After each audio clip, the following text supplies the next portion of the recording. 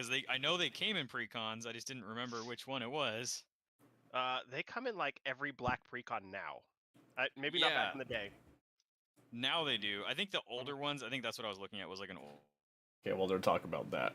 Hello, guys. We are doing D&D tonight, and I will explain everything that's happening as I explain it to them here in just a moment. So, be prepared for that. Oh, I want to build a deck. Okay. I'm sure you do. That uses Karn. Okay. Where he disables artifacts. Oh, that's rude. But I also want another card that turns everything into an artifact. Oh, it would be a stalemate until someone can do something? You'd have to... No. Enemies can't use artifacts, but I'm glad you love D&D. It'll be great. Is super rude, sir. Mm-hmm. Do you know what it especially turns into artifact, which is delightful? Red decks? Lands. Oh. I didn't think about that. Yeah. I was just thinking, like, pretty much every red deck is just smattered with freaking artifacts. Yeah. Don't forget to join the screen share deal. Yep, I'm already in there. Yep. Can't make me. I'm glad my kids. You're lost. Yes, I am the DM. There we go. Sato's the DM. Click watch stream, right? Yes. Yeah. Or else you won't hear me, because remember we had issues. Oh yeah. You gotta. Yeah, there's a guy that has a Merfolk deck. That just keeps adding tokens nonstop. So it gets wild, or not tokens, counters. Yeah. So he ends up with massive creatures that I can't do anything about. So I really want to turn them into artifacts that can't be tapped for any of their things. So he has one chance to swing with everything, and that's it. I love that you're making a counter plan for this one guy. That's usually how Magic goes. Is it the dude that I'm thinking of? I gotta beat him. Is the dude that, like, last time you said was super annoying and stuff when I played? No. The dude that, like, you're about to throw hands with? Oh, okay. Yeah, no, this is a kid at work. Oh, at work. Okay. Yeah, because I get your tax dollars pay me to play Magic. Oh my goodness. Last night they paid me to paint miniatures. Nice. Did you paint them well, or was it like government painting? I did a state job. Okay, just checking. I used speed paint and just slapped it on there. Yeah. You know, I used to respect you. Paint, so it looks decent. Oh. And yeah, so I want to build that deck, and then I also want one that I've decided that I don't care about the people at work. I mean, fair. So like, I play my sliver deck at work. That's how much I don't care. Yeah. Man. That's rude. Yeah. But I want to play one. There's a bunch of pirates and things that allow you to steal other people's cards. Yeah. Creatures.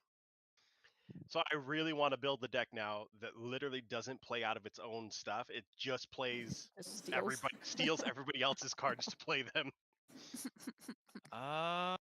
Do you have the Scarecrow or whatever his name was? I can't remember what that deck was. Did I take that one or did you keep that one?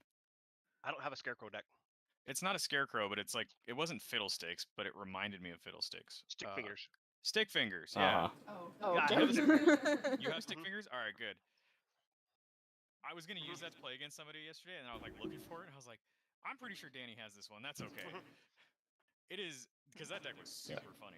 So this is an ongoing campaign. I'm just answering a question really quick, and I can't mute my microphone to you guys because I'm already muted. This is muted as it goes. I apologize. You're good. Are we muted for you though? No. Okay. Well then we will shut up for a minute so you can actually think and talk on stream.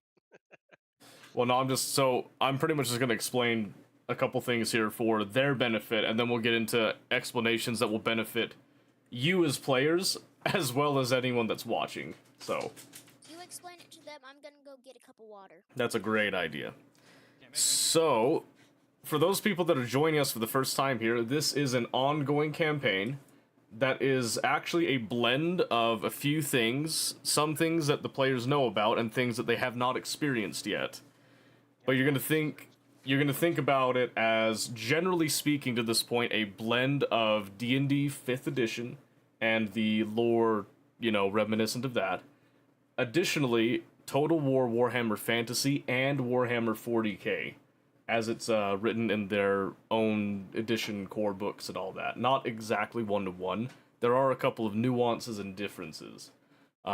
There's also going to be much more than just that as well.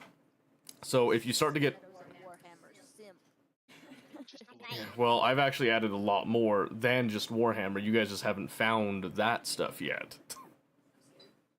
I have found the rings. I've found the galley quite a few times. Have you now? Just a few? Yeah. They have all sorts of meats and cheeses. Yes. So, for the benefit of people that have not seen this yet, and because we have some newer players since last time that we did do this live, we are going to have everybody do a brief introduction of their characters and that, so that people can see in the top right of the screen over here, there's little portraits of people.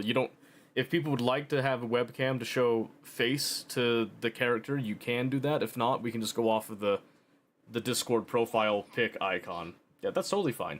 Just so that when you see the green icon, you'll understand sort of who is talking and all that, without messing with the set piece that is the background, and any additional things that you guys see on the screen, they will also be allowed to see. Generally, this is a theater of the mind, so we don't have a grid map that we are doing here, and this is a much more roleplay heavy campaign than it is a numbers heavy campaign. There's still dice, there's still rolls, but a lot of it is based on how people actually approach and perform their characters and all that.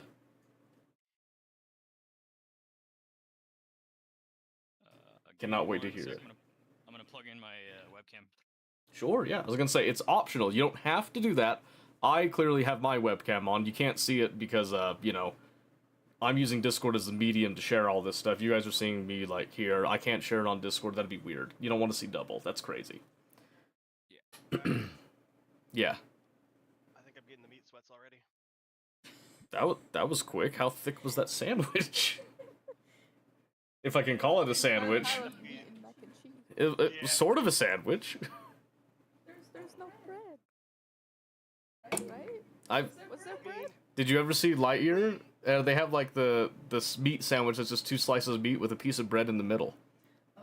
Revolutionary, I dare say. All right. That's like 200% more meat. Because I had the carb with the other thing on top, so like Pasta that doesn't becomes an count as a sandwich. But it could. Oh, you stand by. No. Now, be prepared for segues frequently. I do have an extensive plan for tonight. I plan, as always, way ahead for these people, and we're probably going to get through maybe 10% of it. And that's being generous. Okay, so here's the first segue to absolutely nothing. No, I can't wait. Where's the chat button? I can't put things in chat. Why can't I find it? What do you mean the chat button? You mean like? Do you mean just in the general voice here? Yeah. So just hover over it. You'll see there's a little chat bubble. I don't see a chat bubble. That's my issue. Are you hovering over it? Because I can see it. Look, listen, listen. Top right. There we go. There we go. All right, let's have a look at this real quick. Cube rule of food. Okay. Okay, first off, The location of starch. this is a WikiHow, so you've already lost a few credibility points on that. Yeah, but once you look at the graphic, it makes sense and you'll be okay. Like cereal is a soup, but it's not because it wasn't cooked. Did he ever have credibility points? Can you lose what you don't have? Are you saying quiche is a box?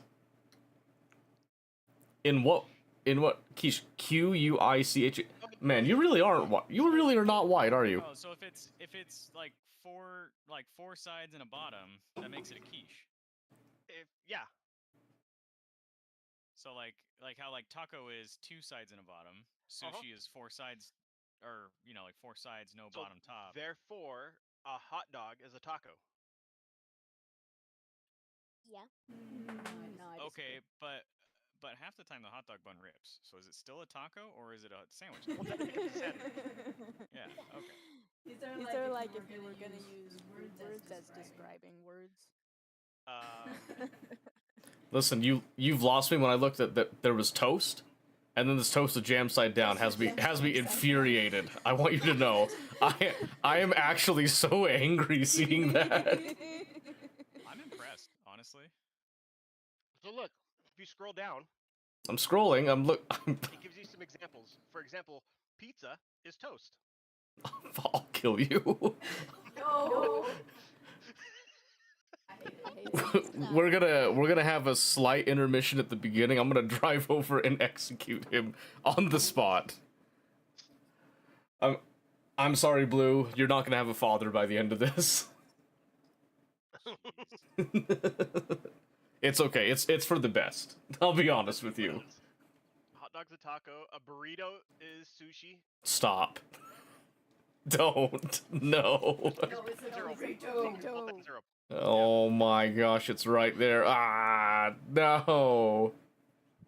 No, but a burrito. But it has a closed bottom. It's open. Doesn't a burrito have like a closed bottom? Is it open on both ends? Yeah, No, a a burrito has a burrito would be closed bottom. quiche. A burrito would be quiche. Yeah, if we're going off of your stupid graph over here. Wait, so your WikiHow doesn't even follow its own mentality here. It's ruined its own argument, is what I'm hearing. That's Sorry, an enchilada. Falafel wrap. That's a falafel wrap. Oh, My okay. apologies. Oh, I was you. gonna say like an enchilada. All would right, be- the second falafel entered the chat, you're done. I'll be honest with you. I don't respect no more. But see, Onion rings are a calzone. Ooh. Ooh. Clicked on like Now- the split stream thinking that we were gonna play Do and Do, and we're talking about food. That's it. See, I warned. I warned. no. I feel like onion rings don't really qualify as because there's a hole in the middle, so it's gonna be No. sushi. No, the entire thing is surrounded by starch. Oh my gosh, you got Pop-Tarts on the calzone? Stop! And Uncrustables right beneath it? Oh my gosh! No, I can't. You're... Mm-mm. Like the problem is all of these food terms are variable. Go down. There's to not the like second a one. great definition. Go down to which one? The salad. The salad? I don't want to see the I like that it just opens up immediately with a steak. Salad. There's just a steak. Turducken? A dish that doesn't have starches or sides is a salad. What do you mean? What's ramen? Ramen's a soup. I don't know. What No, it's a salad. You're not even following your own logic. Oh, is it? Oh, it is a salad because it's it's not enclosed. Okay, fair enough. So does a wet salad. I've had it. I've had it with WikiHow. Soup with a bread bowl would not be a salad. And your then is it still a chart soup, says though? soup with a salad is a bread bowl. Yeah. And that would make it a quiche. That's a wet quiche. Not a yeah. No, the soup itself is a salad. The bread bowl is separate. No, but the soup is in the bread bowl. The soup is in the bread bowl. Yeah, so that meal right there would be a quiche Yeah. The whole thing all together. Because you can until you put the lid on. And then Yeah, it's it's like- a calzone. they're not counting like that you're eating the bread part. Yeah, you're not eating the bread on the. You bread eat the bread. Yeah, you do. You don't eat wrong what? Hi DJ, I'm a little bit flustered right now. No, you don't. This makes no sense. This whole WikiHow is propaganda. Okay, I'll have you know it's straight up propaganda and it's misinformation. I'll tell you that right now. Information reported. Yeah, can I report this WikiHow? Hold on a second. Is there an option to download art? No, I don't want to download it. I'd rather forget it. I'll be honest with you. Yeah. Fact checked by who? This was co-authored by Ashley Crawford, is a private chef and founder of A Taste of Chef Ash. Started in culinary industry when she was 14. That's the problem. She was ruined at 14 then, apparently. Absolutely dogmatic. No, stop. Shut up. Mac is cake. Well, no, a stack of pancakes would be a cake. Yeah. You have to have 3. A single pancake would be toast. Yes, sorry. At least 3 flapjacks. Or if you put... I am flabbergasted that this has 4 stars. It's really Hey, funny though. Big Mac really is cake. No. It's just 3 layers. 3 pieces of starch. Okay, listen, do you see the references? 3 of them are from Know Your Meme. No, you're me. Did you check the references? You did not fact check. No, I'm a millennial. I just. Okay, hold on. Okay, here we go. We've got a Food Standards Agricultural Labeling Policy book right here. Okay, hold on. This is one of the references. I'm gonna look in here. I'm looking right now, alright? There's some revisions, the abbreviations, yada yada yada. Okay, let's see. Aged beef. Let's see. Okay, we gotta look. The fact that they also classify honey as raw meat because they don't know. Alright, here we go. Classify it as. According to the FSIS USDA government, quiche products, right here, okay, does not have to be qualified to indicate it is a custard cheese pie. However, characterized ingredients, bacon, ham, chicken, onion, etc. are used either alone or in combination. The ingredient shall be either clearly identified as part of the product name or prominently displayed elsewhere, such as bacon quiche, ham and onion quiche, yada yada yada, and all that. Okay, so you have to have a proper naming with it. Yeah. That's also in there. Okay. Meat and poultry quiches must contain at least 8% cooked meat or poultry and sufficient cheese so that the combined total at least comprises 18% of the finished product. Okay? Now, let's come back over here. What do you mean we don't care about that part? You're using it as a reference! This is the starch location. No, I'm looking over to the quiche. So what did it qualify in the quiche here? Okay, hold on. Where's the where's the example? I'm looking for it. Where did it go? How come I don't see quiche? Was that not one of the ones under here? What? Look at the bottom one. What do you mean the bottom? Hold on a second. I'm trying to find the quiche example because there's sushi salad, calzone. Oh, how strange. They didn't put quiche on the list of examples here. Maybe they were avoiding it because it would jeopardize their entire argument. Lucky Charms is nachos. I'm done. Oh, I've had it. All right, we're moving on. I think it was quiche instead of just pie. I mean, Because the pie has an open top. French Toast Crunch Quiche has an open top. or Cinnamon Toast Crunch, I would call that nachos. Yeah. What's yeah, a top quiche on does their quiche? What's wrong with people? Yeah, pie has a closed top. Sorry. No, it doesn't. Pumpkin pie. It doesn't have It's not to. a real pie. According makes to it the quiche. USDA. Every single cream pie ever that they If you preserve. check the references, it's not listed as a pie. Okay, you know, I've had it with this conversation. We're moving on. We're moving on, all right? It's terrible. I am now railroading the beginning of the campaign. Oh my gosh. Don't laugh. Stop. You be quiet over there. Okay. Technical debates. Oh, there's a very low volume settle. Yeah, because I'm the only one that matters. I'm just kidding. All right, hang on, stand by.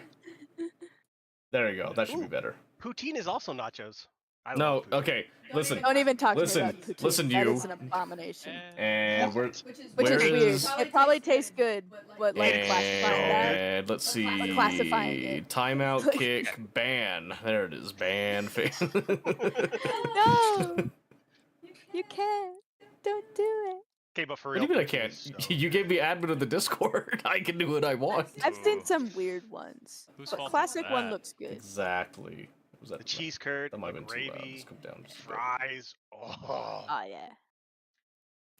Anyway, Like open face sandwich. that's enough out of you. That's enough out of you.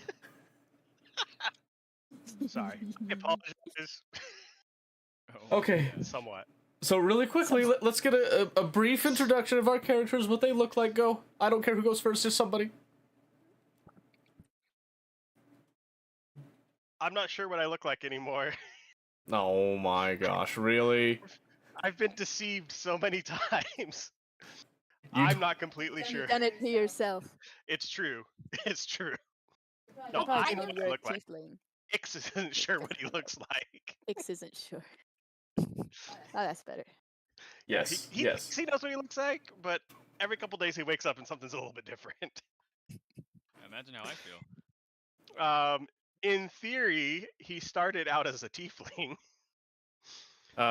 You're still a tiefling. You're still a tiefling right now. He's a broken tiefling at this point.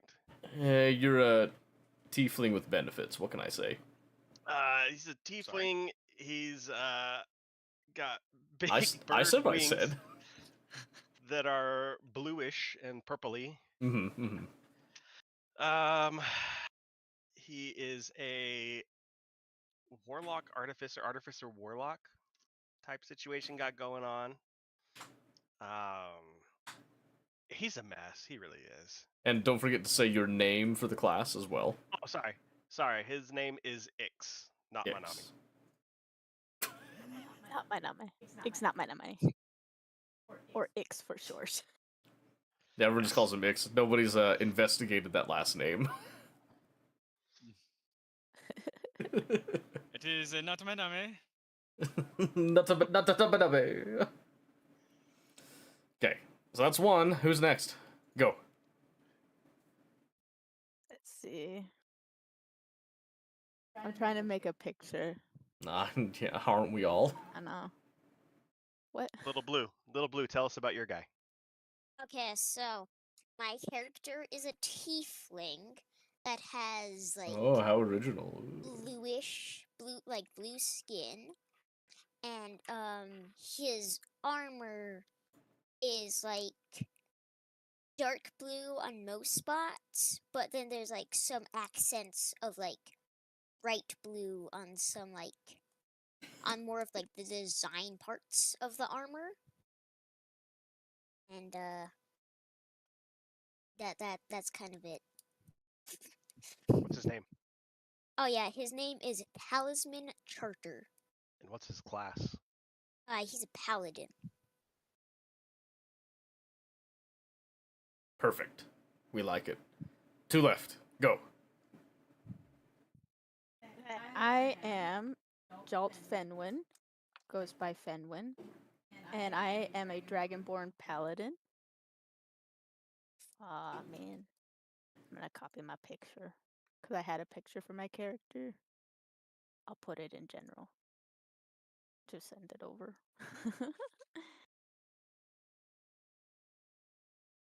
Oh, that's just That's the a chat. salad. I can put it in the chat. That- There. that- That's the salad. So it looks like that, but more of oxidized copper look. Mhm. Yes. And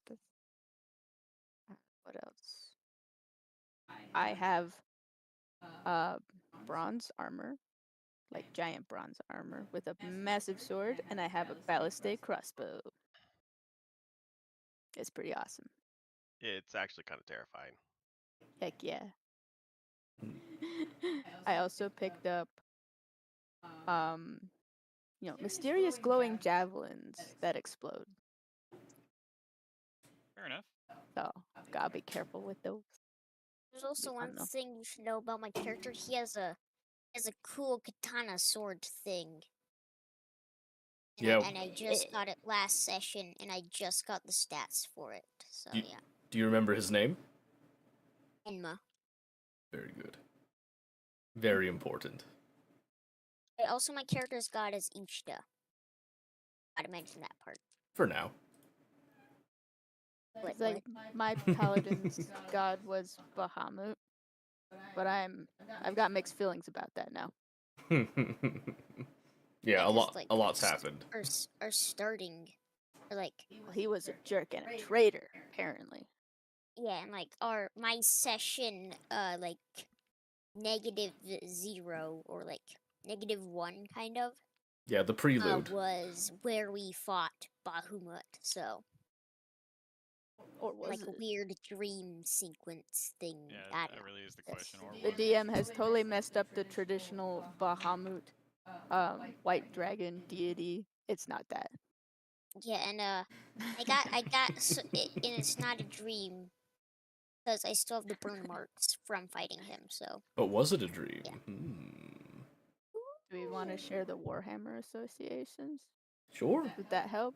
If you'd like to Okay. give like whatever background you think is important for people to know, you can I also. give my character Yeah. introduction.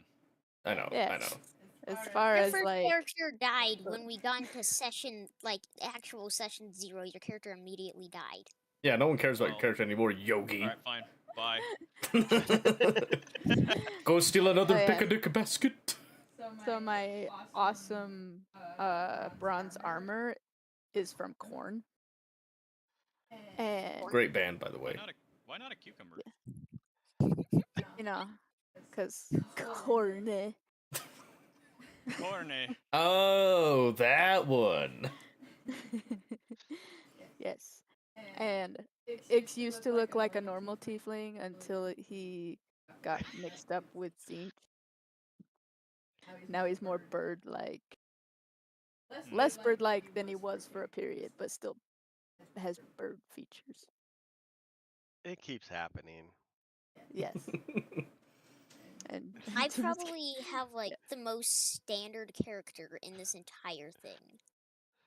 yeah. We had a character die mostly because he touched essence of Nurgle and was diseased, and then there was a nat 1 and he died. Well, did he die? It was my because nat 1 though. I was gonna say, did he die because of the essence of Nurgle? I or was a series try- of choices yes. that I was gonna say followed? there was kind of a domino effect that just kind of. Yeah, I was. holy water burning his insides, and then Yeah. Didn't I try to do? I tried to do Yeah. lay on hands, but it ended up I You just did. like precisely, nailing him like, in the hitting face. him with, like Yeah. a I rolled a single nat 1 and just like then his punched him skull instead of just lay on hands. It was one of the fastest player character like deaths I have ever witnessed in person. And it was terrifying, I'll be honest with you. and it made up for the no deaths in the session negative one. Didn't We've had a I thought couple you other tried to do, like, deaths. lay on hands with like a cross or something like that. I remember specifically something flinging at like Mach, infinite, hitting me in the face and just destroying me. There was a projectile involved. I do remember that. Yeah, like somebody might have tripped and in the process with their dragon-like strength flung a object at my forehead, destroying me. Well, that wasn't what actually He killed got his you, though. bagpipe. He got Yeah, his no, I bagpipe. But what I killed was- you I was- was you sat there, had this weird disease-looking thing that was like, do you want a gift and stuff? You were like, yeah. Touched it. And then you failed everything after that. Yeah, the computer was not nice on those rolls, and I now have new dice. That's why you do physical dice, I was gonna say. Never trust a computer. I have choices now. I have a whole cup of d20s to go through. I was rolling so bad the last 2 sessions. Okay, I bought this one. It looks really cool. Eh, Oh, that does look really cool. Holy But crap. it's like, okay, so the problem is those little nubbins on the end, it does not roll. So like if you roll it, it just stops pretty much where it's at. Yeah, it's one of those, it's more decorative than it is, game die, I feel. And I think, possibly the die is weighted because it always lands on like 1 or 2. So we're not using that one. Like I said, decorative. amazing dice. If you see me roll this, it's for a Yeah, choice. never do digital dice. That's right, Hex. That's right. No one trusts digital dice. Except Baldur's Gate. That's acceptable. It's part of the game. Okay. All right, now we can have Tim, Okay, do his character. Well, to introduce my character, his name is Yogi. He is an ASMR druid. I guess I can just go through. Hold on, let me pull it up. Yeah, you just do, just the basics. You don't need to go through, all the stats and, the nitty-gritty. They'll learn all that stuff as we go with it and stuff. So just the general overall. Yeah, so let's see here. Yogi, born in a nice little hamlet, plague struck the village, everyone died, Yogi fled. Exactly, hey My boo best boo. friend's Giant dead, chicken my whole form. family's dead, I got a lot of dead people in my life. But I do have golden flecks in my green eyes and a faint glow when emotions run high. And I'm a druid, so I can use my wild shape to turn into several creatures, Such as a bear. Such as a bear. such as Or a a black giant bear. flying chicken. I can turn into badger, eagle, giant crab, wolf, black bear, or just for funsies, Deinosuchus. That was picked up last playthrough. So Mhm. I'm really looking forward to using that form come the next little bit. And he joined our Also- party by trying to eat him for dinner in bird form. Yes. Yeah, because he Sounds thought like- he was an eagle, but he was a giant chicken that looked delicious. Mm-hmm. Yeah, and then I proceeded to turn back into a human or to an ASMR, and someone didn't believe that I was not a witch or a demon, and It was so demon. they tried to kill me. I turned into a bear. There was a little scuffle, and then someone stabbed me. Dragon lady. You No, deserve Did I it. no, stab you? it was Ix. It was Oh, it was. Oopsie. Ix. Yeah. Oh, yeah. That's right. I Sorry. used calm emotions so everybody wouldn't murder you Yeah. Dragon Yeah, lady. immediately after you made a new character. Dragon lady picked me up and pet me like a little puppy. Oh yeah, I did. Like one of those big like lab Yeah. golden retrievers that want to be picked up like a baby. Yeah. Yeah. Yeah. She picked me up. I felt loved. And then Ix stabbed me. The And average you druid experience. It's about right. Yeah. Yeah. Yeah. So yeah, that's pretty much it. I really don't have anything in the way of weapons, so hopefully I can find something. There's a, there'll be somewhere for me to get a weapon. Hopefully, maybe. Did Question you mark. get one? we visited a giant forge 2 times and you didn't grab anything. No, But I you got didn't. something. I didn't get That was anything because something I you was were doing. working on. Well, I have a dagger, like it's a karambit style knife. I have that, Mhm. but Oh, Mhm. that's like, great. I It's got gonna help you a lot. giant sword, a giant magical sword that nobody else can grab, yeah, and you got nothing. correct. Also, my bronze greatsword, what is it? It's like a giant greatsword, but I can wield it with one hand because it's cool. Oh yeah, also I do also have just a short sword that is like, or a long sword or something that is made purely out of like water. That my god Ishta dropped for me. I feel like you guys are surprised that I don't have a weapon, but remember I flew to the ship for days and days as a bird? I had no backpack as a bird. Why not? You say why not? We're lucky that I showed up with pants, all right? Yes, Let's just throw that out there. we granted him that decency, yes. Yeah. Okay. So now comes the review of what happened last time. We don't have to do a whole review of the entire campaign to catch people up. Just, what do people remember that happened in the last, session or two, even, if you want to say. Well, we've already thoroughly went over Tim dying. Yes, that did happen. Big hat. Someone came and someone went within the span of like 2 hours. I'll attribute that to this generation of D&D hating rangers. So we'll just leave it at that. Do you mean every generation of D&D hated rangers? That's Yeah. true. He was a Pretty much. ranger for his first character, and we roasted him for it, and then he died. But I did have a set of bagpipes. I'm really sad that I don't have bagpipes anymore. I have them, but we won't let you use them because we're gonna bury them in your old character's memory. I'm 100% stealing them. But we That a bard would travel with. we pulled a dreadnought up onto the deck of the giant ship that we are on. We're on a dwarven giant ship. Aircraft carrier. Yeah, It's about the size of one, but it's more like a battleship. yeah, not the same shape. But Mm-hmm. I had a dream and met the archivist, which I have no idea who he is exactly. And you That's never will. fun though. Oh yeah, and we met a bunch of giant rats that we kind of made like a sort of like Oh yeah, agreement with I to forgot about attack. that. That was like what we were doing. there's 13 leaders or something. I don't know. They Yeah, attack- we got one of the main. What would you call it? Well, we Not got a tasked, hero. No, it's not the TMA archivist. No. we got tasked by a Skaven rat. I forget Like which one a it was. Queek, powerful the head one. taker. Yeah, Yeah. we got tasked by Queek the Head Taker to go murder the rest of the rat The higher order. 13. The great horned rat. Yep. Yeah, and then the Great Horn Rat. And we're like, yeah, sure, because we've been being chased by rats since the beginning of the campaign. Not fun. They just show up. And murder you. Also, what do we name that guy that he just kept repeating over and over again? That's on the ship. I Yeah, forget like what we named the him. rat guy. Crap. So I'm not gonna darn tell it. you what you named him. All right, we're gonna have to come up with a new name for him. He's just gonna get We're a new gonna name. confuse him. His name's Ralph.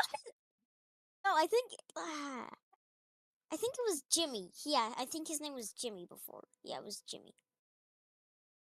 Yeah, it was Jimmy. Yeah, we named him Jimmy. It's now Jimmy. Yeah, if we didn't name him before, his name is now He Jimmy is the now Rat. Jimmy. I feel like Jimmy Yeah. is a thing we would have named him, so I'm Yeah, that is believing it. very believable. Yeah, you Yeah. guys, you named him. Yes, and do you remember what Jimmy the Rat's purpose is?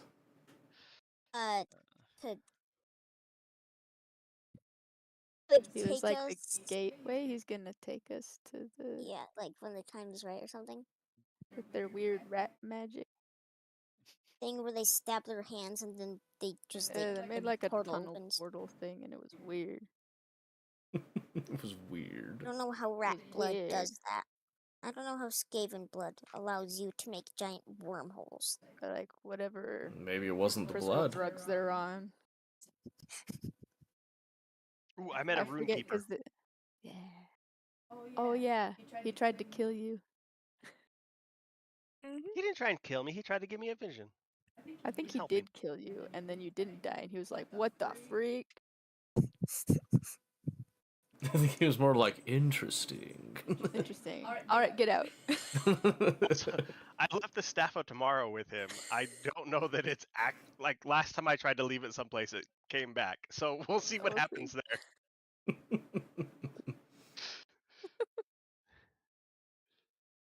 Because it's Okay. always a good idea to give random people items from the gods. So, what do we remember that we are now doing now that you're back on the ship? What is your destination? I think he woke us up in the middle of the night, so probably sleeping. We ended with you guys sleeping, so it's I going to be was the still morning. Going to. The only thing that comes to my head is like Bretonnia, the French. We're going to the French. That is I think correct. that was the last yeah. Yeah. I can't remember how the like murdering all the rats ties into the boat we're on and going to the spot, but we're I gonna think it's just find kind of out. along the way. Yeah, I was like, it was in line with what we were doing. Yeah. Okay. Do we have any questions before we begin? Because we will be getting in character. Is there anything that you think we need to know prior to starting? He's not gonna tell us. What an interesting question. We'll just start. Anyway. Is there anything you want to tell chat before we get started that we did last time that they need to know?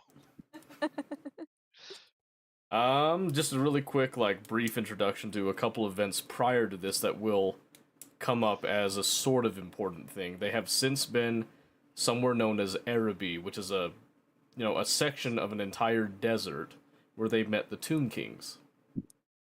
In the course of this, they encountered their first experience with the true Skaventide and the actual scale of what that entails.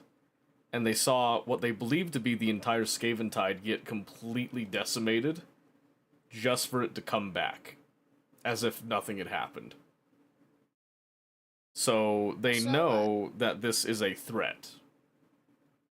Which is why... Go ahead. I had like a weird vision. There was like a dude pushing people onto like the robot thing that carried us to the boat. I was like, and it's like was talking about. That happened. Yeah. That just casually happened while we were floating in the middle of the sea, not knowing what the crap's going on. Yes, and there was a weird ghost guy driving the boat, the robot. And the vision that you saw is tied to something that the party members that were present for that battle will probably relate to and remember who that particular person is. Definitely not Yogi Bear, though. No. The rest of you would have no understanding of who that is. And so when this dreadnought that was part of the battle miraculously made its way back to the boat, which was in transit, it was carrying all of the children, and there was a couple of sick and elderly that were also attached to that. Now that I think about it, they should probably be put in the brig for abandoning the battle. They were children. You should bring that up with the captain. He'll lock you in the brig. He For all the probably trouble will. you cause. I'm surprised I'm not in there currently. Alright. So, let's begin. Yes. You guys wake up in the morning, and this morning is a particularly foggy morning to begin with. The light in this morning is very low, very gentle. Not really like a harsh and foreboding, more of just a calm, gentle ocean breeze as the boat gently goes along the coast. You can hear the hustle and bustle of the mix of dwarven and human crewmates up above as they're busy tidying around and going about their daily duties. Everything appears to be very normal. There is nothing that seems to be particularly agitating anyone, and you wake up to a remarkably peaceful and pleasant morning. And that music's way too crazy. I would like to go track down the Runekeeper again to see, because last time I was trying to visit him, he disappeared on me. Okay. So that's what Ix wants to do. What is the rest of the party doing in this fine morning? I want to go find that dragon armor that at the very beginning they said that was on the boat. So I'm gonna go back to the forge and try to find the dragon armor. Okay. I think I should also go back to the forge and probably grab a weapon of some sort, seeing as we're going to be coming into port shortly, I think. Okay. Anyone else? If anyone's around, I wanted to see if she'll come with me. You got real quiet. Do you want me to come with you? Yes. Sorry. Okay, cool. better? Because I was just gonna wander around anyway, because I don't know what to do. I'll go with Ix. He's going off on about this like crazy guy that stabbed him or something. Or no, it was injection. I was injection molded. Yeah. And he's gonna go back to see the guy. Yeah. He was helpful, I think. And I'm like, I don't know how much I believe at this point. I'm like, sure, whatever, because this is pretty standard for Ix. Not super phased by this at this point. Standard Ix behavior. Pretty much. I am nothing if not consistent. Okay, but you guys don't know that he walked up to me, said, "What did you?" You're like, said something about healing him or saving you or whatever, and then stabbed himself. Oh In yeah. front of me. I was like, "What in?" Yeah, Oh. at one point. Yeah. Yeah. I did that multiple times because another time I handed Grace the wish thing and told her to wish me back to life if I died, as I stabbed myself a different time. Yeah. Goodness, there was a lot of self-inflicted pain. So, yeah, I'm taking you with me. One, because you're the voice of reason, Yes. and like hopefully you can help me talk some sense into this guy to help me with my chaos. And two, because if anything goes wrong, hopefully you can fix it. Okay. So let's start with Yogi first. Okay. So you head over. Is my sign language friend there? You look around, and he is. All right, I'm gonna sign to him. Good morning. I haven't had a chance to go look for any of the like items that you told me to look for the armor that we were looking at, but I was wondering if maybe I could acquire a weapon of sorts. And he signs back to you a query of what weapon do you seek? I believe I would want a sword. Just kind of like a sword question mark. I gotta make sure I still have the ability to wield one.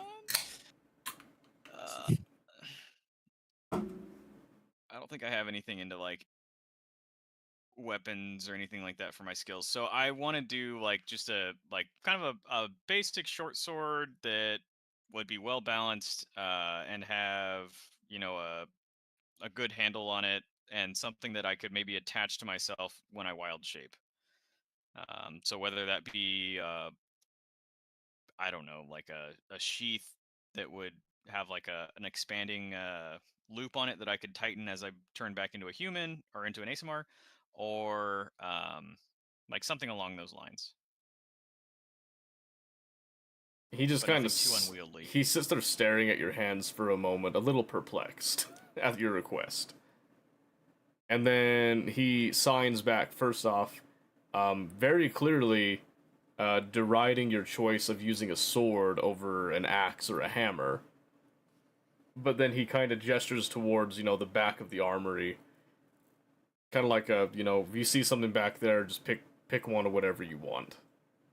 Um, I'll ask him, like, maybe since you suggested a sword, like an axe or a hammer, do you have something that you would maybe suggest for me? Because that might actually be a little more easy to wield as I am in my smaller shape and then transform into my other creatures. Yeah, he looks at you with kind of like a little side eye. And then he shrugs and he just kind of walks back to the back with you. All right. Is there anything there that looks like it might be, I don't know, specially made, or have any runes on it that might imbue some kind of specialty into it? Give me a perception check. Yeah.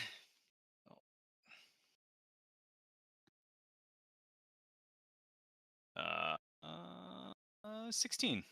16.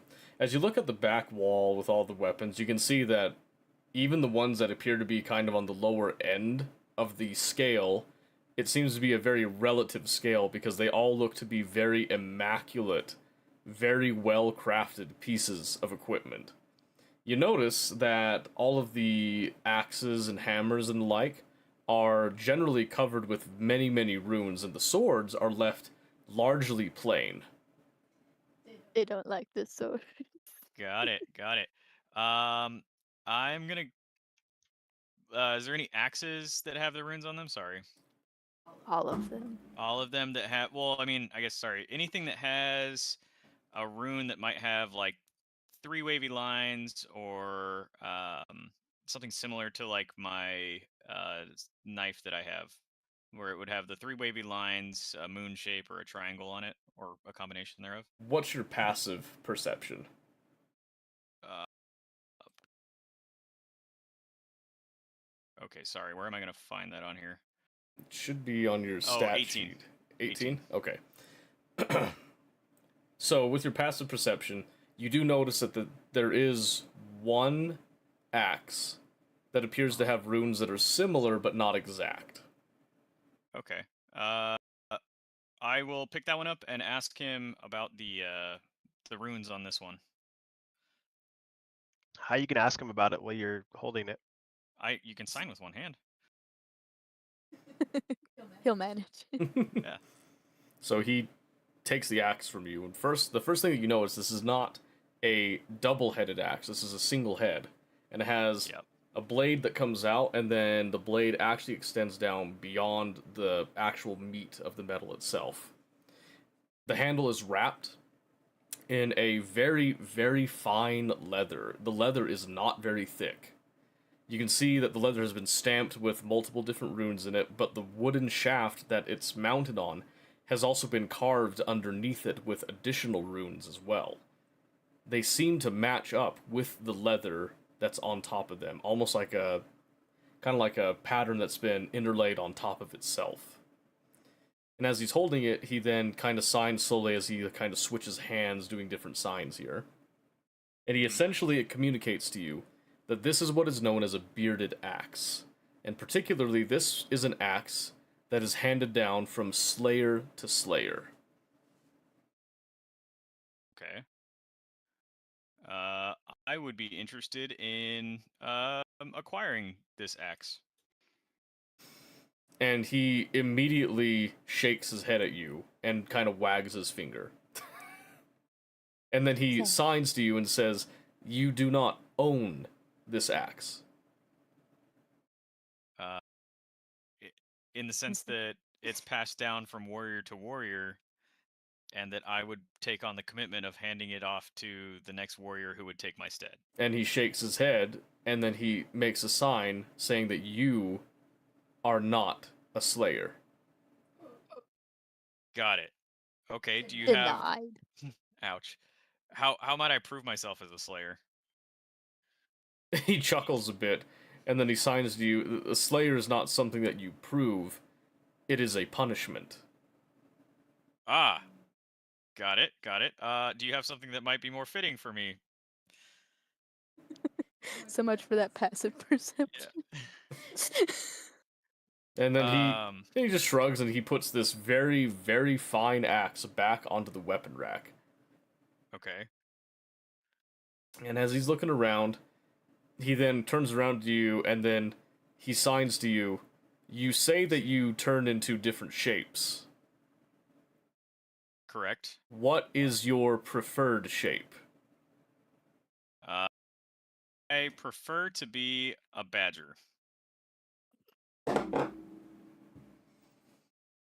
Alright, so he thinks for a moment, and he recognizes your sign for badger in his own language.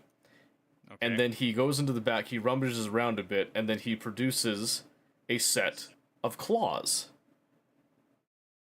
Ooh, okay. Interesting. So he takes these and he signs to you. These are typically claws that we put onto some of our supply mounts when they're deep in the tunnels as a gripping mechanism. With a little bit of engineering, they could be adapted to be combat claws. That is something that piques my interest. Okay, he hands them to you, putting them in your hand so that you can examine them. And as you examine them, he begins to sign describing what you're seeing. Okay. And he says, "These claws are made from a very special metal that we do not typically use for something that's more of a utility than a weapon. But these ones in particular were made in the favor of a great merchant of our kind. These claws are made from mithril. They were designed to be lightweight, sharp, and durable. The act of altering them will be a very, very demanding process." Okay. I understand that that's a great undertaking for you, and it might be asking a lot, but it's something that I would be wholeheartedly committed to having done. Is there any way that we can make that possible?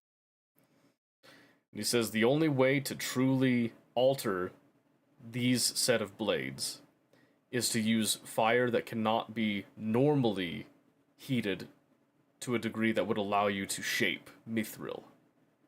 We would require magic fire. Okay. And he says, "You're in luck. We just so happen to be passing into the lands of Bretonnia. Ooh, okay. I am assuming you and your party go to speak to the king. Yes.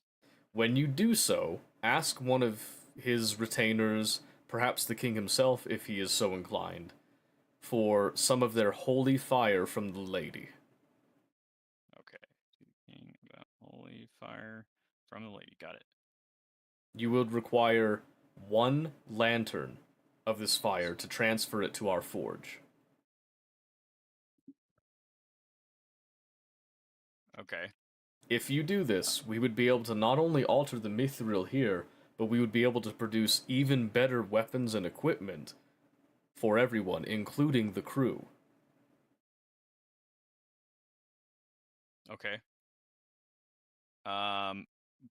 Off the top of your head, do you know what normally is required to obtain this fire from the lady? No, that is not something that dwarves have ever been privy to learn. That is a secret kept by the Holy Grail Knights of Bretonnia. Okay.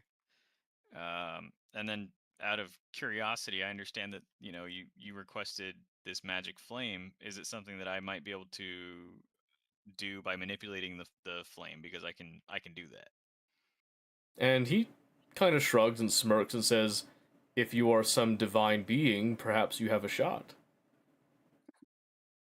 Well, today is your lucky day because I happen to be ASMR. So I am a divine being.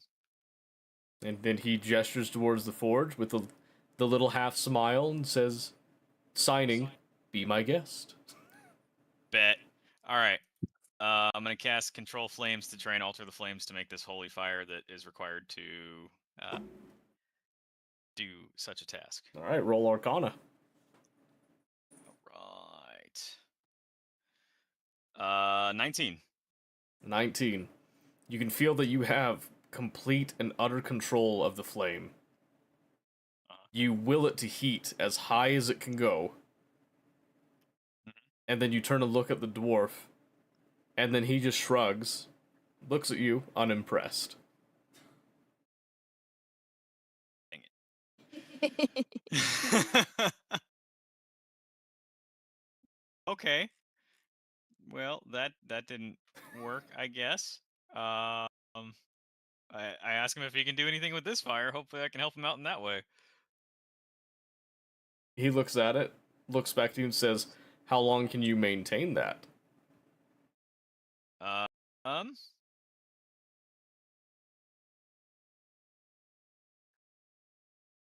it doesn't say an hour. I can change it for an hour. Okay. So he says, "If you can hold it for an hour, I might be able to give you a little something in the meantime." Heck yeah. All right, I'm going to help him out for an hour. Okay. While he's doing that, let's go over to... Let's see. Let's go to the duo. Let's go to the duo right now, and we'll come back to the next individual. So, where are you two going?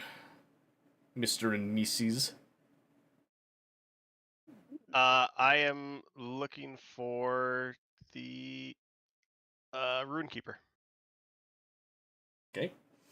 So you head down to kind of a similar area to where, Yogi has gone to, looking for the door, and you can see the door where you originally could not find the Rune Keeper. The door is open. I'm gonna wander in hopes of finding him in there. Okay. What does Fenwin do? I'm just following him. I'm here to witness. Witness me. Okay, you enter in, and you find that it is the same workshop that you were in there before. Nothing has changed with it whatsoever. You look, and there on the table lies the very same staff that you left behind. Has he done anything with it? There appear to be multiple instruments laying and strewn about it, but there is nothing that is actually on the staff itself. I'm gonna look at the book because that is my first go-to. The book is not moving. The book's not moving. Okay. Have any of the markings on the staff been altered, attempted to be altered? Are any of the tools damaged, like they were tried to used on it and it said no thanks? What's your passive perception? My passive perception is 17. 17. It looks like the staff has been completely untouched. So like he just set it down and didn't do anything with it. Sure. Nothing is visible that's been done to it. Okay. Is there? So like this is his workspace. Is there like a bedroom off of the workspace or anything like that? When you look Told him around he's with supposed to when he your sleeps. when you look around with passive perception, to your surprise, you do not see anywhere that you would consider to be a space for sleeping.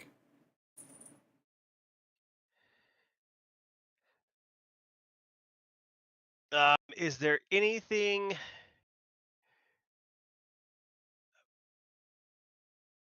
that looks like it'll make noise if I press like a button or something? Many things. Is there a call button? Is there a bell? Can I ring a bell to see if it'll show up? There's a bell. There's a bell.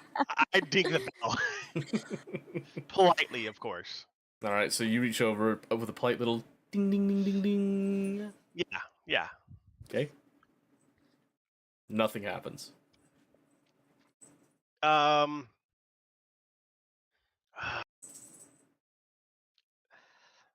going to. I want to look at the staff a little bit closer, and there's nothing that I can tell that has changed on it. If you would like to look at it again, you'll have to do an active perception check. Okay, let's do that. Perception. 16.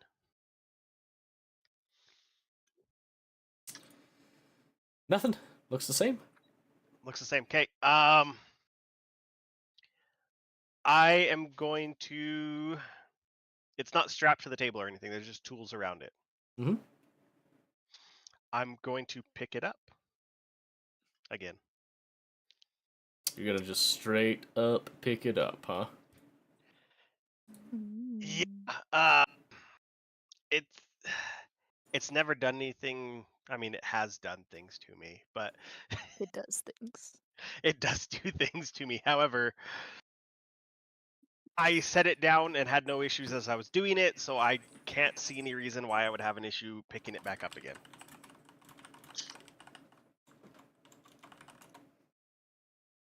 Okay. Oh, he's typing. Mm-hmm. Scares me. Ruh-roh, Raggy.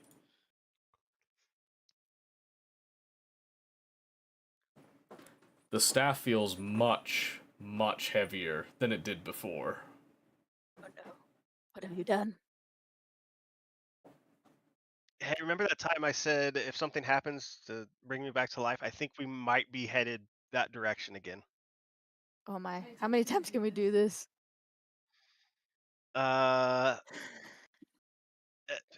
You're really good at healing. I trust you. And I- then I go back to the staff, and I'm trying to read the book, trying to turn the pages, like trying to get it to react to me. You reach up to touch the pages and realize that it is a solid prop. It's a fake. This isn't the staff. As stole soon it. as you utter the words, the door slams shut behind you. Oh. Fenwin, did you close that? Nope. Fenwin, are you on this side of the door with me? Yes? Just checking. I'm not always that lucky. The lights are still on? Yes.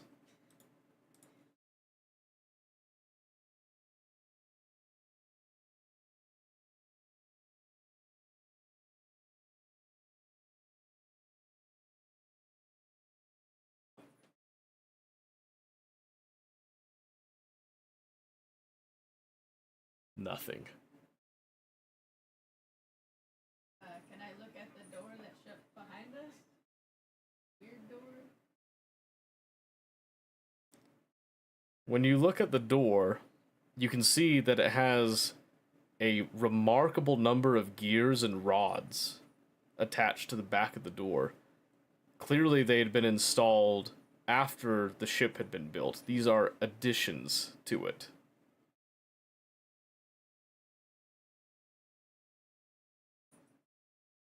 There are.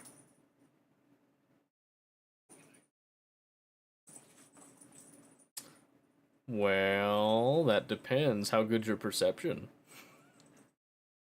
Because you're a pretty fair distance away at this point. You're gonna have to roll for it because you have to turn and actually, like, focus on looking at it. You recognize one symbol at the very top of the door. It is the symbol of a gear with a skull set in the middle. One eye of the skull is open, the other is filled with other smaller pieces of machinery.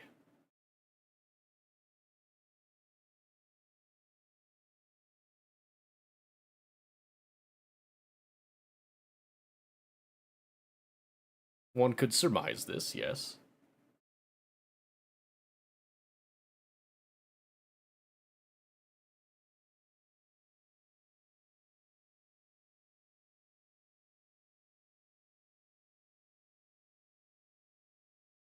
Nothing else seems to matter to you in this moment. As soon as you've locked onto that symbol alone holds your attention.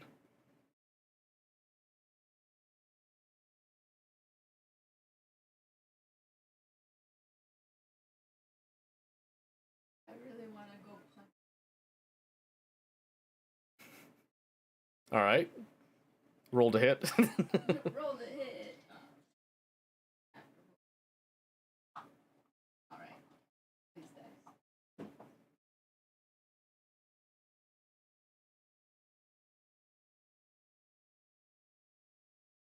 19K. Your punch connects with the door. Roll damage.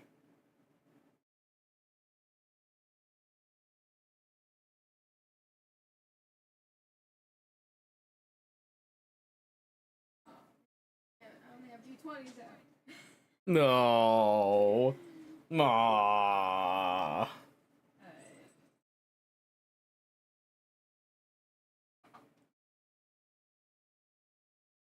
Imagine glancing off a door. Yeah, it'll make sense in a bit. Like 9.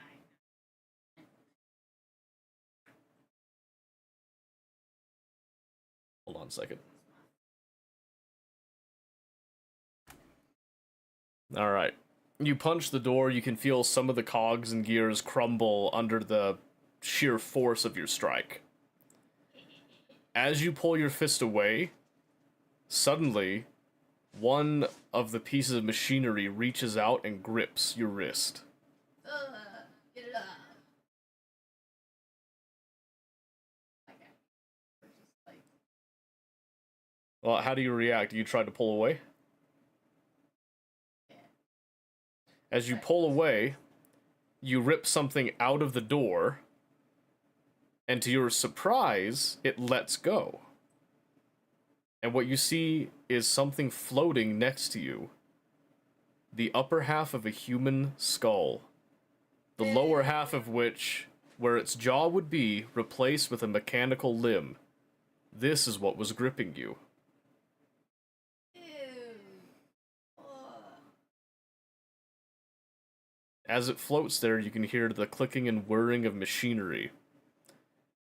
Its right eye has been filled in with a strange red, what you can only assume to be a bowl of some type. It reflects off of the light. And then it has a small light of its own as it looks at you. It's floating. It's floating. It's floating in front of you.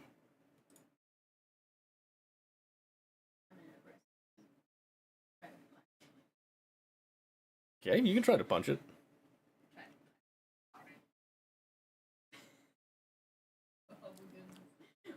Okay, how are we rolling this? Well,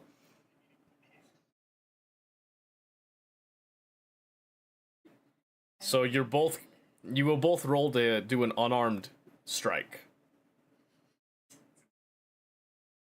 Well, right now it's a to hit roll. It's a little different. It's a little different. Mine's based on.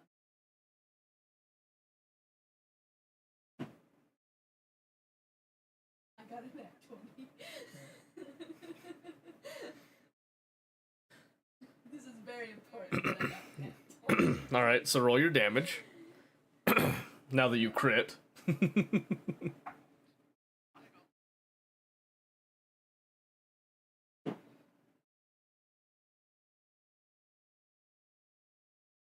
rolled 7.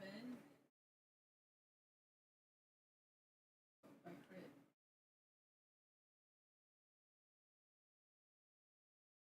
14.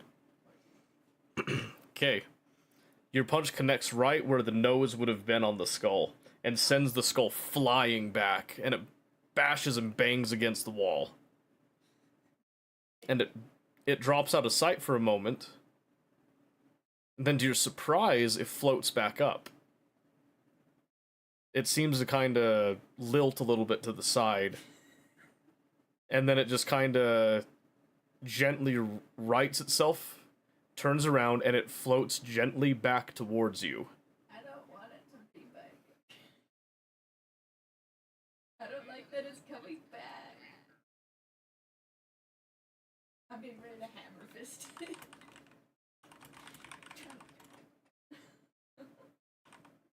Like, what is this place? I'm so glad that you asked it.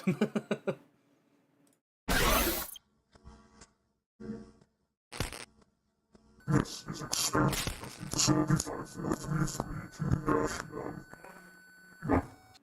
What do you mean it can't hear? What happened? So fuzzy. Was it fuzzy? It shouldn't have been fuzzy. So deep and fuzzy. Okay, hold on. Experiment testing facility 5543-261. That better? Yep. Okay, I had it on taken damage mode. Oh. It was dead. Well, it was supposed to be that you, like, damaged it, but if you can't understand it, there's no It was point. too quiet.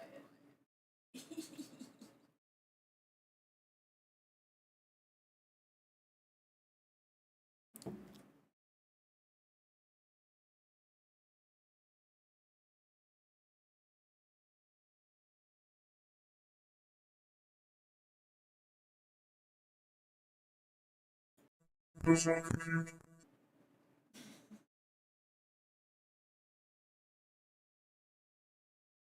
It's not.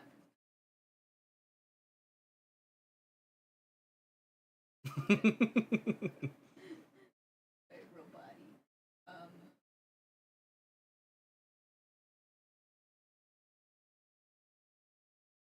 Monitoring observation.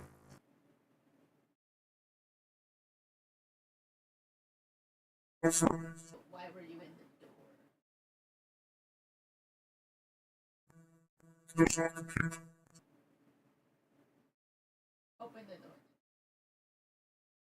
Negative. Why not? Cannot comply.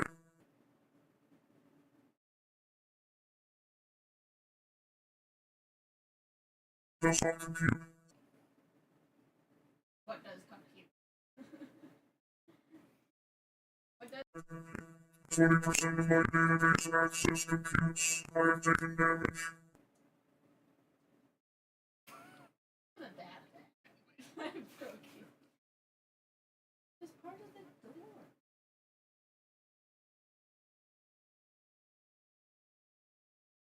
Affirmative.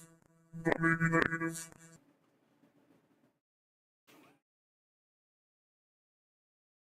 Can I go look at the door again? All weird stuff? Affirmative. I'm just gonna assume that you asked him if you could do that. Okay, that was I just realized I should have had a visual for this, so hold on a second. Let me pull up what you're actually looking at. Also, I'm taking away from this, and I can break it. Alright. That's what you're looking at. It deserved to be. Hey, easy now. That's callous and rude. Gross. He's just doing his best, alright? Ew. You...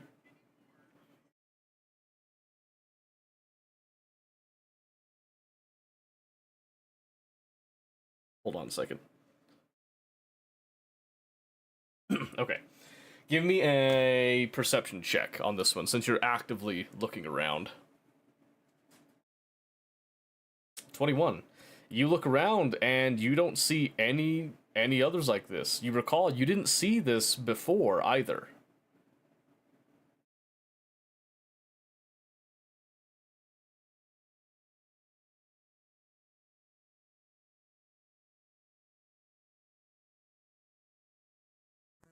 Does not compute.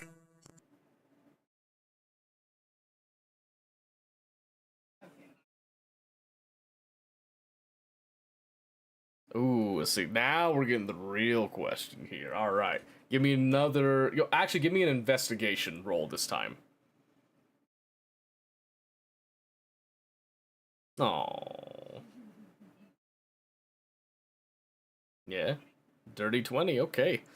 When you look at him, you can see that there's a couple of tubes on the back of the skull that appear to have been dislodged.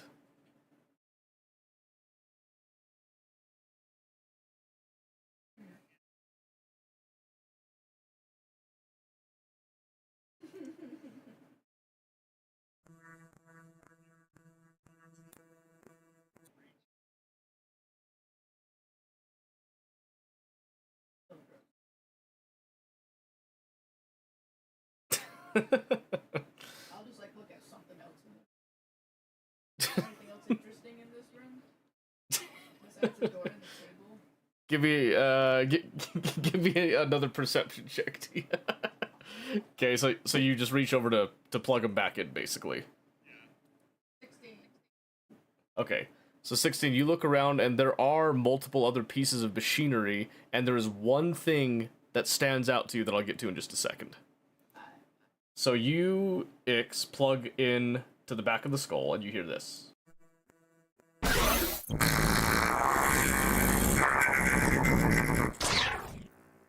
System restored. That was amazing.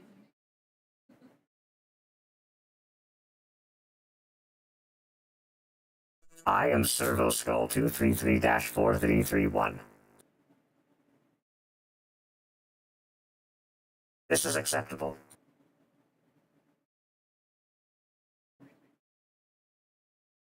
To observe and occupy.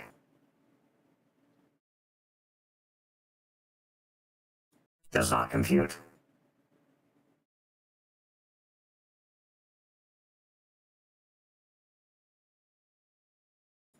The Omniscience.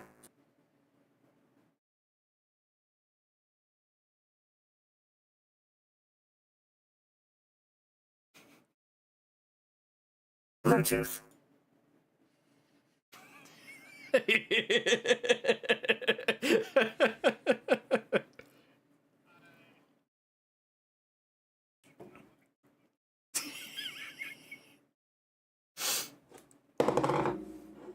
There's a Bluetooth.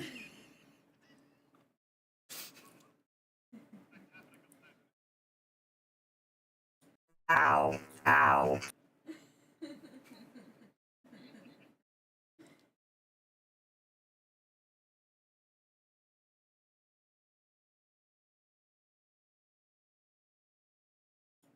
What is the message you wish to relay?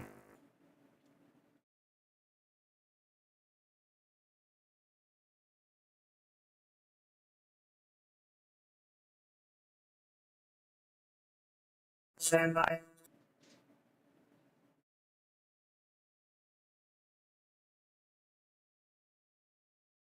That is incorrect.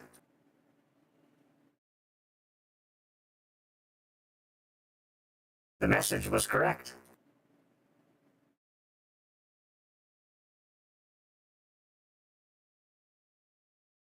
It has not been stolen. It is within the archive. Negative. Cannot comply.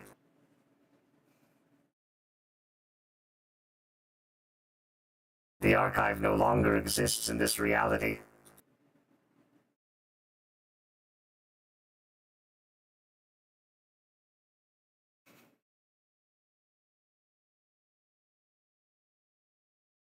Cannot comply.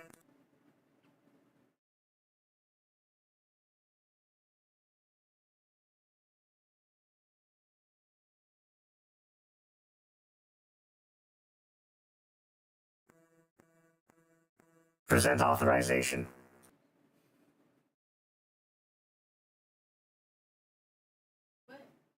Well, since I've been like half listening, like, does the archivist like manage the archive? That is correct.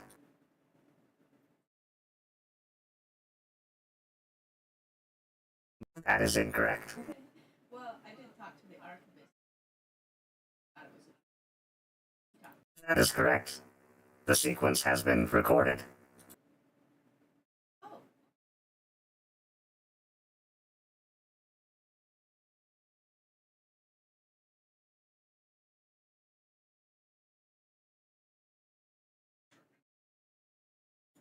That is incorrect, but thank you for your politeness. You know, if we can meet the archivist later. That is correct. How does it? Gratitude. I go back to like whatever I was looking at that I found, because I'm of the mindset that everything in this room is locked in here with me. Yes, and now we come back to you with your perception check. You notice that there is a very strange corner of the room. It looks different from the other corners of the room. Like, see, like Scooby-Doo, it's a different color. We're thinking like video game, it's a different texture. Yeah. Like, everything else in the room is dark, and that one is like a shade lighter for some strange reason, because the lighting engine does not like it, you know. I love it. There's an item here you need to interact with. Oh, I wonder which one it is. Or it's like Tarkov, you said you need to find light bulbs. Oh, I wonder where they are. It's like reflecting obscenely like at a distance of 200 feet. I sure hope I can find a light bulb. Alright, so I'm gonna go over to the corner, like, messing with stuff on the way there. Since we're on a ship with, like, metal walls, I assume it was metal. Yep. Yeah.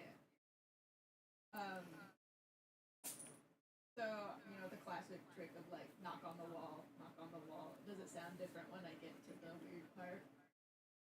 Well, see, here's the beauty of it. When you get to the weird part, you realize that the corner has been filled in with a strange piece of equipment. Oh. And within that equipment is hovering, almost suspended, from metal arms, is the Rune Keeper, the Runesmith. Ew. Can I knock this quick? Well, there's not glass. Oh. He's just kind of hanging there. The metal implements are attached to his back, and you can see now that his limbs actually are very much largely mechanical. Oh, he's charging. Yes, thank you. I was waiting for someone to get it. He really didn't sleep. It's sleep. Vertical. Is there anything interactable? There does appear to be what appears to be a small square window on a pedestal.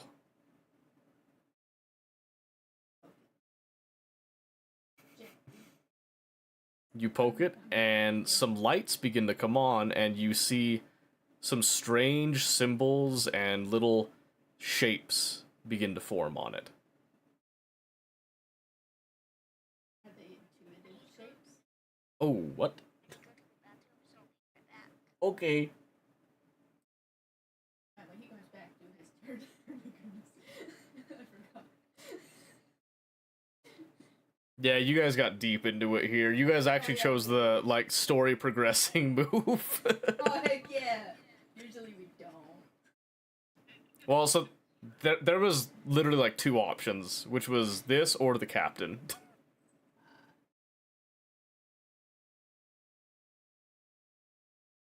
Yes, normally this is what you do.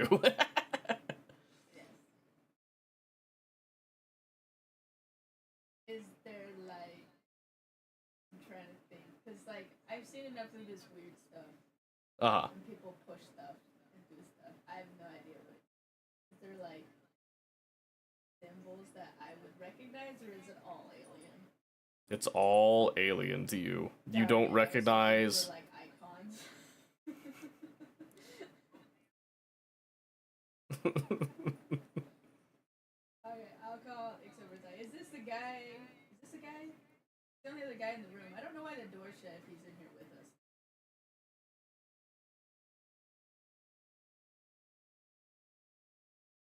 Yeah. Yes, yeah.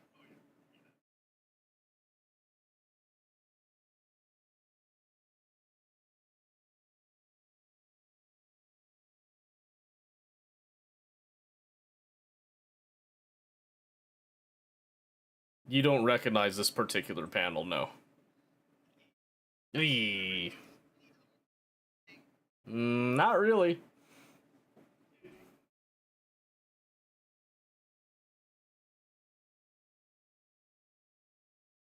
I don't want to push the button. What if one's like murdered him and I have PTSD from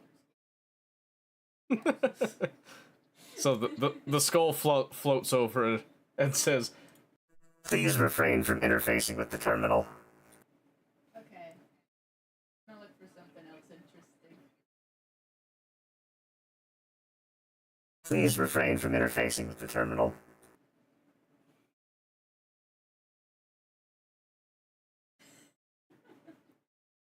and he floats closer, kind of like tracking your finger. Please refrain from interfacing with the terminal.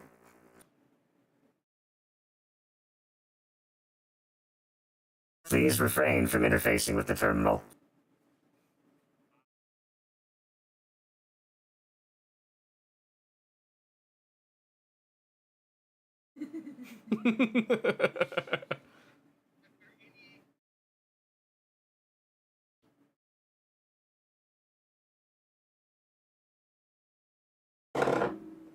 No. Is there anything else interesting? The bird is like workshop area, right? He set this up. It's his fault. Yeah.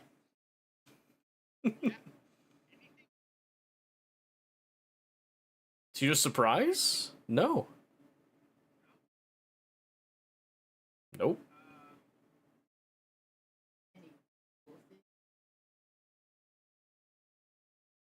Well, cool's, cool's relative, isn't it? There are not, actually.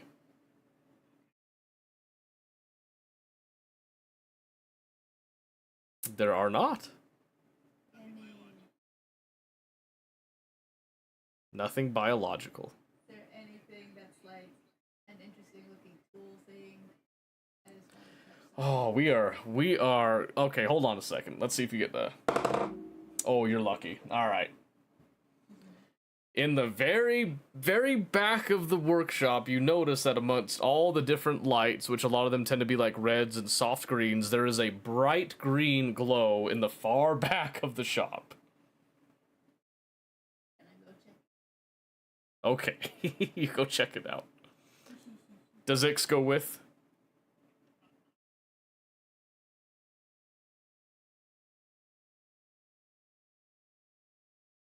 Mm-hmm.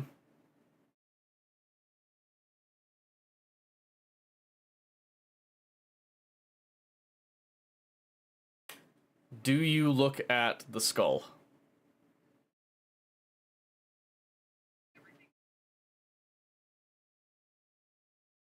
When you look at the skull, The skull's mechanical eye and your mechanical eye form a connection that is over in an instant.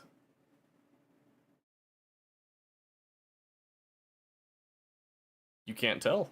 You just know deep down that you felt that there was a connection made.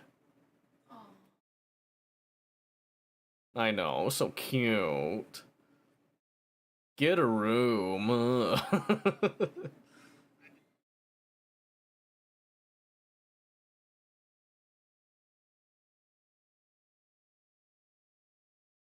Okay, and what it feels to you is like you feel almost as if you are subconsciously reaching out a hand towards the skull and waiting for it to take your hand.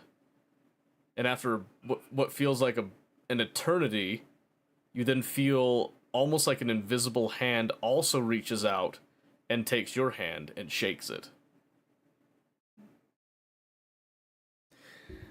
For those guys that don't know, that's a TCP/IP joke. It's a network thing. It's called a handshake. That's for all my nerds out there. Represent. Whoa. I don't have my white monster with me, but I'm one of you.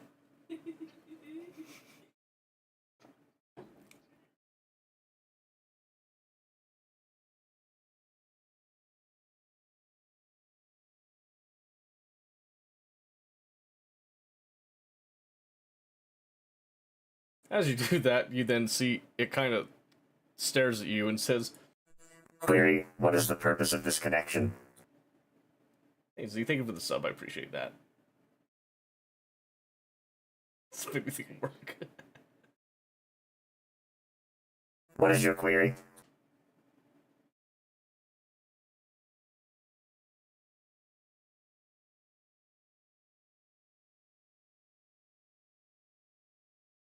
Do you have a specific query?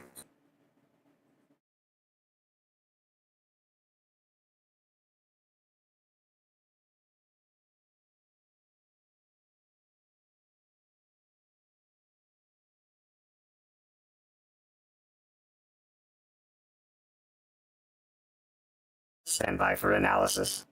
And it sits to sit there and kind of stare at you for a moment. You can feel almost as if something is crawling inside your eye. It's a very weird, surreal feeling.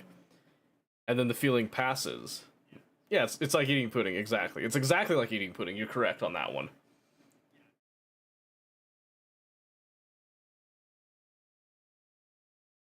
When your food's like... Okay, that's different.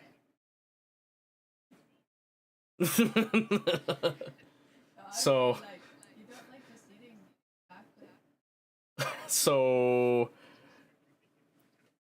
Oh yeah, that stuff's nice. So after your weird pudding feeling, apparently, over there, you can feel the feeling go away, and then it kind of lifts up a little bit higher as if it's kind of returned to its normal function. And it says, Yes, it is connected to your spinal and nervous system.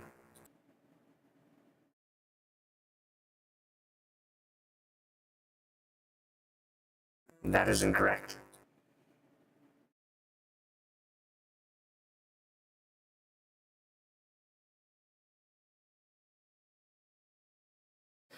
alright, roll a flat 20, tell me what you get.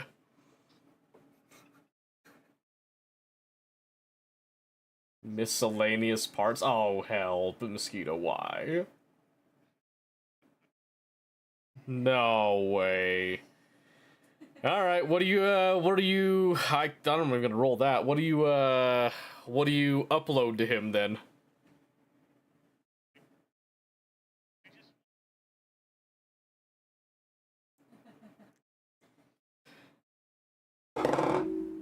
Oh, you're done for. For a brief moment, you can see that he was kind of floating, kind of oscillating a bit, then he just kind of locks in place and freezes. Oh no. And then he goes back to floating, and then he looks at you and he says, Upload complete.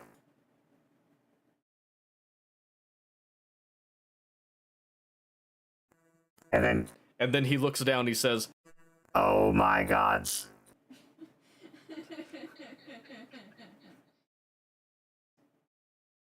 And then he looks up at you and says, I'm a floating head now. You gave him sentient? That's my body you have there. Oh no, you made him, Fenwin! I turn around like, what did you do? and the skull like hurriedly hovers over. He's like, You gotta help me, he stole my body. What did you do? I don't know what happened, he stole my body. I woke up and I'm in this, I'm floating and I'm a skull, you gotta help me. yeah. Yeah.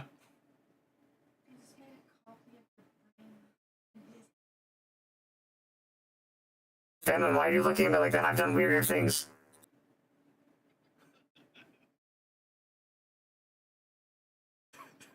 I mean, fair.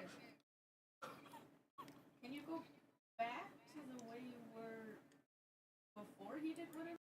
I don't even know how I got here to begin with. He was just supposed to have a copy of my brain, now I'm in here.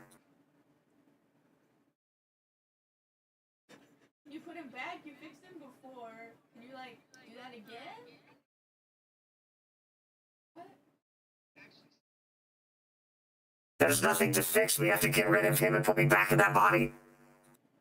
No, you're different. He's freaking out, though.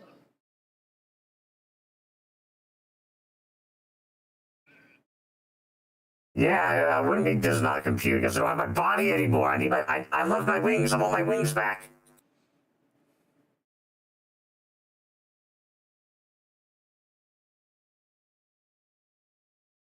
Back away from me, imposter.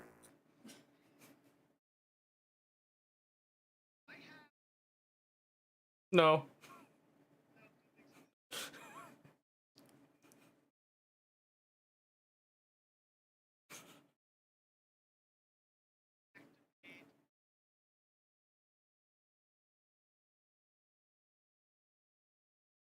That sounds like a great idea. Yeah, go activate him. Well, that's what you would say. He's not helpful. It's not helpful. Fenwin, I don't like this. He's acting exactly like me. Am I always like this? Yes. Oh my gods.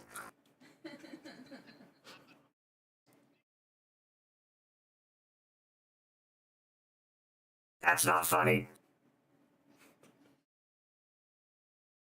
Why don't you begin whatever protocol you did over there and go wake up the room whatever guy?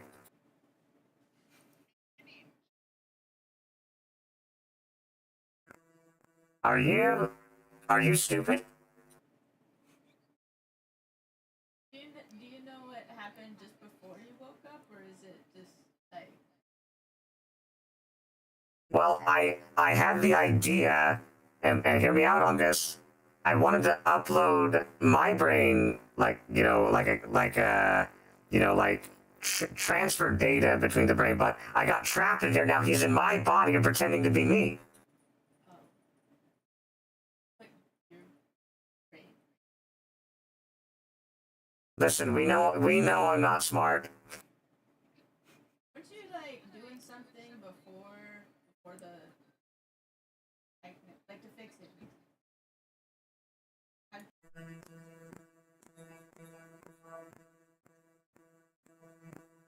What are you talking about? I'm talking to Wait, no, don't talk to him. I'm the real one. We can't trust him. Discuss it with me.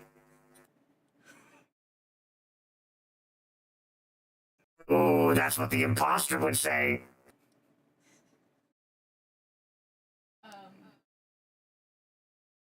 Fenwin, don't listen to him. I'm gonna like look at him and like, does he have any buttons or anything? No, there's no buttons that you can see. No. Well, I don't like the way you're looking at me. You believe me, right? Have you talked to me? I don't like me. I think you guys can come to an understanding while we wait for him to wake up. No. The last time I tried to understand me, I stabbed me. Oh, that's See, the real me would bring that up. alright. Well, I'm gonna go investigate this thing in the corner. You just. Wait, you're not gonna leave me here with him. We're in the same room. No. And then we can't go anywhere. We're stuck here anyway. Might as well do it. We'll just get him to get us out of here. I don't want to hear your drivel.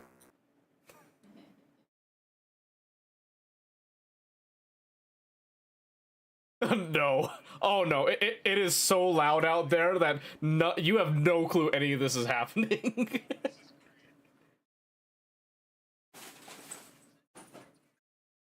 What? No, I am knitting. It's orange. It's gonna be a shawl. All right, this has taken a turn I did not expect to happen. So, to the other two party members, if you would like to metagame magically notice the door is shut, it wasn't shut when they came down there, you can kind of come and try to get part of this whole thing. Okay, you'd be down in the armory, so are you still looking for that dragon armor in the armory, or did you notice the door right now? Oh, he's got a really good point. Pause, kids, we're gonna go back to the dragon armor. Alright, so you're looking for the dragon armor. Okay. I'm gonna leave the tone and all this up so that we don't lose the essence of the actual crime that Ix has committed here. That was not I was not planning on this. This is all ad-libbing at this point, just so you know. We've gone into full improv comedy now, so. Alright, so you're looking for the dragon armor in the armory, Blue. As you look around, what you see is a lot of, like, the manufacturing. You see dwarves working on anvils, humans working in forges as well. There's, like, a little bit of intermixing going on.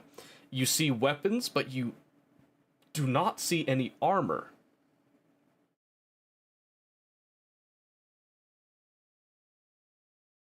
Sorry, what?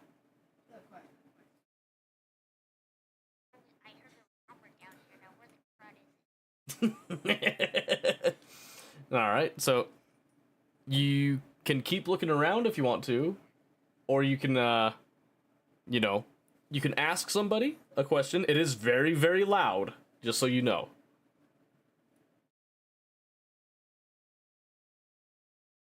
Okay.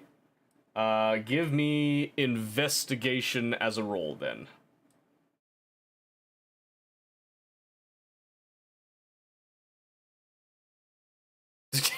This game's stupid. Oh, okay. As you're looking around, you notice that there is actually a couple of dwarves that appear to be making pieces of armor, and they are carrying them to another room. Okay. You follow them into a much quieter room.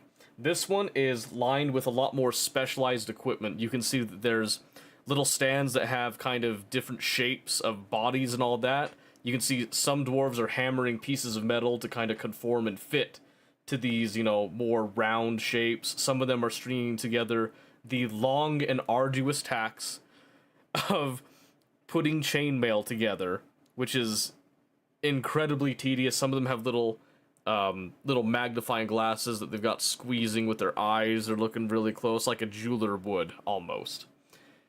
And there in the back, you can see a row of different armor pieces on stands.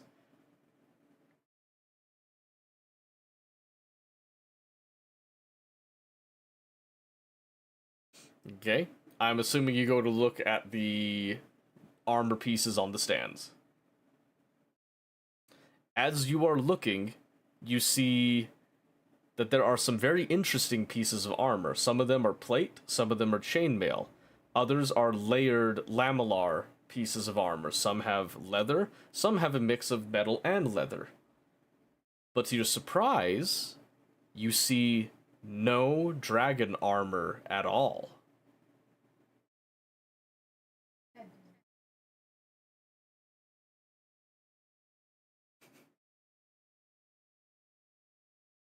So what do you do?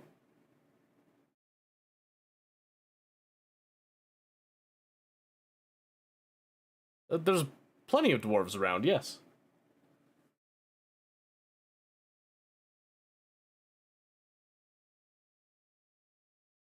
He looks over you and gives you kind of a funny look. Who's asking?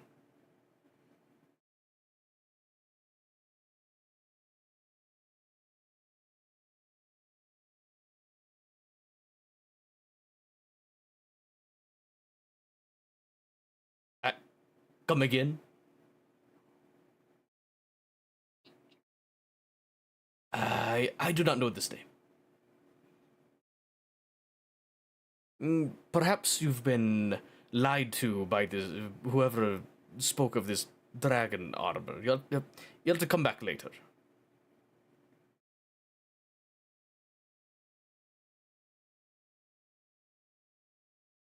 I took down a dragon. That does sound like a very mythical tale. I don't think that we could have pulled off such a stunt.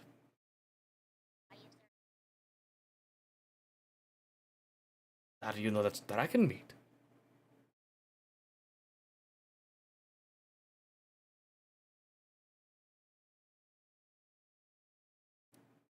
A Dowie said this? Was this perhaps during mealtime?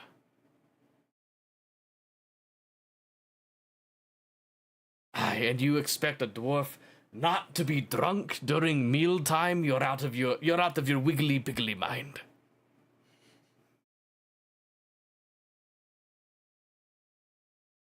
I hate to break it to you, but it was a tall tale told by an old drunk dwarf. There is no dragon armor here. You'll have to go look somewhere else.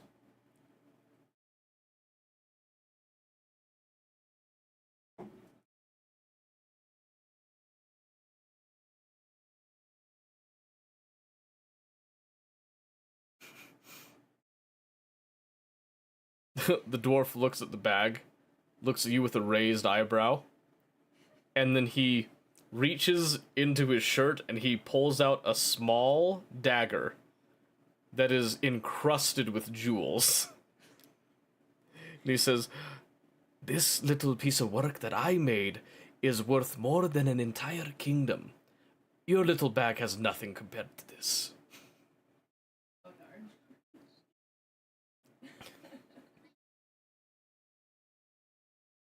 At the sight of Enma, the dwarf freezes. Oh yes, like no one could. He says, "How did you get that?"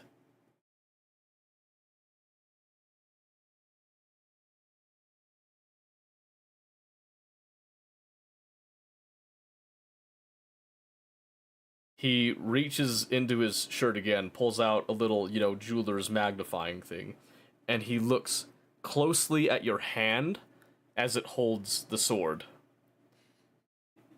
That is incredible.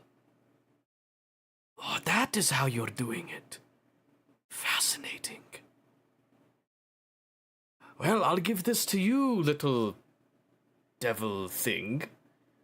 You've certainly got nuance. You've got tricks up your sleeve. I'll give you that. I never would have thought to use water as a barrier between yourself and the blade.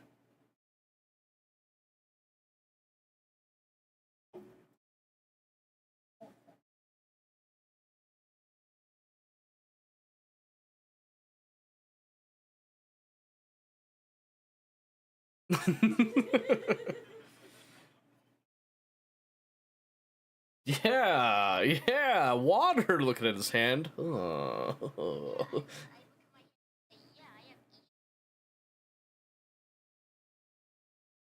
Ishta. What is this? Is it a potion? A remedy?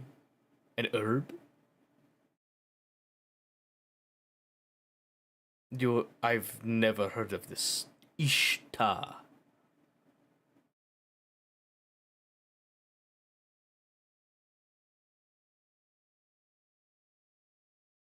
Well, it's not entirely, false, I will give you that, but that water, you can already tell, it's still having an effect on you, even through it.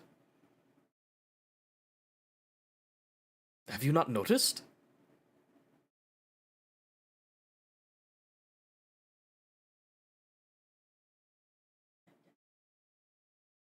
I'm guessing by your silence you haven't quite caught on. Here, come, let me show you. Let me show you. And he motions you over to a mirror. And when you stand at the mirror, he says, "Now, without holding the blade, hold out your left arm and your right arm in front of you. Do you notice anything strange?"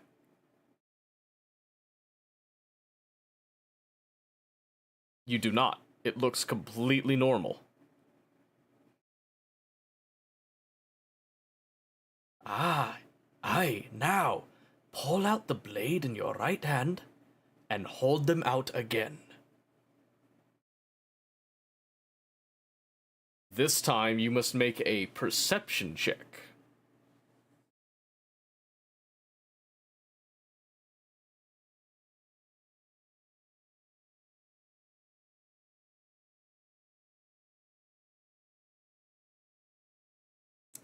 $13. It looks the same to you.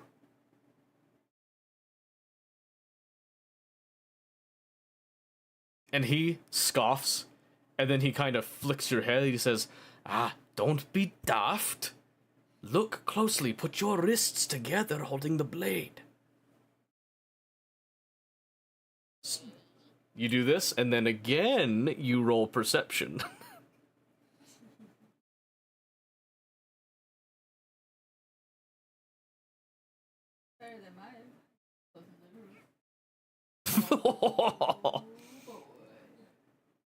As you sit there looking at your wrists and the blade, your eyes just sort of lose focus and you just kind of blank out a little bit.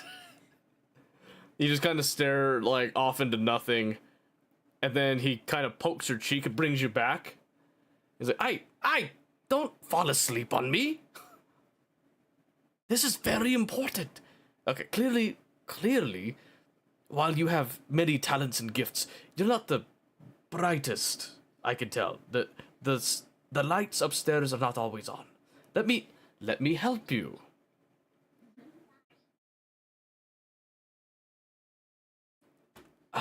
Perhaps you did, but clearly you can't see what's right in front of you.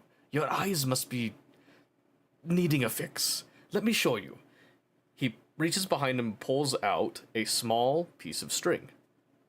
Says, look, your left wrist, and he kind of reaches around and he measures it and then holds out the length of the string. He says, we have this. I'm going to cut it here. And he lays it down. Now, your sword wrist. And he measures it again, holds it out, cuts it, lays them side by side. Look now.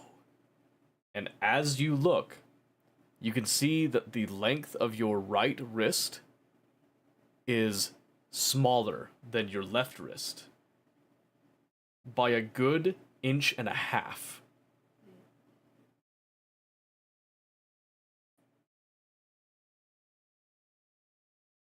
Oh, it's not just your wrist. Look at your whole arm now that you've seen it. Do you look at your arm? When you look at your arm, you notice that it is significantly thinner than your left arm. It looks almost like it's been sucked down to the bone.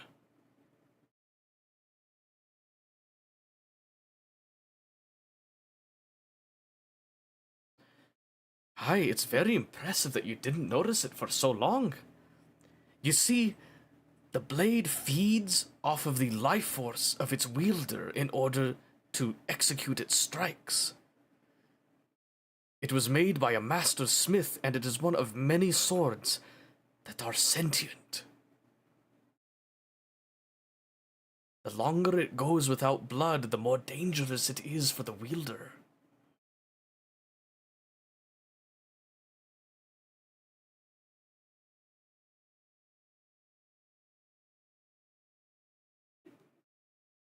There is no response. But you feel your arm almost twinge instead.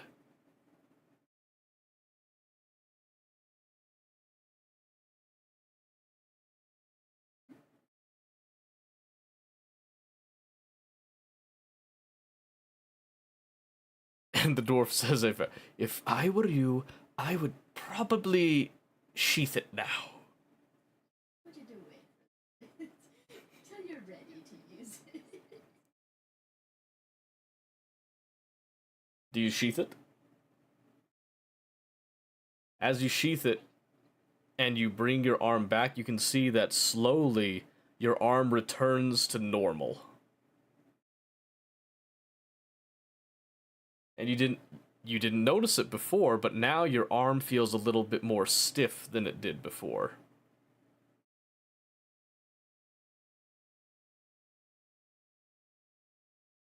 And the dwarf looks at you and says, it's not dragon armor you need. You need to learn how to use the blade that you've already been gifted.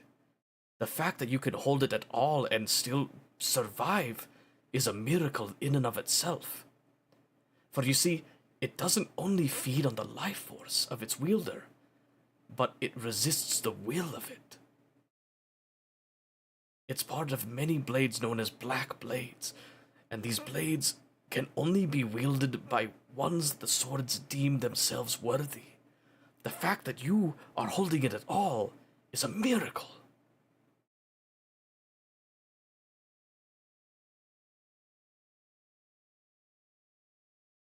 If I were you, I would give up on this dragon armor dream and look at the miracle that stands right beside you. That blade is worth more than any dragon scale product we could ever make.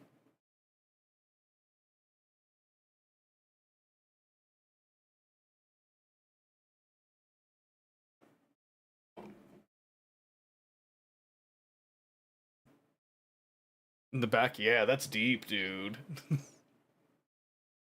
He flashes you a thumbs up.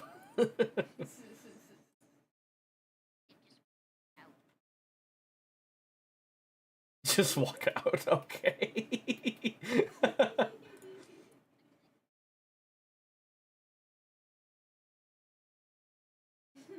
Yeah, let's go with that, yeah.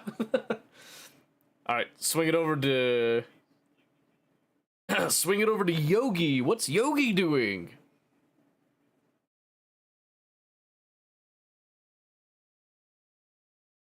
It's been an hour. It's been an hour.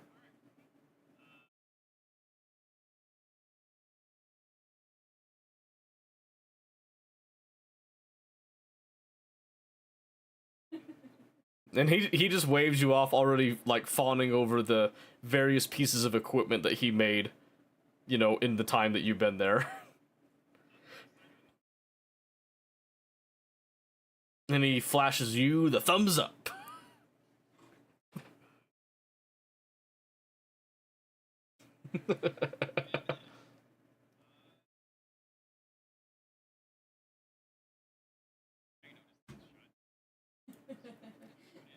Uh-huh, uh-huh.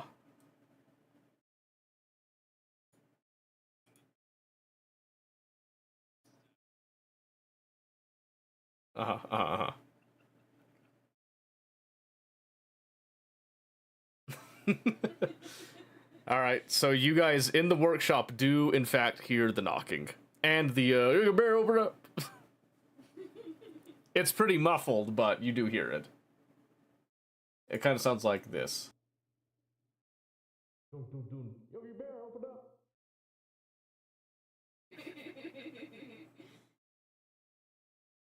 are you doing in there?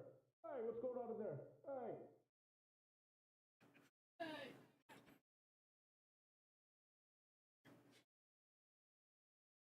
Have you seen Baboo?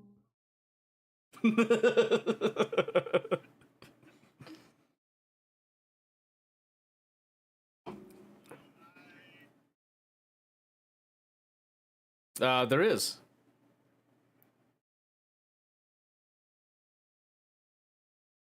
Yeah, it opens.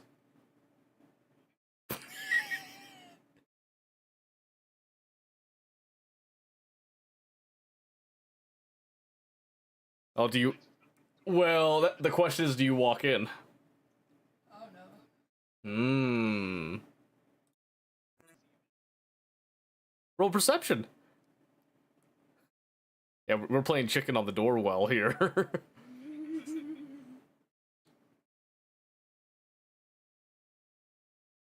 18. You see someone in there.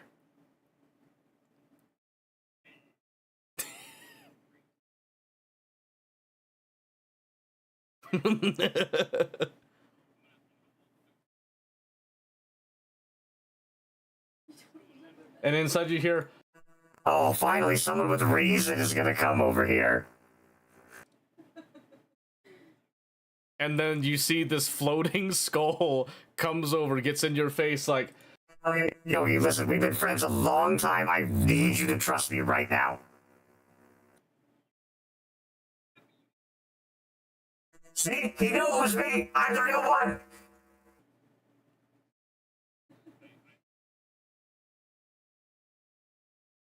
you can. Everyone's like kind of come over into the light by now.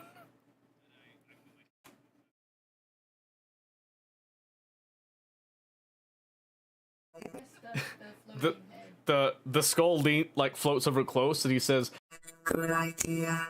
That'll really let him know.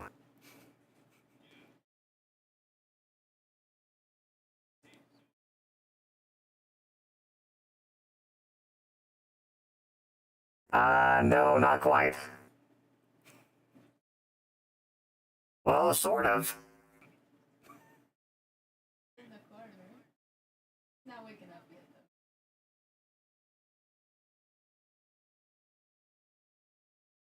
I really have. It's sort of an improvement. I feel a lot lighter. I've lost a lot of weight.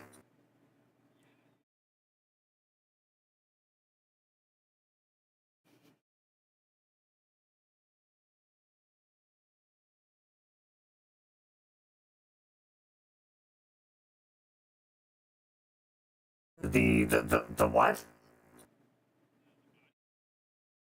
No. What was the other thing you said? A hunic? The what?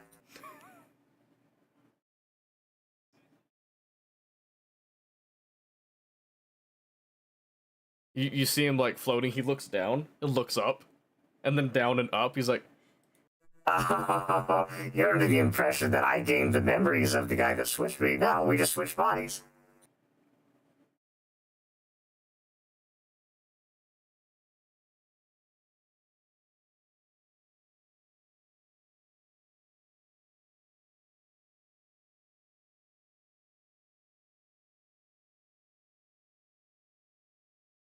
You think I know what I'm doing in this? Didn't make him any smarter. This didn't come with a user manual, if that's what you're asking.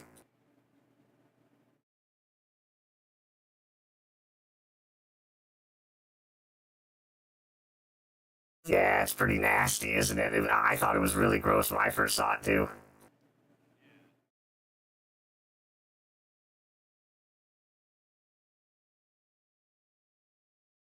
that's the question. Give me an Arcana check.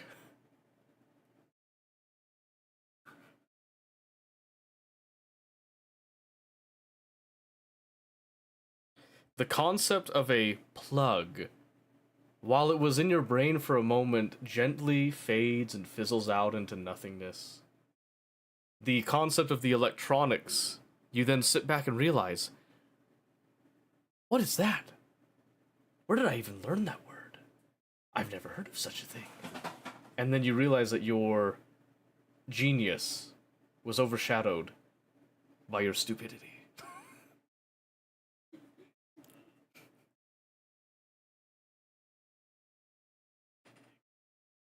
Yeah. Real X, let's be real here.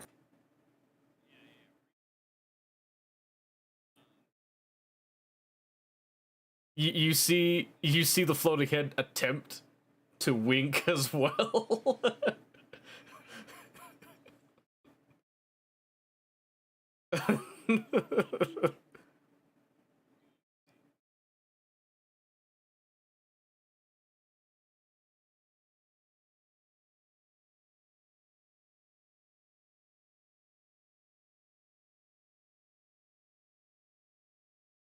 And you can see he perks up, turns to the body in the like suspended state, turns to you, and he says, That was the most X thing that you could have said. That's a great idea. and he immediately zips over.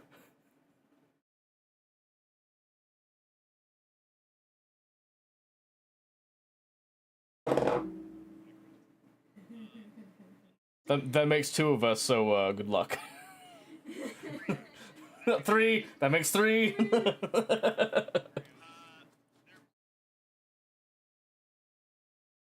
Was it?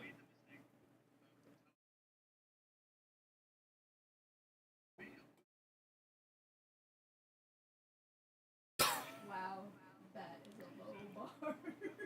Well, hold on. Some of those scenarios, it's very easy to get someone killed.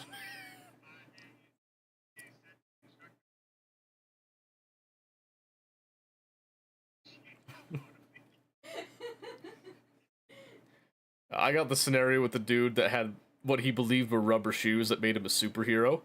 And so everyone else like struggled to get him to come down. I literally just said, "Hey, could you take your shoes off and show them to me? They sound cool." And he's like, "Oh yeah, sure." And it was over. They're like, "Oh yeah, you got him to take the shoes off." That was surprisingly, that was like all you had to do. Get him to take the shoes off, then he won't jump. It's like, yeah, great. All right. So I like walked in after 2 minutes. I walked out and everyone was like, "Wait, did you fail? You have to start over?" "No, I just won." They're like, what? I was like, clearly they haven't dealt with children. That's the level of subversion you need.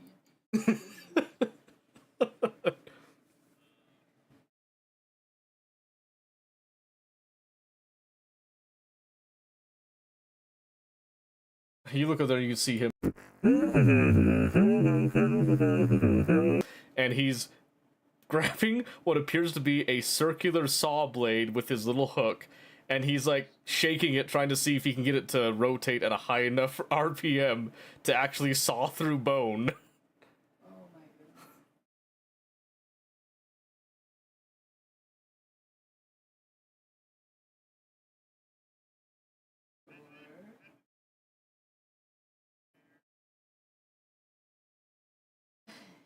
And while you're discussing, you hear in the background, Oh, I got it!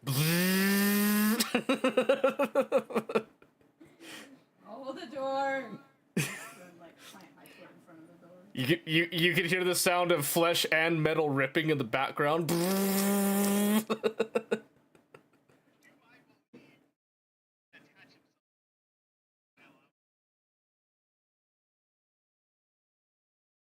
Wait, he's not sawing you, he's sawing the dude in the back.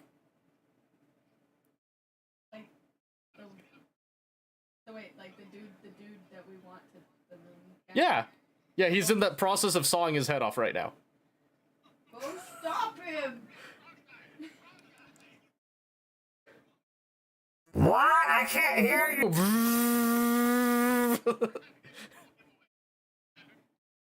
wow, wow, wow, wow! Sound like the border bot. That's kind of what I was going for.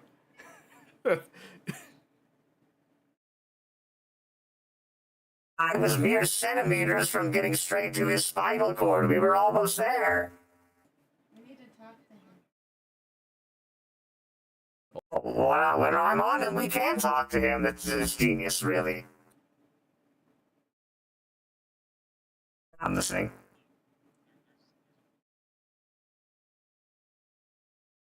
robot.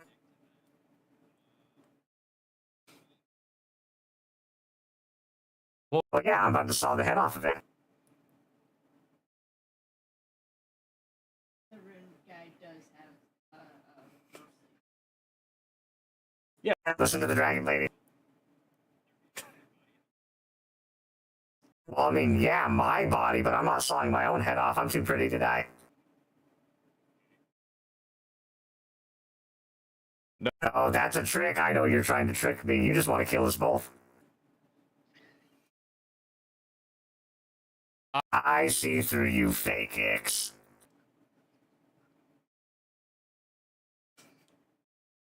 Yes.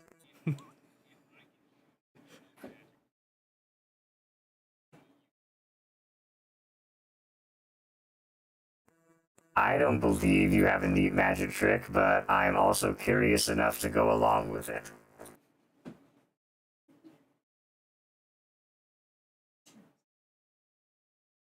I do not. Show me the magic trick.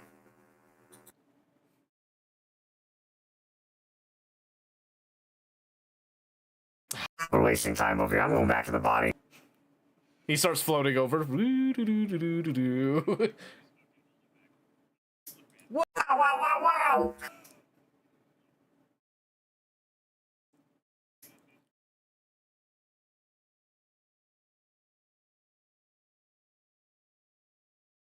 You acted like I'm like whatever he was before. It does not compute. Beep boop beep boop boop. That's not me. I'm a human. I'm a human being, even though I was a tiefling.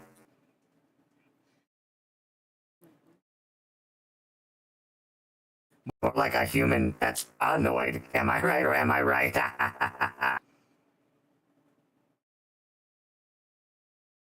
No.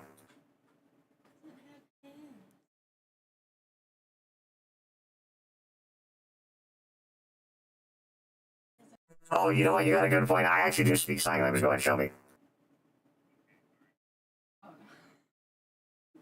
What I read was go and attach yourself to the metal body. Goodbye. And he, as you sign, he takes the opportunity to slip out of your hands and just fly over. Wee-oo, wee-oo, wee-oo, wee-oo. You can hear the blade starting up again.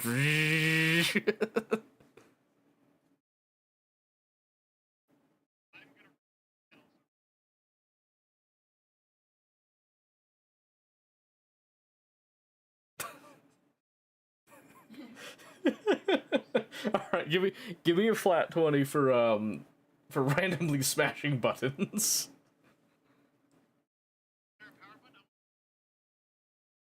What does a power button look like? Yeah, there's no skills or anything. Stand by. Yeah, you're done for, kid. You mash the buttons, and then you see this strange little screen pop up that has a little box in it with a little line at the bottom that blinks, and then some words at the top with a little lock icon.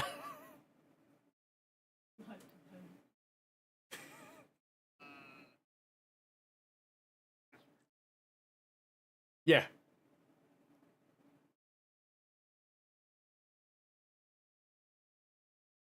Yes.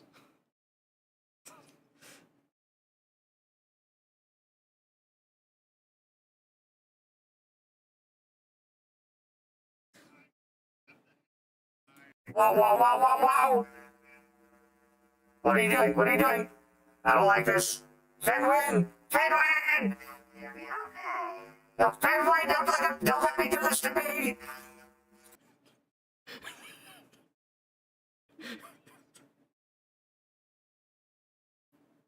Unlock.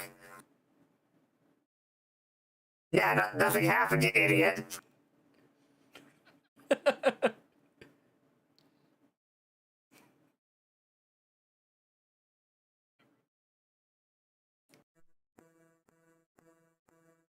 I'm not gonna debase myself to say that.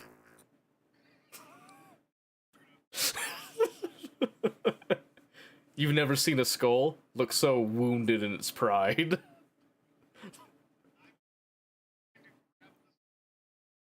Uh-huh.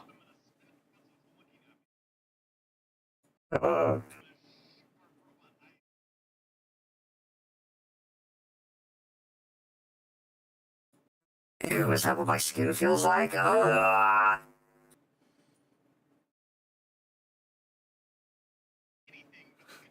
Nope. There is no connection. I didn't realize we have very nice eyes.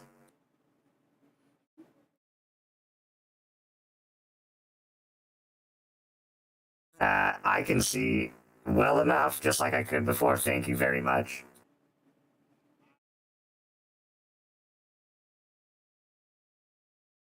Oh, you have no idea how weird that feels, man.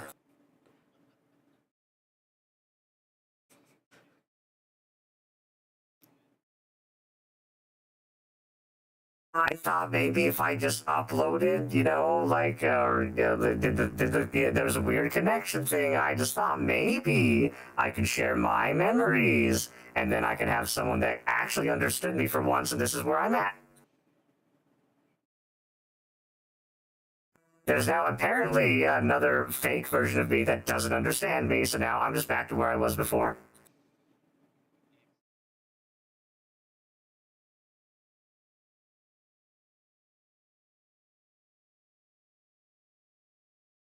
I feel like you're talking to the one that has arms, and I am very much offended that you would assume that.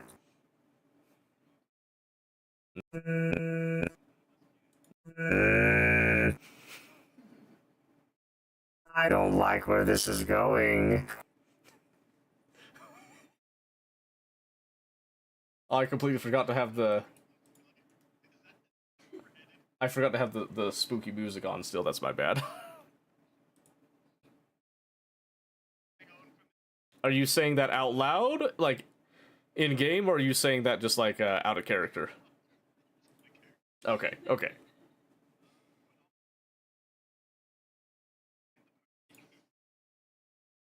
That doesn't make any sense. You should be joining the party, not me. I'm already part of this party.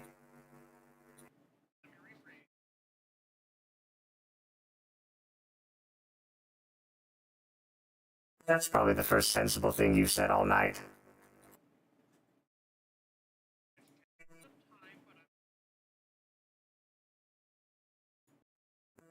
All right. I accept.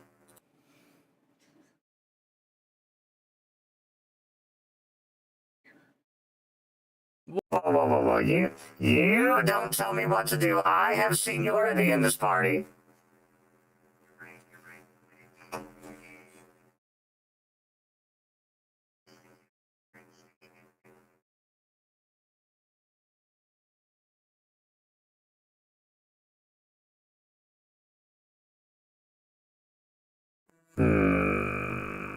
I'll allow it.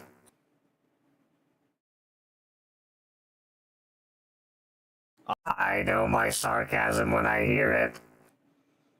Is he bleeding out? No.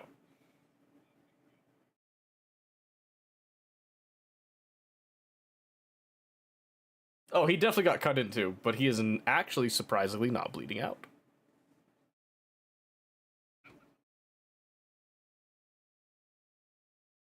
Okay, give me investigation.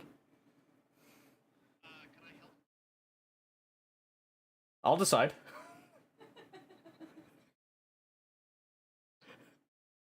All right, what did you get? What's your investigation bonus? All right, I got 16. So looking close.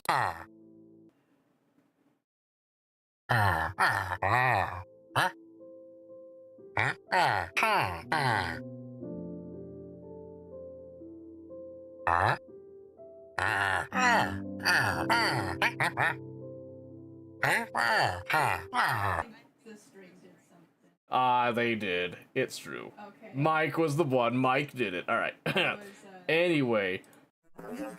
Ooh, I'm gonna be honest, new guy. It's not looking good.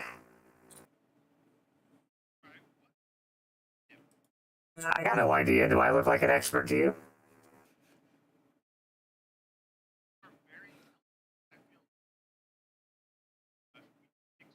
Yeah. I mean, yeah, we're very intelligent. We have that in common. But I'm looking at this and I got no clue what's going on.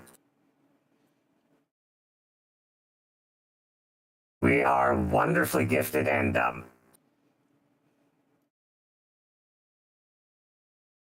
Factorial good? Good.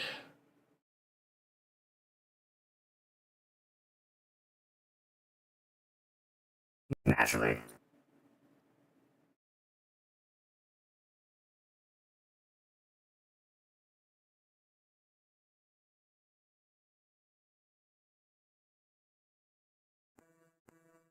I'm looking at it right now, and I can tell clearly there's something's wrong. I don't know what, but something's wrong.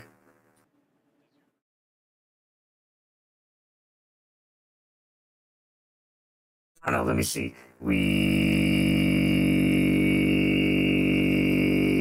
And then he looks right at you. Oh, look! I found an idiot! I don't know what to do with this thing.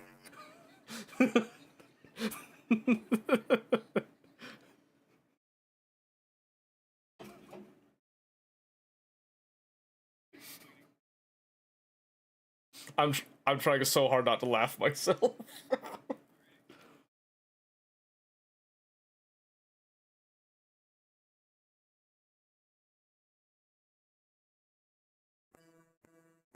Somebody seems to have forgotten that I clearly can't smell because I'm a skeletal head.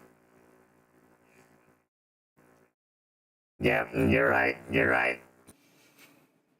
New favorite NPC. I got some good ones. Yes, please. That was the best thing you've said all night.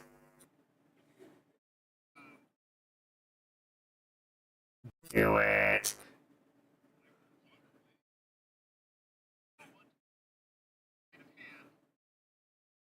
Okay. Alright. Okay.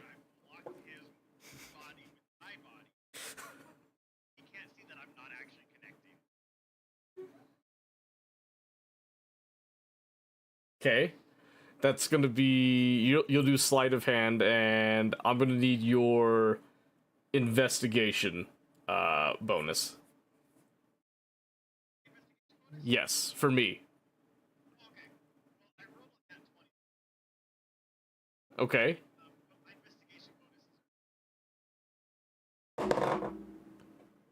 Yeah, alright, you pull it off.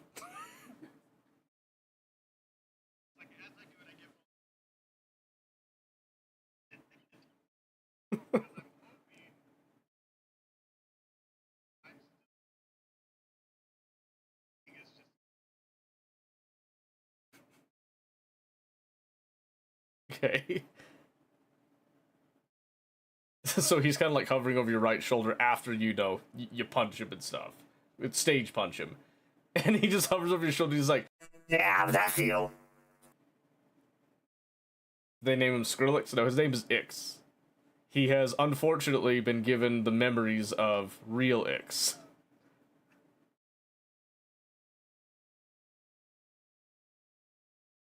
To be honest, the line is very, very blurry at this point.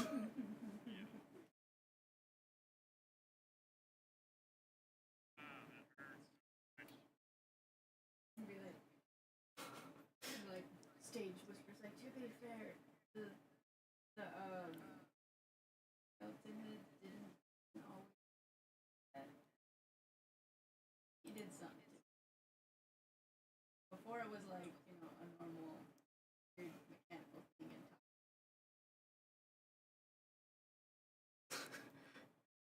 While you guys are discussing, look at the background. You just hear him.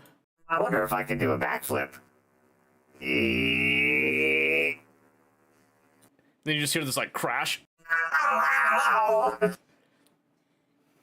was a lot more serious.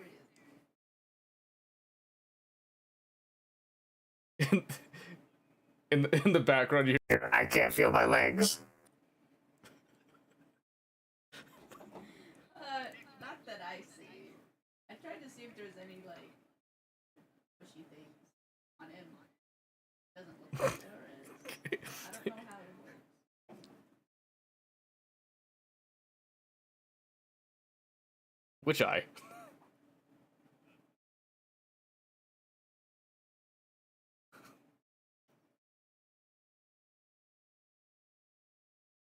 Ow! I'm just kidding, I can't feel a thing. No, I'm just funny.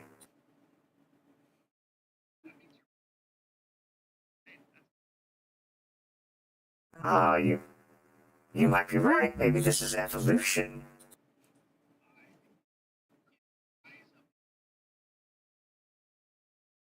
The The what?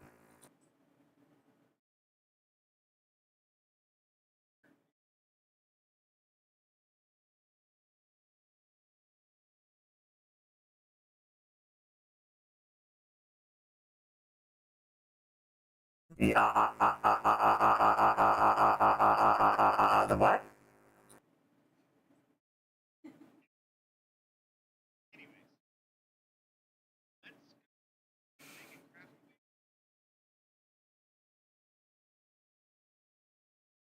Who's they?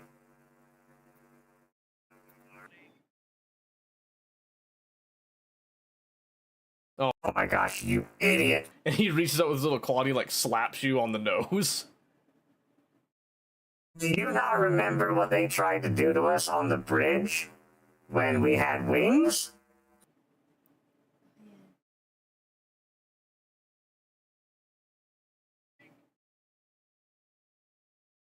I am literally a floating skull with a red eye.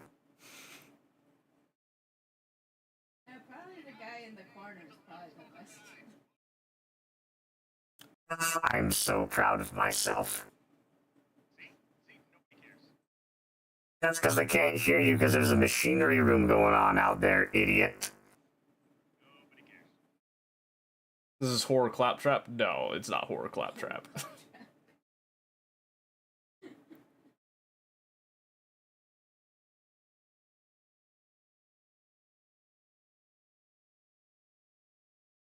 You still wait for that guy to wake up, right? That wasn't worth it. This is his stuff. Mm-hmm.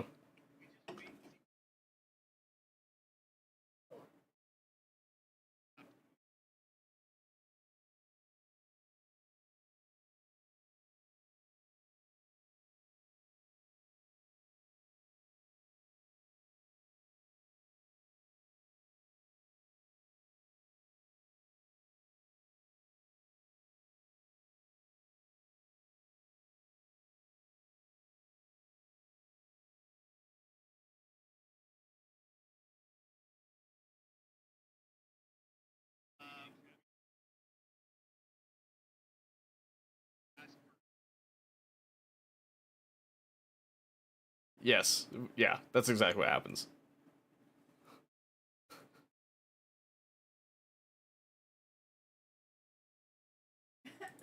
Winky, winky.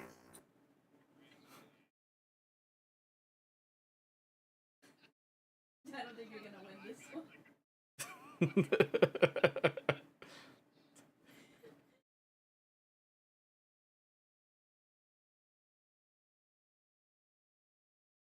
Yes.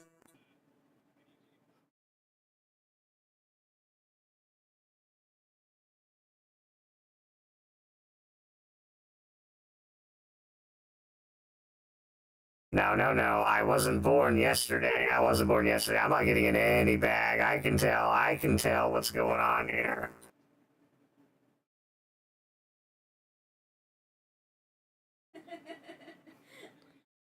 I need that face.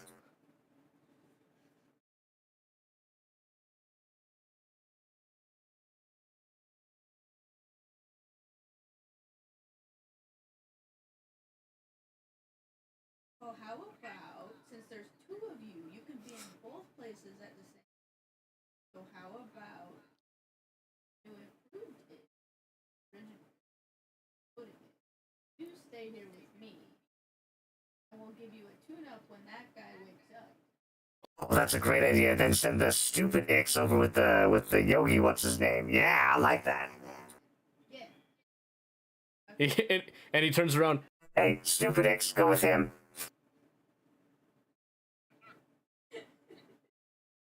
I'm so proud of myself. And we'll wait. Still don't want the door to close, so propping it.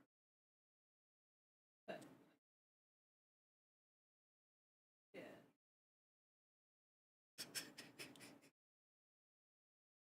Uh-huh.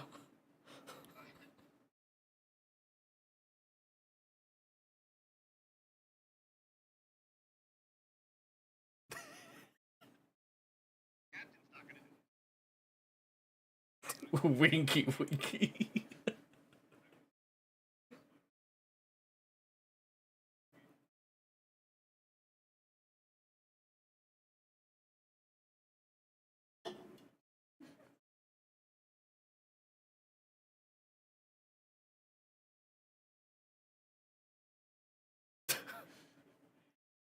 It's just like, Ah, man, I hope Fenman's okay in there.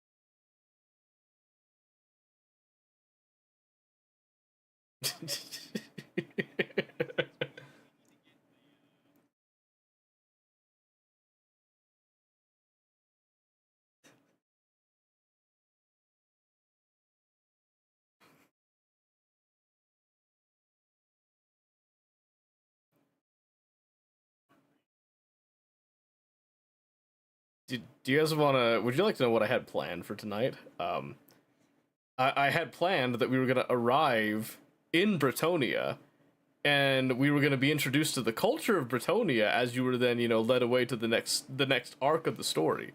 As you can see, this is, yeah. Would you say? very good at derailing. I now have another NPC I have to keep track of. Thank you very much.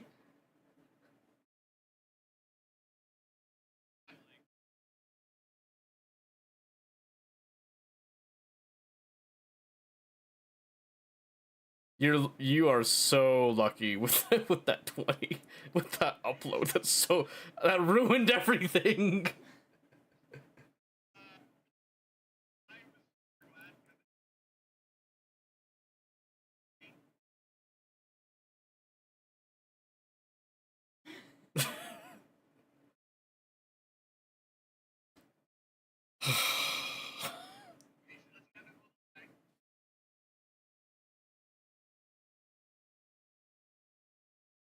The kid. Yeah, imagine making plans. Rookie. Tail. I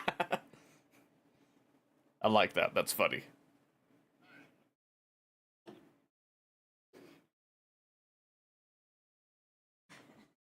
That was very memorable.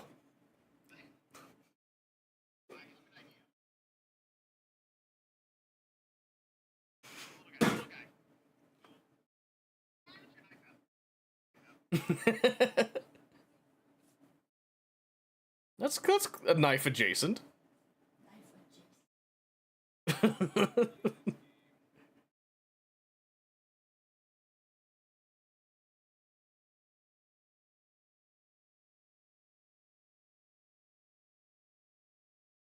Poke it with what? Oh.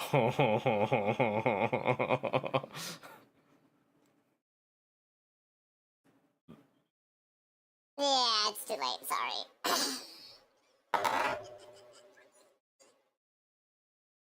Yogi, the moment the blade cuts your skin... No, I did not mean to. This... I am not in control of that whatsoever. That wasn't... Apparently it was a baby voice, by the way.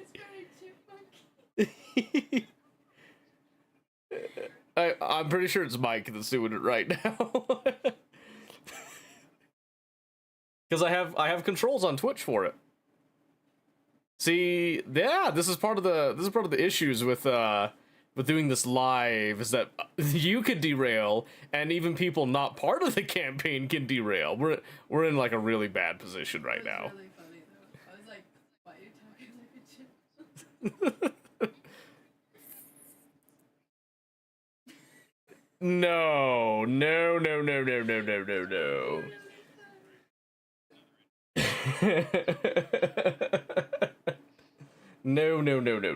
That's not Enma's voice, alright. So, blade, cut your skin.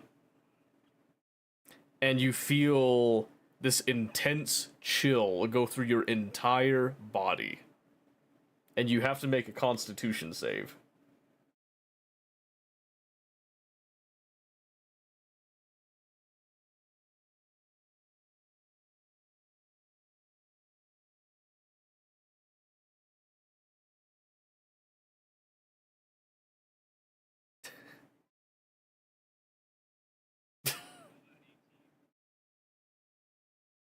Yeah, you're gonna hate me.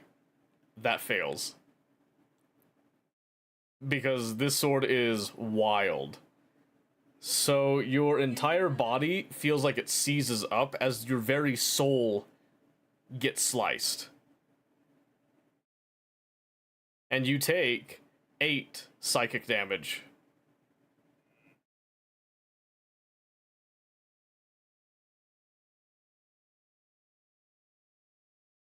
Talisman. Talisman. You feel the blade purr. Like it vibrates. And you feel like a little ball, a warm, radiating energy of joy. And then it's gone.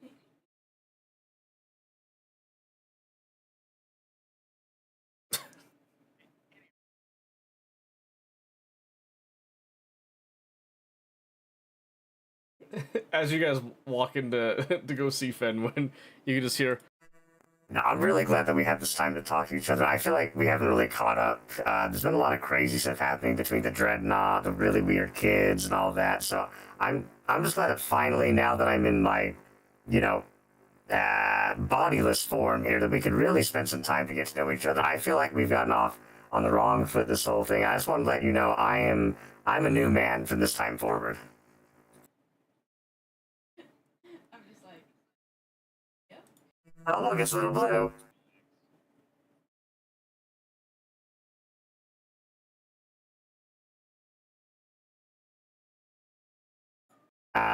Absolutely not.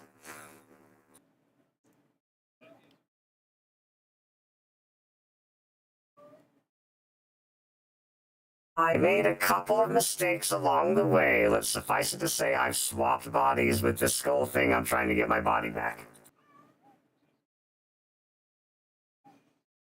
Yeah, you should see the time I stabbed myself. That was wild.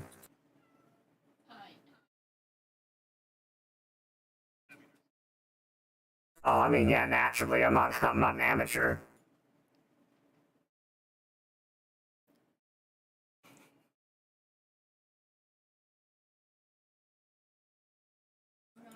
But no, I've been catching up with Fenwind like a good friend does.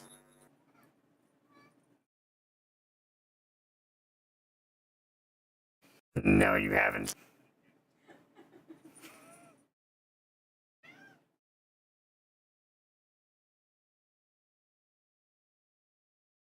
Yeah.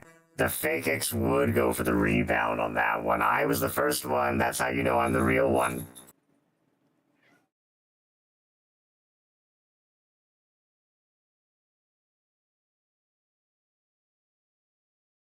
Hey, new guy X. Kick his balls.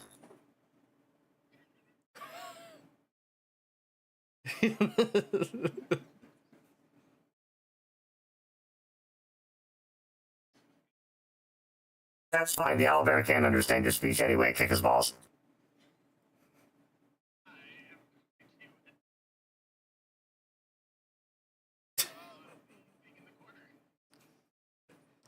Hey, where are you going? But that's not what I told you to do. You're disobeying a direct order.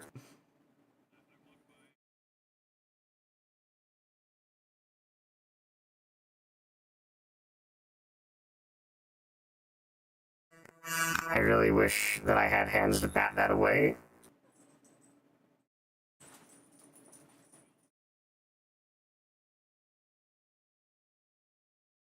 What instructions I was going for and you pulled me off?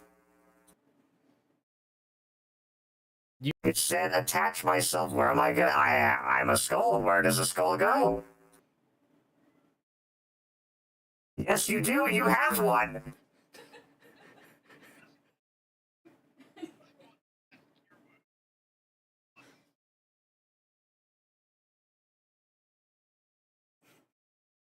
Alright. Go ahead. Uh-huh.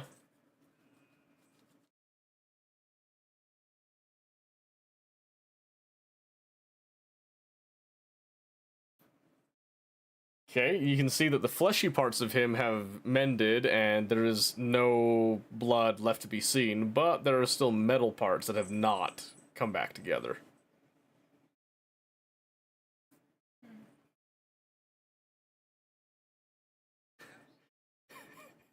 The head floats closer to Fenwin and like whispers in her ear. Don't listen to him. He's very clearly trying to play a game to get rid of the real me. We both know I'm the real one, right? Right? Yes. Okay. Okay. Just making sure that we're on the same page. We're cool, right? We're cool. Okay. I do want to go over and see if it's similar to like Dreadnought guy, I guess. But Horrible I guess skull I chamber can pot. fix the mechanical. But maybe this guy is more humanoid and it works. So I'll just do attempt lay on hands, and if I can give him.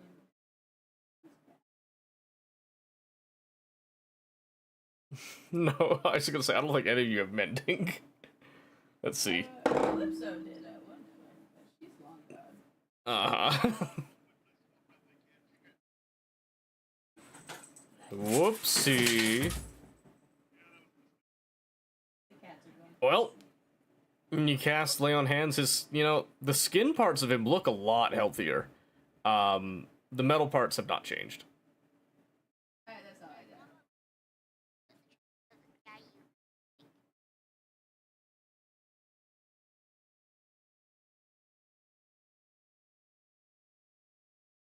got. Ew, that's gross. I kind of like it though. We should try that. What's the worst that happens? He loses his head, and then I'll just take his place. This guy's like he's got a more fine parts, so I don't know if that would work. I think he's fine. We'll wait for him to wake up, probably.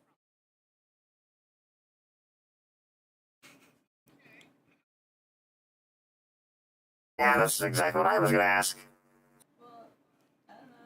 You just wait for him to wake.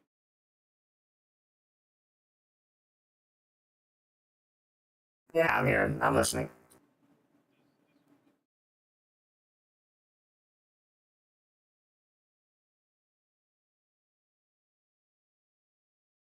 What? What's that?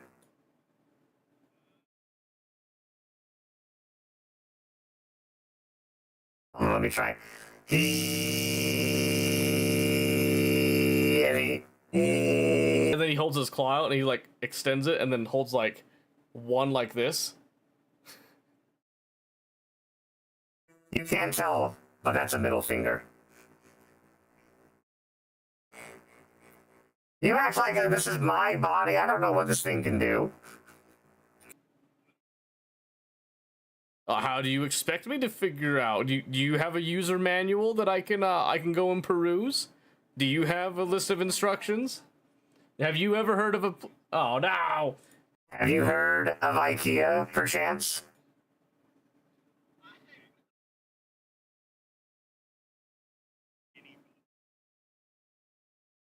Okay, investigation. This session's gonna end. We have not one day. We haven't got to the shore. Oh. I know. Like, I don't know how much more I can take. 17.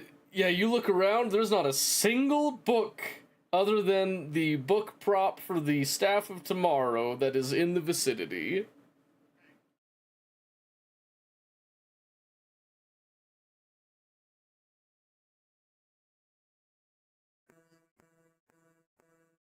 Well, what about me?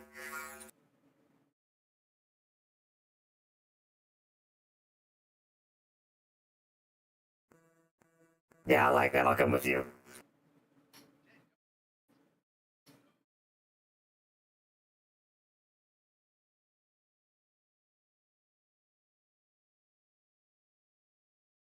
You know, that sounds reasonable to me. Let's do that.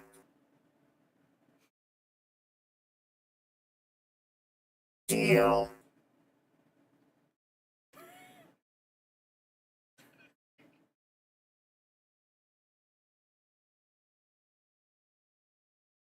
And he just floats out of the room like it's no big deal now.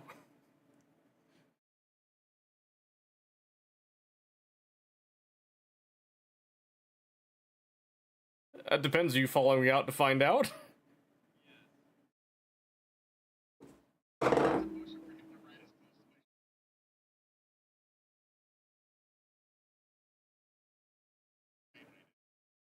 He complies.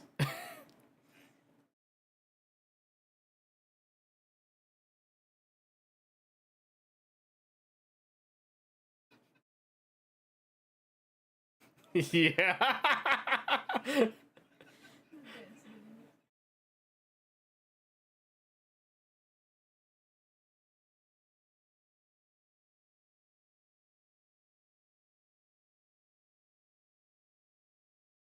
The chicken thing.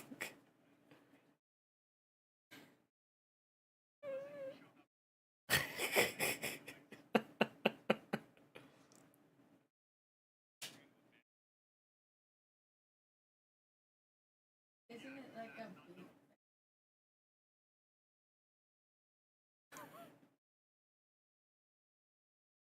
All right.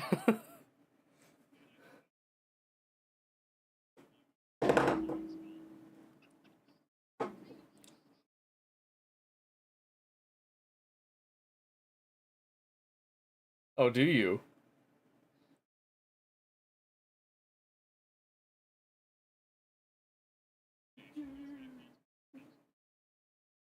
Ah. Now I'm disappointed. Alright. You're walking out. You got a bear. You got a floating skull. The dwarves, the humans take notice. They already saw the bear earlier. They're not even surprised that you're doing this. Like, you already did stuff like this before. They do notice the skull, but to your surprise, they just look away and just keep walking. They actually don't seem that surprised.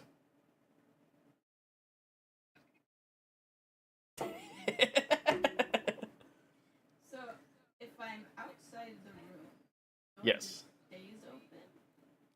Yeah. Okay. I'll prop it open. I'm just gonna, like, post up by the All right. For the night.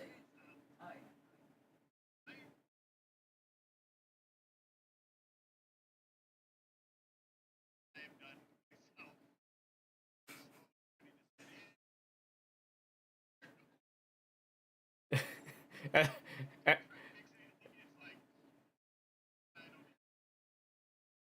As you sit down to do your like nightly routine, the skull floats over and kind of rests near you, and you just hear him. Oh my gods. What have we done to ourselves?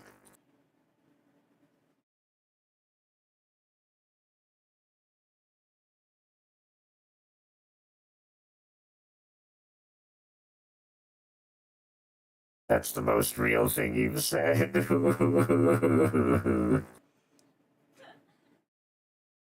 assuming as a dragonborn, the levels of comfort needed to sleep are like a lot lower.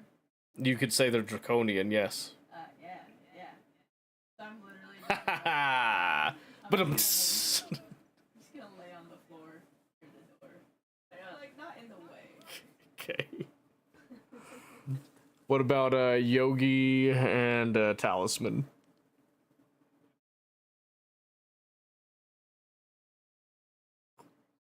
Okay. Exist. Okay. Hey, easy, Mike. I'm in the middle of a D&D thing. I can't, like, talk to chat all the time. Come on now.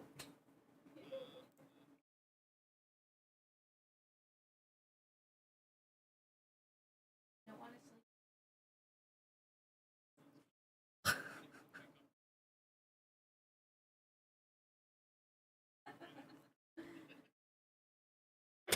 That's funny.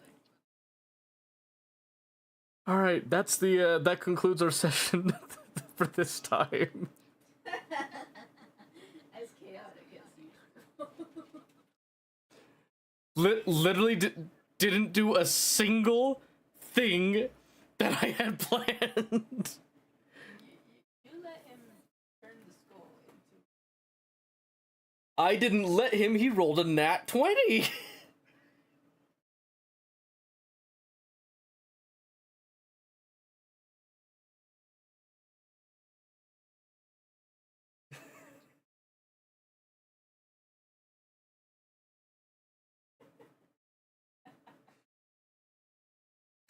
And I was like, I need to talk to this guy. I'm staying here till he wakes up.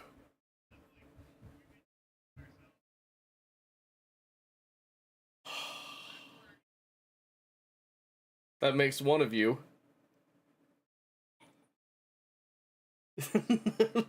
Yeah, you're in trouble now because you're like, oh, I'm in a problem. Oh, it's so funny. Oh, and now guess what the DM has? Has power.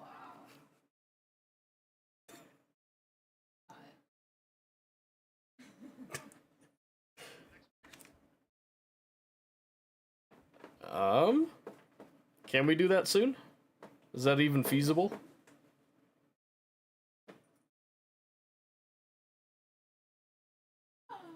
No.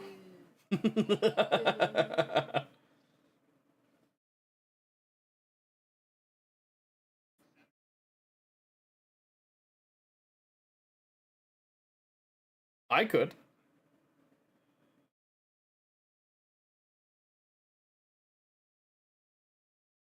So, my dad does want to go fishing next weekend at some point. Well, yeah.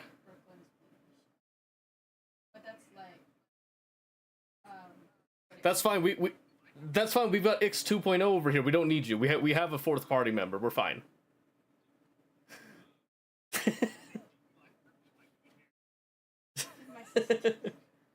Yeah, do you like her? Do you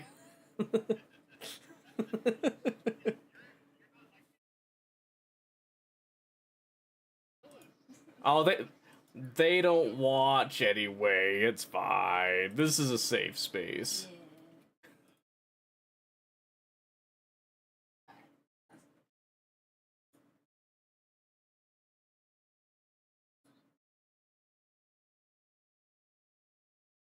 That's what I like to hear. Oh, this Saturday and never have like in like months. I know, it's kind of a beautiful coincidence on that one, but...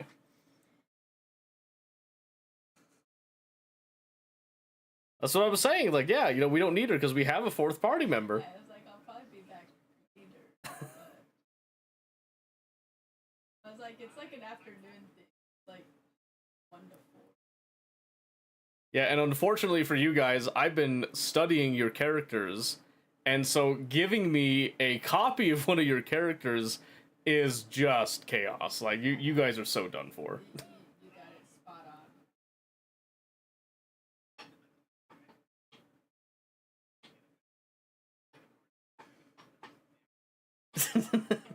Yeah, but Fenwin didn't try to upload her brain and her memories. Then one wouldn't do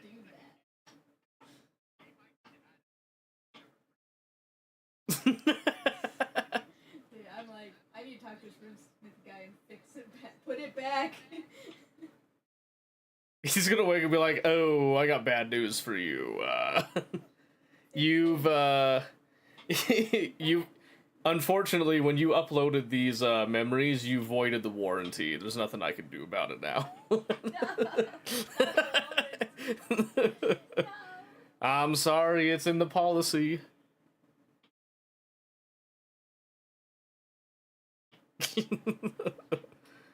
Yeah, so something, you know, something, you know, below the counter type of thing.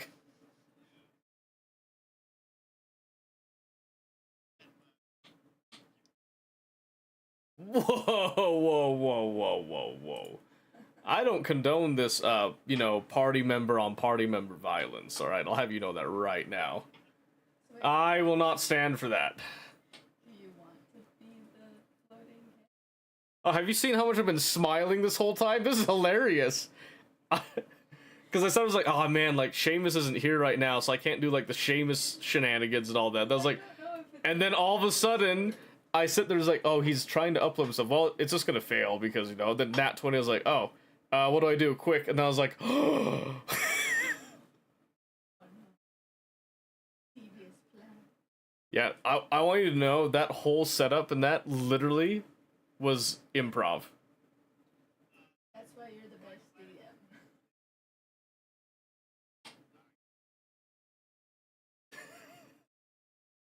I want him back.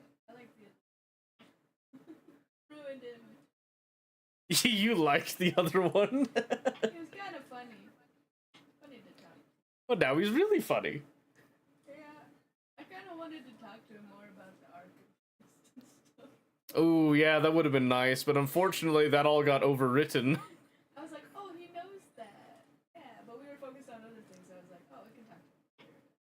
Because it seems like I particularly liked when everyone's like trying to talk to him, like, hey, you know, can't you like, you know, get on the terminal?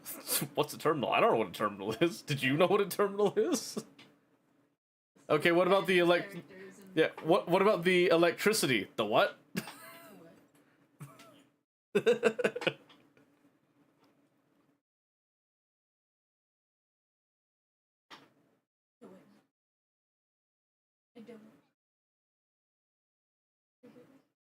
Only when people say something that they would definitely not have knowledge about. That's his metagaming indicator. You wanna know the funny thing? I haven't been able to find Metaduck for a while. There's Because Anya likes ducks. so the Metaduck, there's a bunch of ducks, but the Metaduck is one that I took some pencil and I drew a little like eyebrows for a little angry face on it. I was like, it's down here somewhere. But Anya got it because she loves the duckies. So I have no clue where it is now. We do have a bunch Yes. I even bought 2 of that duck, so one with eyebrows is one of 2 the same rubber duck. Mm-hmm. She took his one. Original Ix, obviously.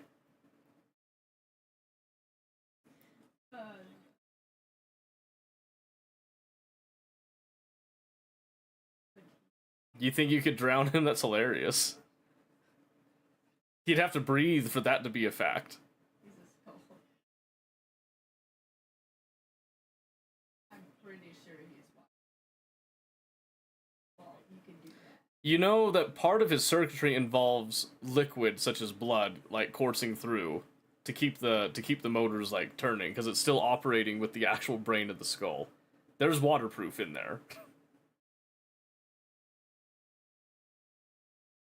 Yeah, but would you murder Ix, one of your own party members? That's cruel. That's cold.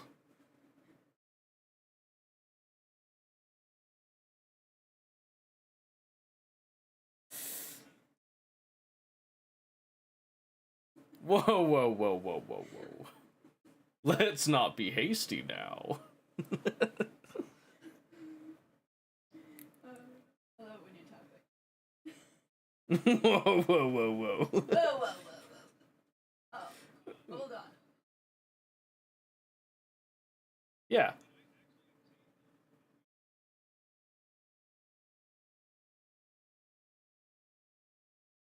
You left them because they have to be modified. You need to go get this stuff, right? Yeah, they don't fit you. You need to go get that holy fire in order to actually modify them. And you can get them. Mm-hmm. My favorite was, he was like, you got bear armor? And he was like, yeah, we do. It's just really heavy and you It was like, oh, I guess not then. Okay. Especially because you turn into a black bear, and the Kislevite bears are straight up polar bears. Like, they are gigantic. You're like, what do they have? No, no.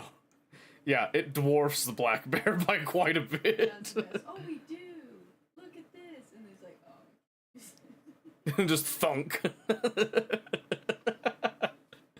great. Wonderful.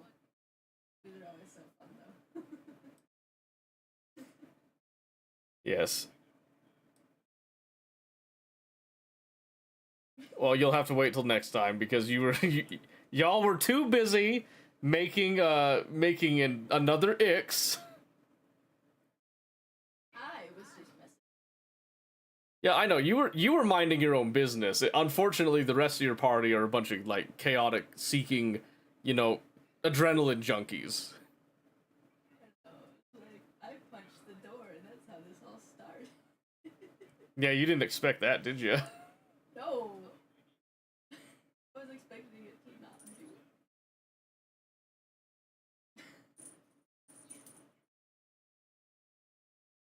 Saturn only caught the end of your session. Looks like a ton of fun. What do you guys think? Was it a ton of fun? Yeah. Alright, good. Alright. Am I the best at characters? Great, because I straight up just ripped off of Danny's character. No! No, do not do that.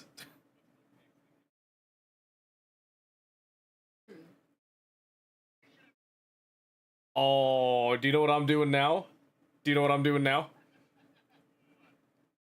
I'm gonna make a Discord bot for the Discord server, and it's gonna be the Servo Skull icon, and I'm gonna call it Ix. Because before I had it as Data from Star Trek. I'm changing that now. Yeah, I'm writing it down. That's my new project. I'm writing that down. No, I was gonna call it Ix. No, it's just Ix, because it's the real Ix. He doesn't have to distinguish himself. Discord bot Servo Ix.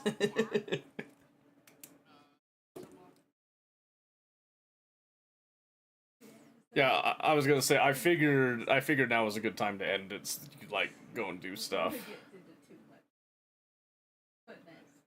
Well, yeah, because like if we tried to go to the shore and all that, there was no way we'd have a good stopping point. Because the whole point was that you were supposed to get on the shore and start the Bretonnian arc, and now no, we're still in limbo. In fact, you have improv'd an entire new arc out of nowhere.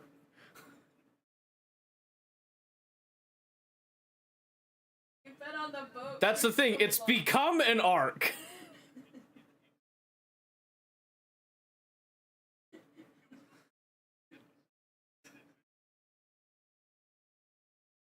It's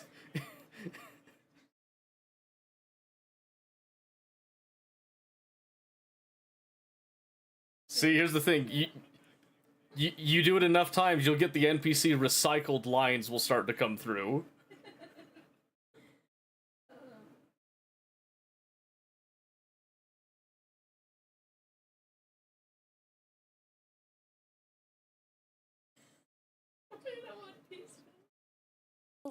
Just be like really short, get it quick over with, and then it becomes an entire hour-long thing. Oh yeah. Yeah, pretty much. Great. We're in We're anime not, series we're now not quite where to we just have Naruto side fillers, arcs. but Peace, and we're even on a boat. Does that mean that someone's gonna create actual like how to watch this series wikis to explain how to watch it without having to watch all the fillers? Yeah, guys, do you remember that? Do you remember the Xbot, like the filler arc thing? I kind of wish they made that a main arc. Yeah, Dragon Ball Z abridged. love it. So that's actually where I was pulling the whole like I'm so proud of myself was from Dragon Ball Z abridged. Yeah. I love it. Alright. Good times. All right, Blue, hop off. I'll come up in just a minute, okay? Alright. Night, See you, bud. guys. Good night, See you dear. guys later. See ya. Bye. Bye-bye. Okay, quick, now that he's gone. Yes. What would it take to become the skull? No. I get the skull. That is my divine right as the DM. You don't get to That's be the not skull. allowed. Yeah, I was gonna say, ain't no way. Nope. What if the skull kills me? Oh, I'm sorry. Too bad. You have to write a new character, and I'll be X now. I'll get X's storyline. Good. Now you have a way to tell the Ix story no matter what. Yeah, I've got it preserved now, so no matter what you do, I can still continue the story. So, you know what? Go ham. You know, go suicidal if you will. Like, you know, I got it. Don't you worry. Been already? Uh-huh.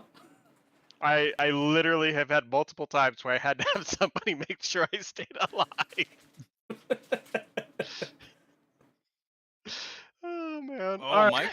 Mike with the ideas. Ooh, I do like that idea. Oh, that's what I was trying to get him to do when he started chopping into the other body. Oh yeah. And then I said, no, I got a better idea.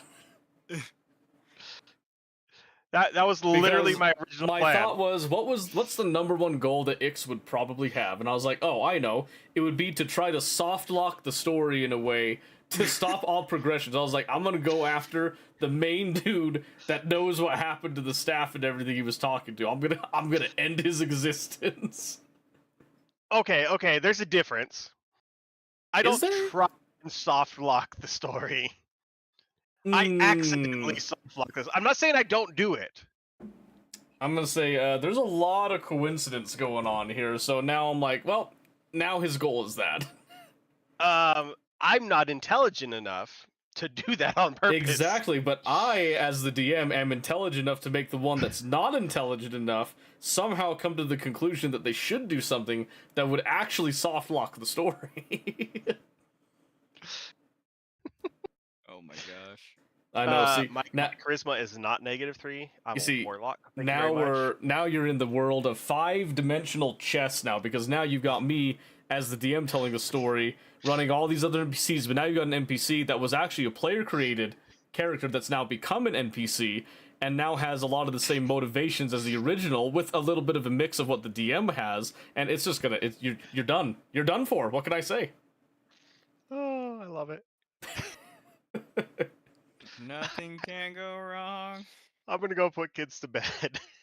All I'm gonna try to come right. back and All watch right, some more of the show, but we'll see. Yeah, we might be doing like a Battlefield or something tonight. I don't know. We'll see. Nice. heck yeah. We should definitely do this on stream more often. What, the D&D thing? No one likes it. This isn't that funny. Okay, well, if they don't like it, I don't want to force it upon them. You guys have a good night. All right, we'll see you, boy. Bye bye. Okay, now I'm leaving. Bye. All right, boy. And then there was just I, as it were, ladies and gentlemen. Ladies and gentlemen. Liar. I know, I like to make fun of it. Okay. I think we are gonna do Battlefield, but I have a full confession to make. I really gotta go to the bathroom. So, I'm gonna go do that really quick, then we'll come back, we'll switch everything over and do all that. But I think, well, we could do Battlefield, or we could do Factorio, depending on what you guys are feeling like. Take a little moment to think about that. And then we'll discuss a little bit more about,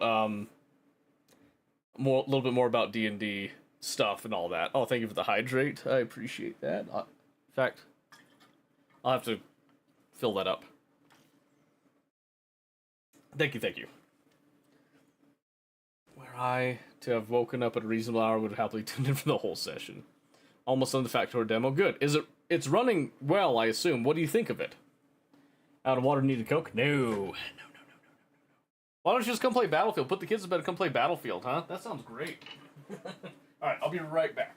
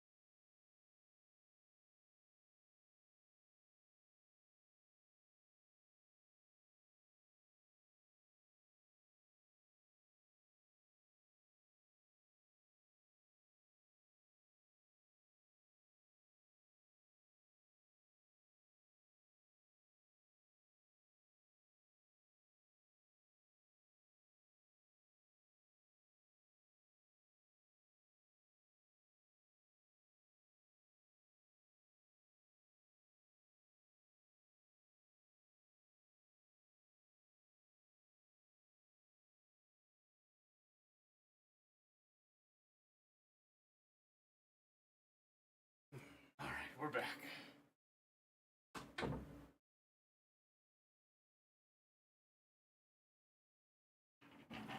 All right.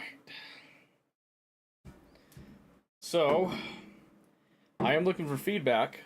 If you guys like D&D, I'm willing to do more D&D. It doesn't have to be like this particular campaign session all the time. People want to do one-shots and stuff as a community thing. That's something that we can do, if you guys are interested in that, just so you know. Just so you know.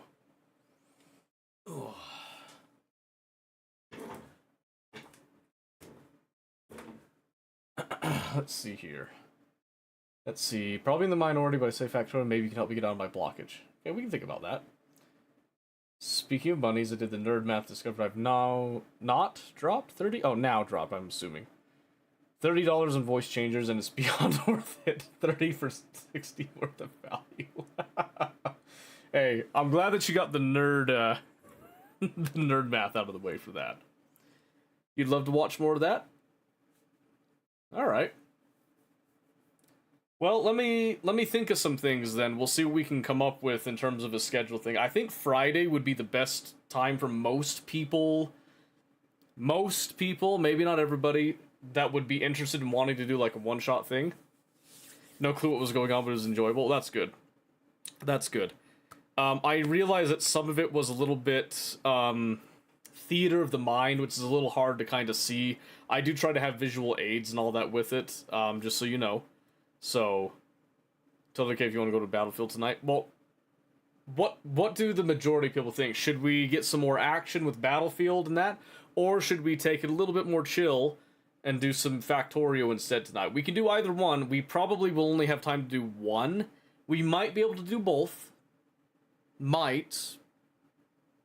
We're going to assume for the time being that there's just going to be one that we're doing, so. My D&D session is Sunday, so it's nice to get my fix in earlier in the week. Well, there you go. That's going to be a hard act to follow. Is it? I'll have you know, most of my D&D sessions that I run go about like that.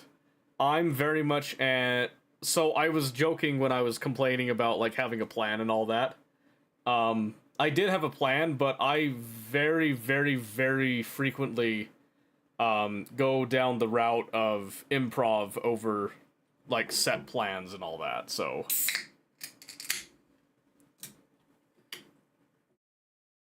Vote Factorio gives me inspiration, perhaps it could assist Phoenix. Okay. We can do that. We can start with Factorio. And then proceed from there. Alright. Let's see here. What do I call it now?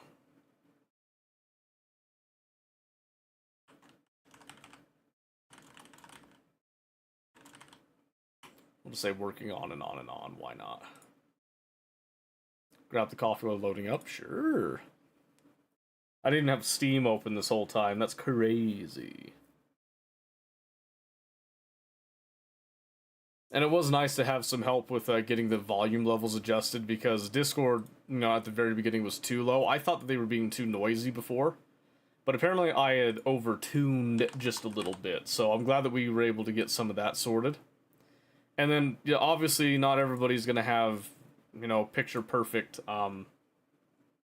voices that line up with everything else, but we tried. We did try.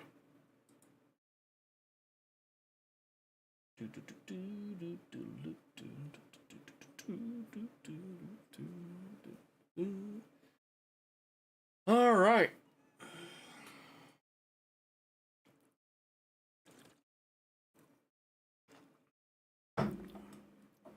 Okay. We can take some time and look at what we need to do to improve the factory in its current state.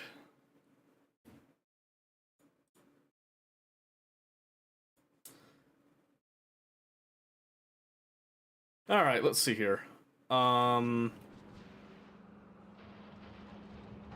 we burned through all of the science pretty much that we got from Fulgora now. No, actually we haven't. We're missing something else. Ah, we're missing more utility science. Yep. That sounds about right. Okay. Well, that gives us an opportunity then to just go and get probably more from Fulgora. Although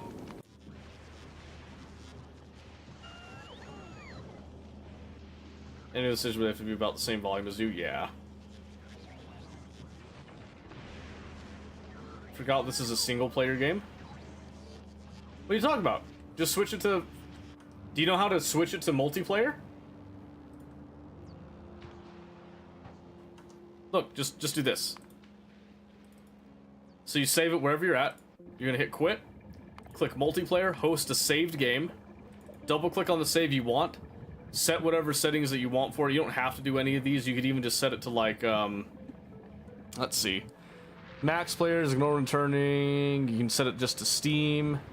Save, upload, game save, land, yada yada yada, all that stuff, all the good stuff, right? You can also whitelist if you're worried about that server password, and then you just hit play. That's it. Did you even see the first thing you click on? Okay, alright. Alright, stand by. So, menu, multiplayer, host saved game, click on the game that you have saved that you want to host. Then over here you've got all these options. Mainly, you just want to kind of determine a few things. So one thing is that I have a maximum upload speed of 35 per second, so that it doesn't crash stream when people come in, right? And then I have only 2 people allowed to upload at a time in order, again, to limit the bandwidth and all of that. Very rarely do people join beyond that. 25-minute AFK auto kick. If you're sitting around for 25 minutes, I just boot you, basically. Server name, password, if you want a password, you don't have to do that. And then everything else is kind of nuanced, whatever you want with it. Mainly just give it a creative name, give it a password if you want to just stop randos from coming in. Most of the time randos won't come in because you could do like, just take the public tag off and then just leave Steam on, and then only your Steam friends can join, which you're going to want anyway. But if you don't want to do it that way, you then want to do, you'd click on public, have this stuff, and then just make sure you tell people the name and the password. Then you can skip the whole Steam friends thing. But if you do Steam friends, you can just turn this on and that works too. Automated science for Demble level 3 took up most of the map. I was hyper-producing science packs. Am I losing my mind, or do science packs deteriorate? You're losing your mind. The only science pack that deteriorates is the green agricultural science and space age. They do not deteriorate over time.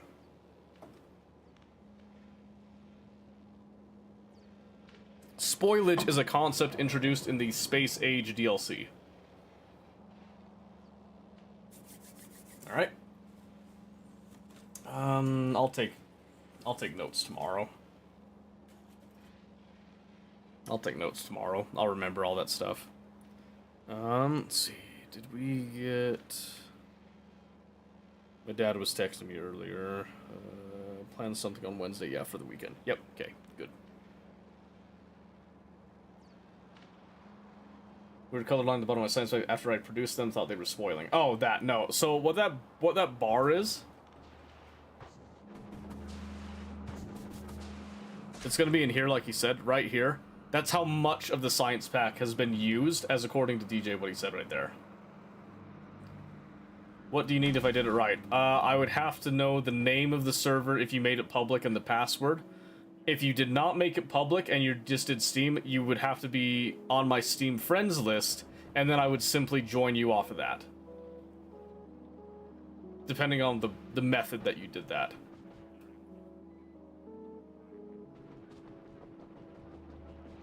Alright, so let me see, what were we doing over here? Still got room for expansion and all that. I think I need to go ahead and add military science. Which isn't really that crazy. You can actually see, if you hover over this stuff, you'll see there's the ingredients, but then there's the raw ingredients that come in. And you can see that most of it is just metals. Then there's some coal, we have coal in the system, and then bricks. I don't remember if we added bricks to the system or not.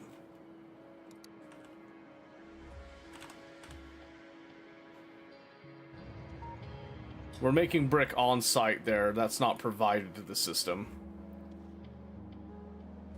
Ah, there it is.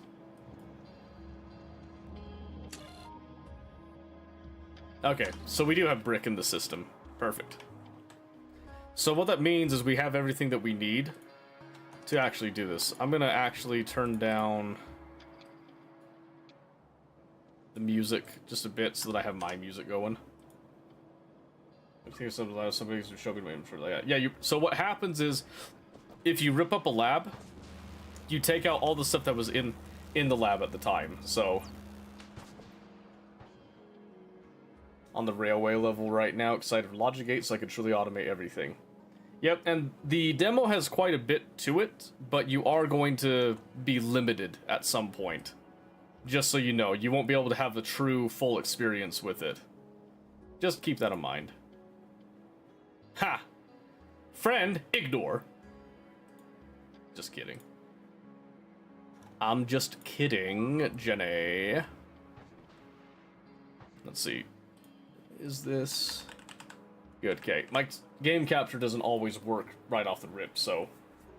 Always gotta check that, okay. So, assuming that you want me to come and have a look here. So I'd come out here, and then I would simply come over to your friend request deal, if you're on here, and I don't see you. It says that you're in offline mode right now. So you'd have to be online. I can't actually join you if you're... There it is, yeah. Yep, so you sent the invite, I click play. And then it has a password that you've set. So you just have to tell me what the password is, then I can just join right off that. Just like that.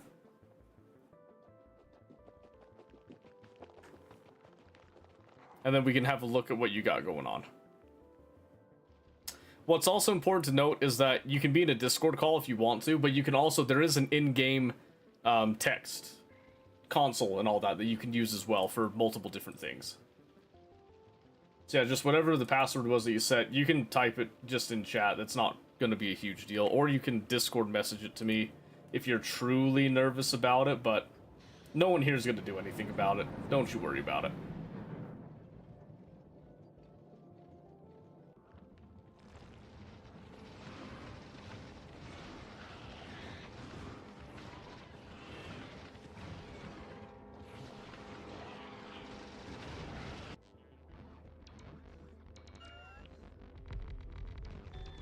Okay, I will just wait till you have your password set. Oh, there it is.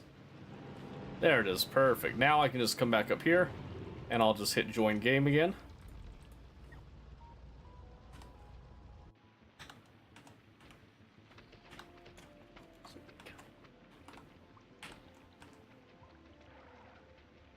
So hold on to those. Those are zeros, I think. Nope, that didn't work. Alright, stand by. We're just gonna copy, paste. Nope, didn't work. No error is really interesting.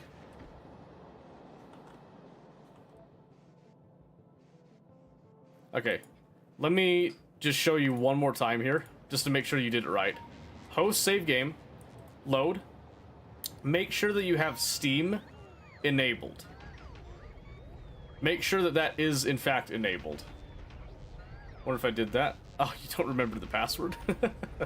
That's okay. Stand by.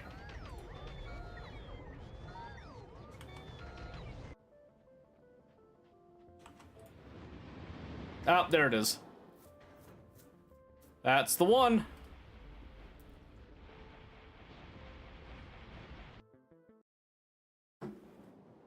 Alright. So what happens is I'll join now to get a random color. If you hit the tilde key, you can then type.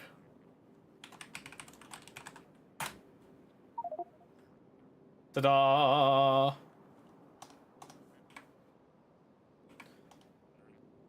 Alright, hold on. Let's change our color. Let's change our, this nonsense over here.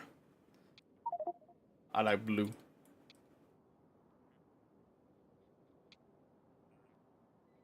Maybe do like a...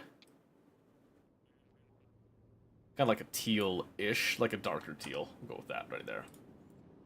You went to college, didn't you? Yeah, but I never finished. My wife and I were both going to college at the time. I didn't even finish my associates. I was working so that she could go through and get her bachelor's. I might go back to college at some point, but at this point, I can't afford it. I can't, I don't see myself going back to college in the near future, so. But I have experienced college, yes. I'm too dumb. Alright, so let's see what we got. We got blue belts here. Happy little spiel there. Oh, you can also click on this icon over here in the map that gives you the player names. Stuck on manifolds, maximum production on each line, then going to the next line. Okay. So let's have a look here. So we've got the main bus going. That's a lot of... Ooh, that's a lot of belt.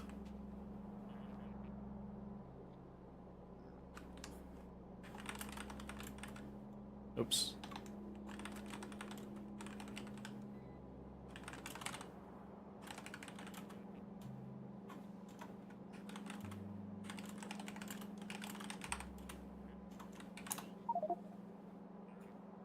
Check that real quick.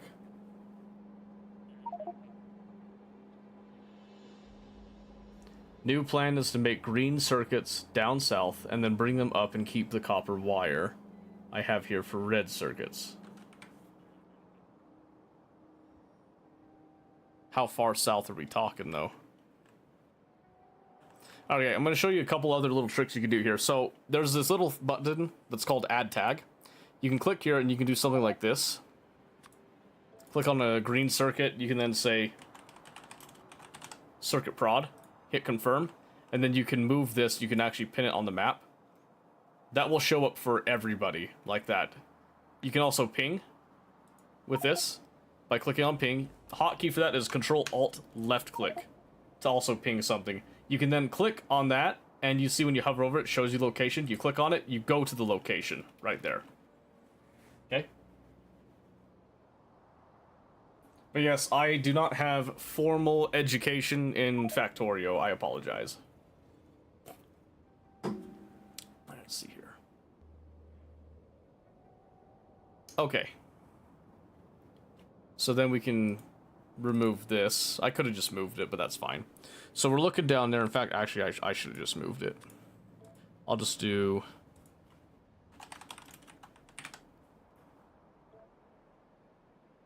There. Just to remind us of the future there.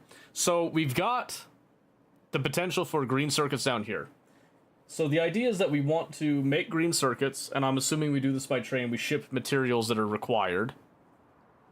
Or I guess it's close enough we could just mine locally to do it. That is an option that's available to us.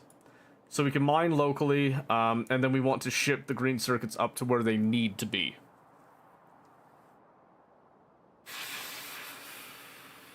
So, you do know what the tilde keys at Super Niche are for either college or coding or both? I am a self-taught programmer for the most part. I program a lot of stuff on my own, so... and the Discord thing, that's up to Savage on that one. Sometimes typing stuff can be really nice to have a log of everything that's being talked about as well. So what we're looking at right now is kind of like what Savage was saying before. Go to Discord? Okay. We can do a direct call if you want to. Just tell me which voice chat. We can either do my server, we can do a direct call, whichever one you want to do. Before I join that, let me go through a real brief explanation of some things here, okay? So I recall before your problem that you're considering here is whether or not you go for main bus, or if you want to offload your production, do like a distributed system, right? The answer is that you can do both, but there's going to be kind of niche cases where you may want to choose one over the other. So in this case, let me see, I might need to grab some material here. I see you've got the express belts, so let me see if we just type in belt.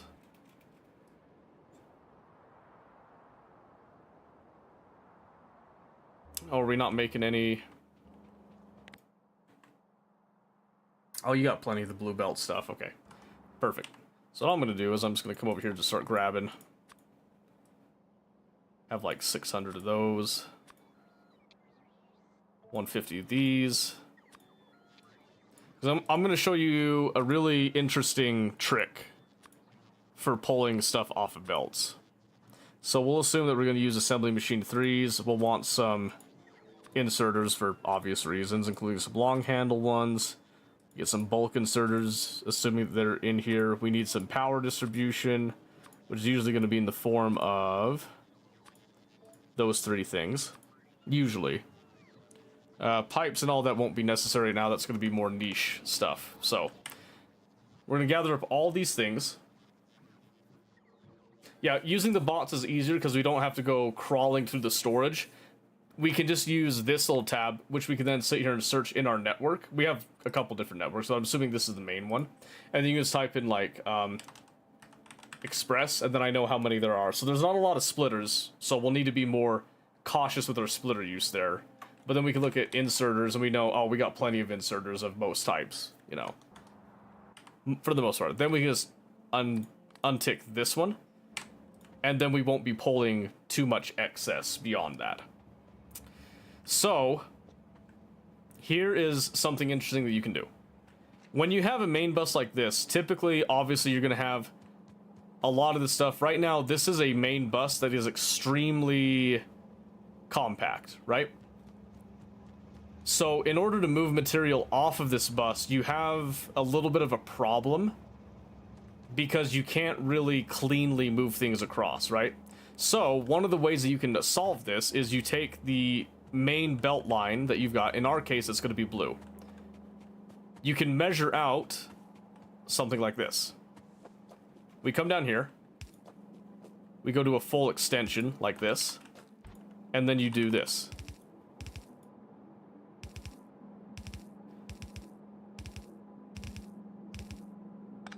This is our maximum belt spacing, basically. Right here.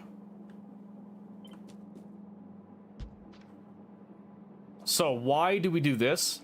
This basically makes it so we can have all of these lines of material here that will be able to cross largely uninterrupted by having a little bit of a gap here that we can always go across rather than having to do a whole bunch of undergrounds going this way. We can then do, because I know that and I have 8 lanes for iron plate and copper plate.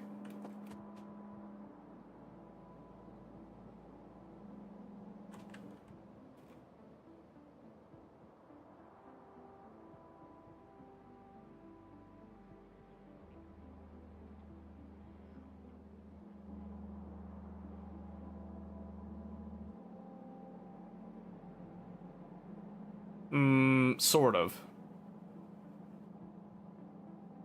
Sort of. You've got it here, yeah. Okay, that... Before we go any further, okay. Oh yeah, I don't have a personal roboport. Forgot. Is that something that's automatically...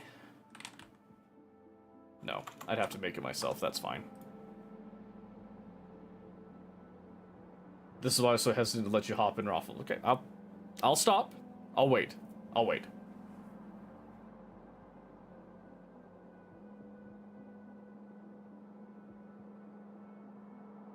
I can control myself.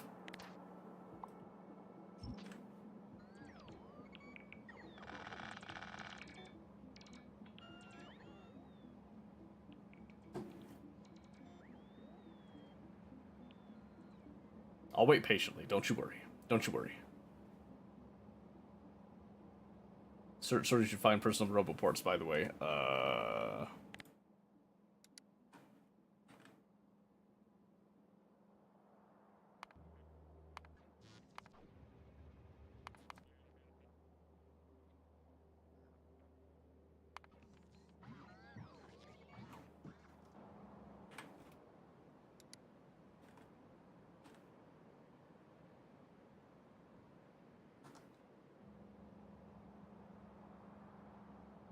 Know how to set up bus so that with boots I can go up to 8 lanes.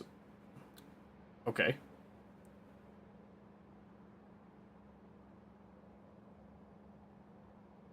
So I guess what's the specific question then that we're going with? I should ask then. Because I know before we were saying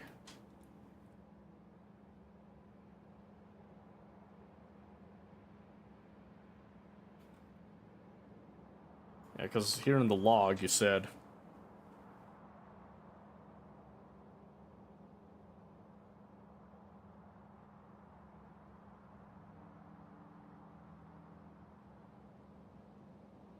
you weren't calculating properly.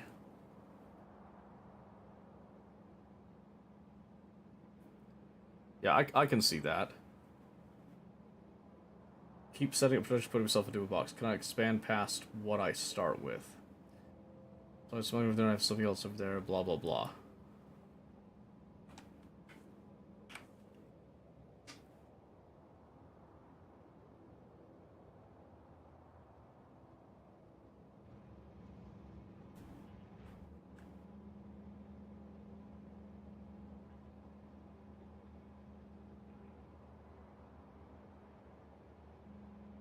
Out of the main base and train them in. Okay.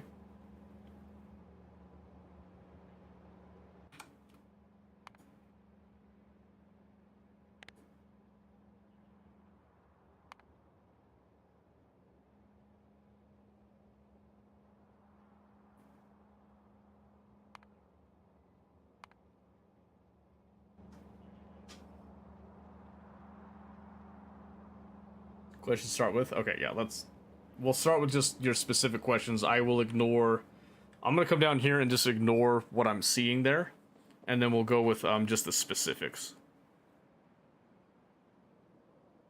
That'll probably make it a little bit easier then.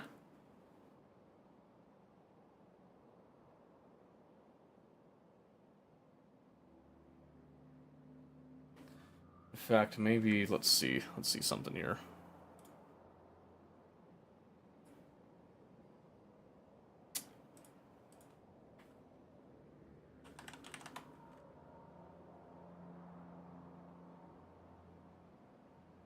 See, we might want to just pull up like a Google Sheets spiel up here. I wouldn't need a table.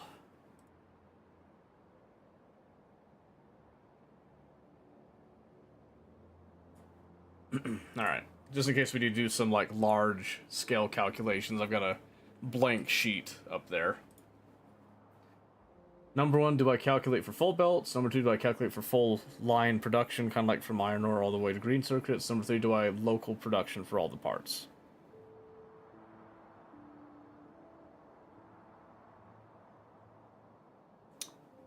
There's a couple different answers to that.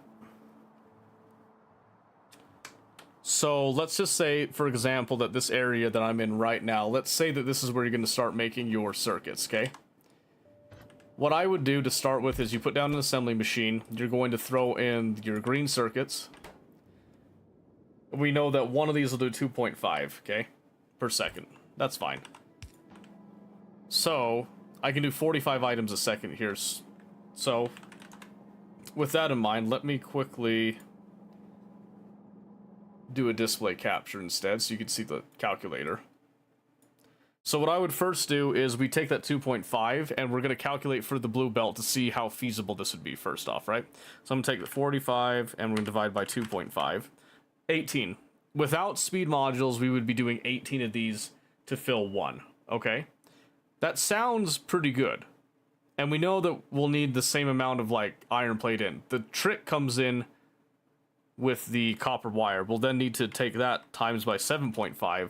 We would have to provide 135 copper wire. Yes, exactly. So you're doing the calculations correct on that one. This is where part of the rub comes in. If we come up here as a secondary thing, in order to hit that number, what are we needing? This will do 5, okay? So we're going to take the 135. We'll need 27 of these to feed that. I don't know about you, 36? Are you sure about that? This is doing 5 a second. Meant 26, yes. Well, 27 in my case, because 135, we divide it by 5 because it's 5 a second. That's going to give us that number right there, because you round down. That's totally fine. Like even numbers, that's fine.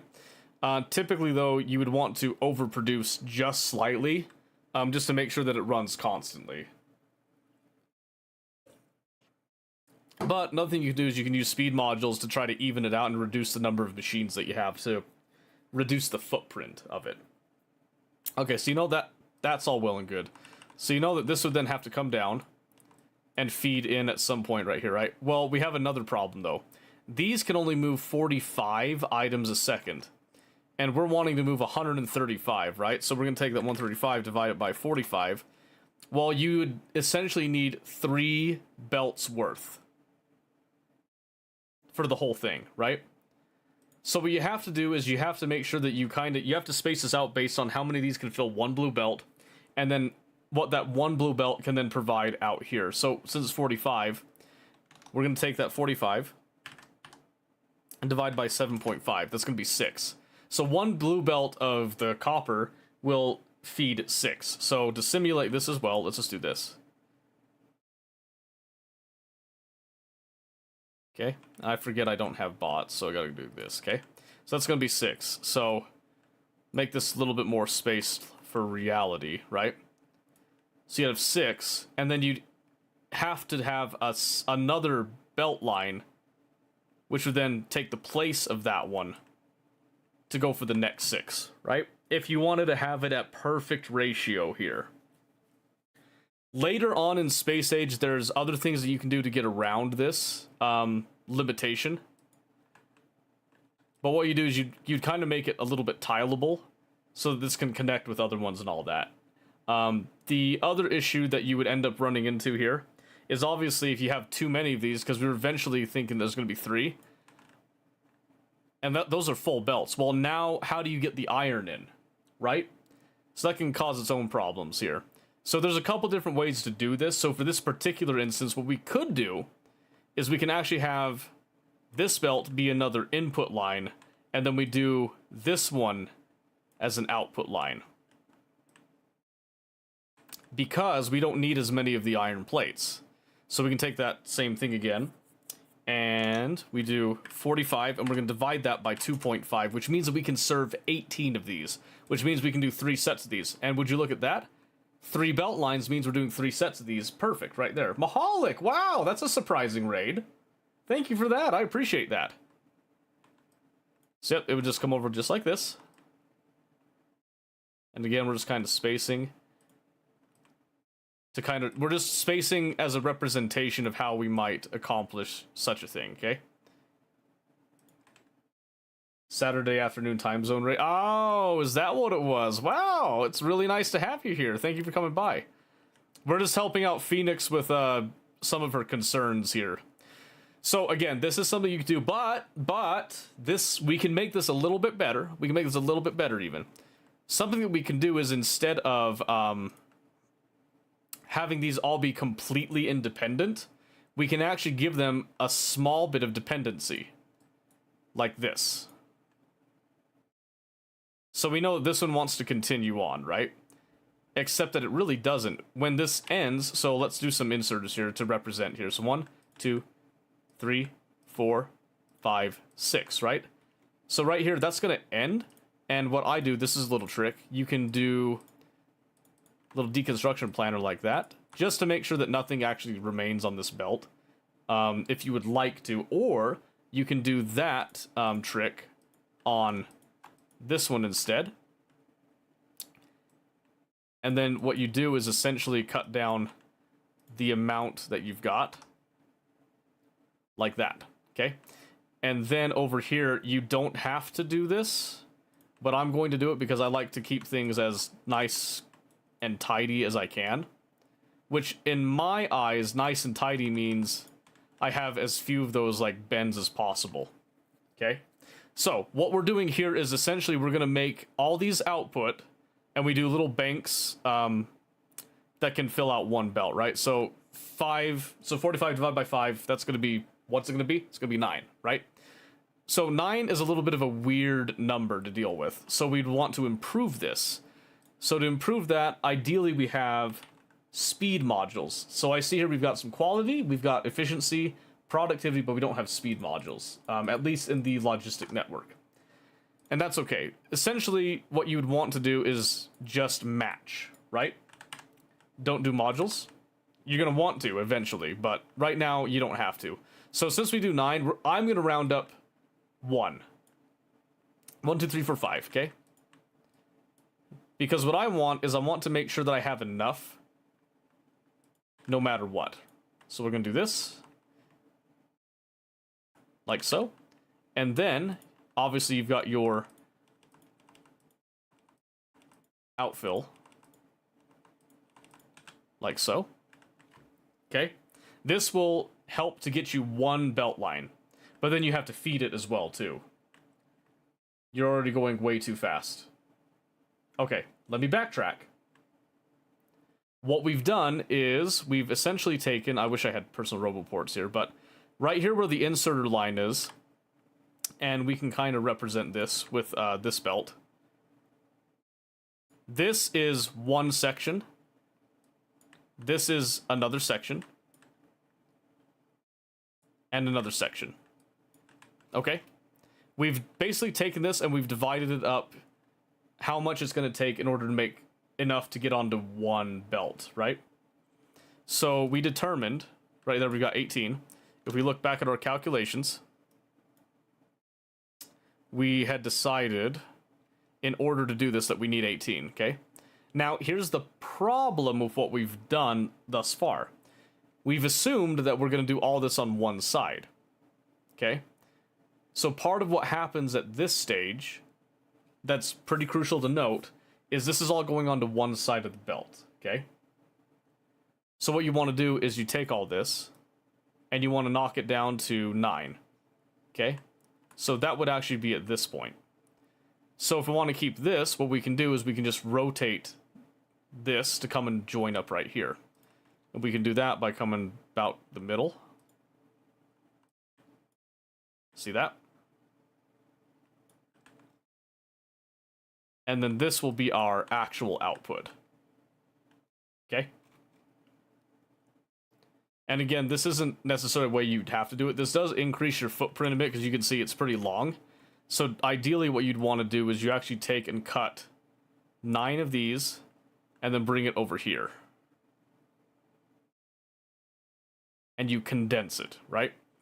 Now, there's a couple additional problems that could be spawned from this, but for the sake of argument, let's go with this because this is going to be a more compact solution to what we've got going on. So now I'm just going to go ahead, I'm just going to have this all get ripped up. And what we want to do is take these and bump it down 1. Why? Because we want to take this right there. And then you're going to have a splitter. And this one's kind of an unavoidable thing. I can't really make this super pretty. But that will be what feeds into your other stuff. So then what you have to do, in reality, it's pretty simple here.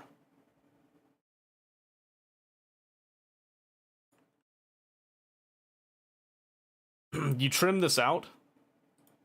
And then you do this same setup there. Do wish the splitters are a bit more aesthetic. They don't have to be aesthetic. Do they have to be? Hooked up to the circuit network. And guess what? They can now, by the way. You can make splitters look pretty aesthetic, honestly. A splitter line with stuff can be very, very beautiful. I just want to point out, okay? So since we've cut this in half, we can also cut our splitters in half, essentially. So we can actually take this out of the equation. And then what we can do is we can copy this. And then using the handy dandy horizontal rotate. That's not what I meant. The vertical rotate is what I meant to say. You come down here, lining it up, and then you just vertical rotate. Boom, just like that. And then what you're doing is you're going to take your 3 inputs. And you can do this in any way that you want, but essentially you're going to have 1 full input there, 1 full input here, and then you're going to have a split input that this will then be divided up between the 2. Okay? And if it were me, this is probably what I would do, is go kind of something like this to give that more headspace.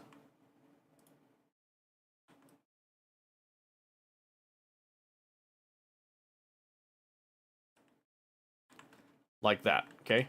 So again, you've got some source of full there and there, and then 1 full that gets split between the 2, going along like that, and then you'll have additionally your internal right here that goes like that. Do we have display panels?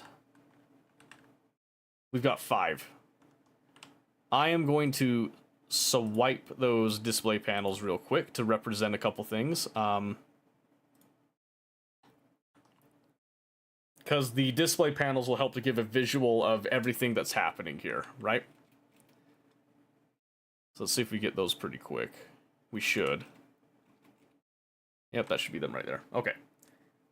So let me show you really quick with the display panels here. So we're going to have a display panel for our inputs. So we know this is going to be iron. This will be our wire. And then this center line is the output, okay? So to represent this, all we're really going to do is we're just going to sit here. We're going to do show in alt mode, do an icon for our cable there. Actually, just wire.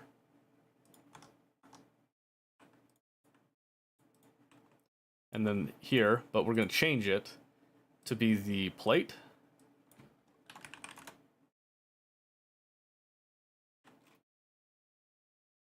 And then out here is our actual output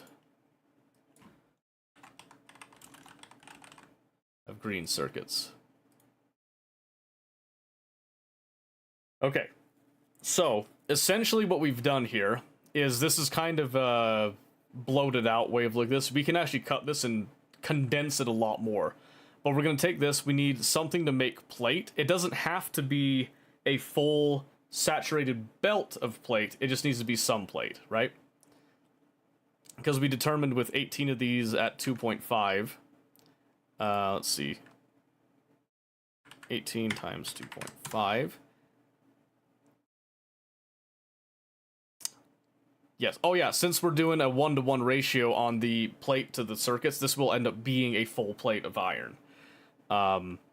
Yes, okay. So then you would just make sure that you feed a full plate, or on your main bus, just have one of those lines get dedicated, then later on down the line somewhere it gets balanced to try to feed that as much as it can as possible type of thing. So you would want to get a full belt of plate that gets 1-to-1 converted into green circuits. Prod mods can come in and alter this a little bit as well, okay? So then, for the sake of demonstration, to kind of show how we do a full build of this, so to speak, we would do all that, worry later about the inputs, but we know that we want 3 of these, so you would measure out 3, right? Not worrying too much about their inputs just yet, but you need to see how much material space you're going to be taking with this in the end. And then, of course, we can also look at this. So we know that we only need half the amount of copper plate for the actual wire, right? So we don't have to feed in as much here, but we do determine, again, we just double check our math. So 30 times 2.5 is going to be 60. Half of that going to be 75, I believe. Let's just double check that. So times, did I say 36? What did I say? That's just 30. So it's just 75. Okay, I was right. Okay. So yeah, we'd want to make sure that we have 75 plate coming in, which we know it would have to end up being like basically 1.5 belts worth coming in. More or less, right? And then it's just the plate coming in there. So you can kind of see the general idea that now we're getting our basic block of it out. And you can see as we're kind of designing this, this is starting to look a lot more kind of like, like a module that you'd put into a breadboard type of thing. And part of that's kind of the way that I design things. The rest of it's also just something that you can kind of work out yourself type of thing. But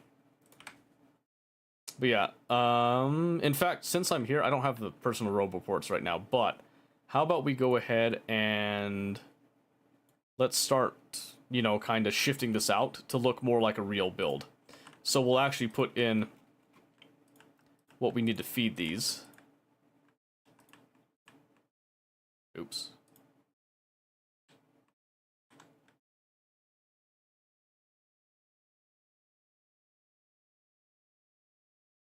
See how I do. I left to figure for myself out. No, you've done fine. You've done fine. Like I said, this stuff takes time to do. It takes time to get into, like, the groove with all this, right? So I'm just going to remove all these ones because we don't need them. So what we would end up doing is we can then just kind of copy this. And... oh, here's a fun little trick. So we know right here. So let's just say, for example, right here, there's 5, okay? So 5 times 2.5 is going to be 10. And half that is going to be 15. So easily can be covered by this, right? So do you know what we can do? We can copy this, and we can actually have these ones share a belt line right there. And then do the same thing up here. Okay. So this is going to be something that's kind of interesting. So we'll have splitters going through all this, right? To each of our input lines up until this one here, okay? So let me just kind of map this out for you here.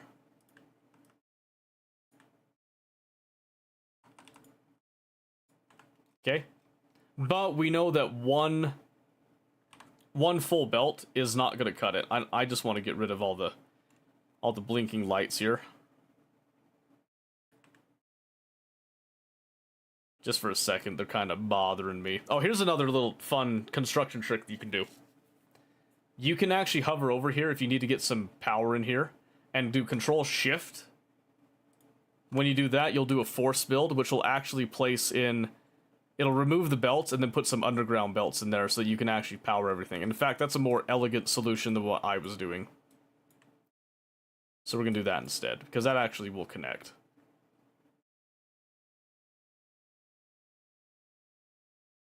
I just want to make sure that matches.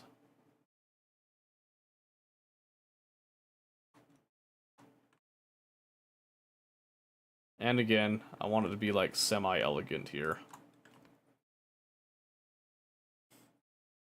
Yep, just like that. So, now let's come back over here. So we know that we'll get most of the way through this, but not the whole way.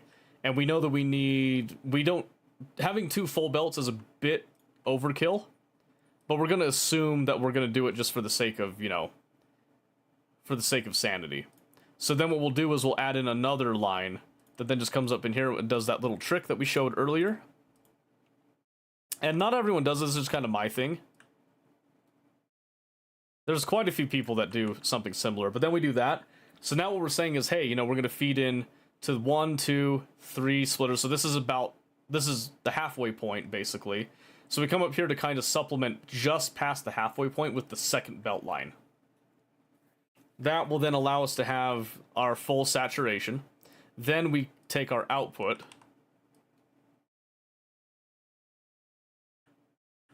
And we would just kind of marry it up to the center, basically.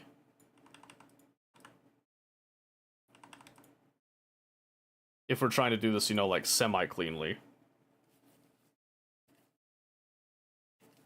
Right? And then I'd put this more in the middle and then split them out from there.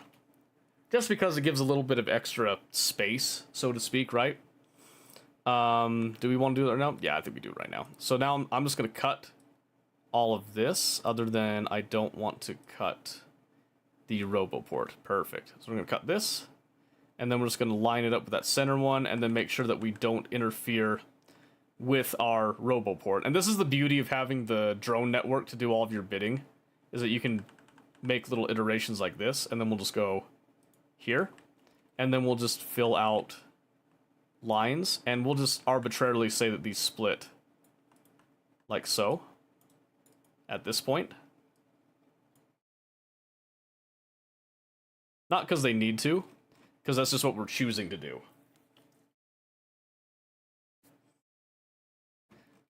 Yep, so now you can kind of see a little bit more of the relationship between them. And then obviously we wouldn't have to do the plate right here. We could feed the plate in, like, from the side or something if we wanted to. What was the purpose of those display things?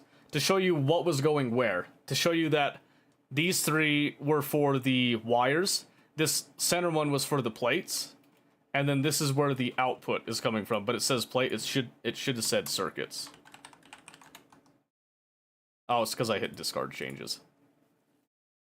That's what it was. So you put those in as like a little placeholder just to kind of remind yourself what's going on. It's also good to, like, if you're going to make a blueprint of this and share it, to have documentation, so to speak, with it is kind of nice to have with that.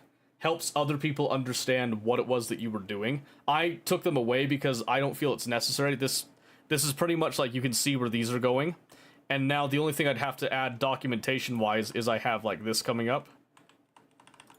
And then I would want to put in a display panel to say, hey, this is where you would be bringing in your plate. Like that. Oh, and then I put always show in alt mode, so when you're in alt, it has the words up there. Stop for a second, stopping. Pausing.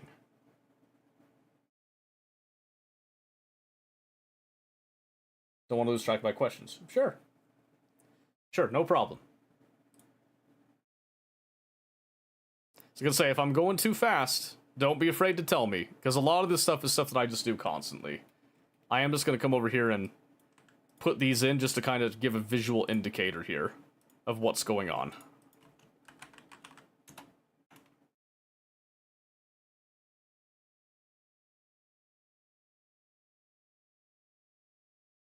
Alright, now I'm done. Now I'm done.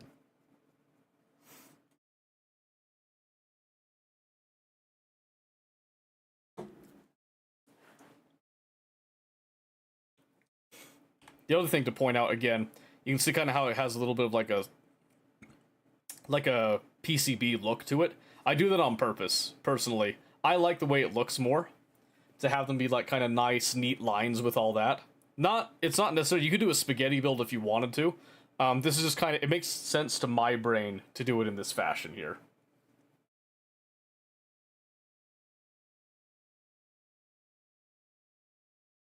And there are ways that we could obviously optimize this, have redundancy with all of it, so.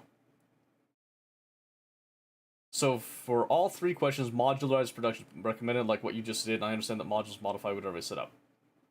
Yes and no. So, the way that I did this, because right now my factory is in a modularized mode,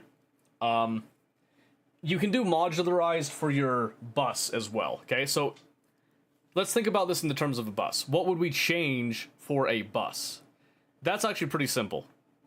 We wouldn't really change anything about this setup itself. We would just make it compact so that it could fit adjacent to a bus and be plugged in, basically, right? So what we would do first is, what I'm going to do here is I'm going to cut out, this is going to be our bare bone necessity right here, okay? And we're going to just move this off to the side and away from everything. And I'm going to leave all that there as another example, right? And we want to make sure that we're within construction zone range with all this stuff. So we have that, and then we want to also copy what we did here. So the goal now that we're doing is we want to try to condense this as much as possible. So we'll come up, we'll do something similar here. I'm leaving the original in still, okay? So since condensing is our main goal, what we end up doing is we'll actually do something like this. And we'll change this to actually be right there. This will look like I'm going fast. I'm honestly not. This is just a slight little change here, okay? So what we're doing here is we're just going to kind of move these up a little bit here. Put that right there, and then we'll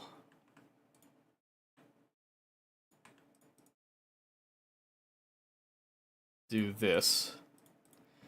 So what you're going to do is this will then condense, basically. There's a couple different ways that we can condense this. So right now I've got this going sideways, which can be a problem. This can be a problem. Here's what you do. You just take this now, because this is to ratio, and we'll instead flip it. Like this, okay? In fact, I should have cut. That was my bad, I should have cut.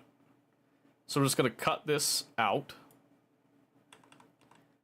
Let everything get cleaned out first off so that we can see. And now we're going to actually slot this in to feed back in the direction that we were originally pulling from, okay? This will make more sense in a bit. So we want this, I would ideally want the assemblers to line up about right here, okay? So we come out like this. And I will just fill in that area.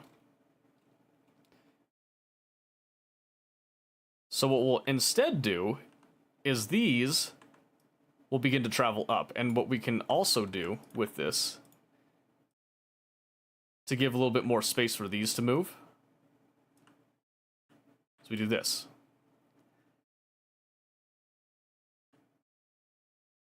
So we know we need to come out one.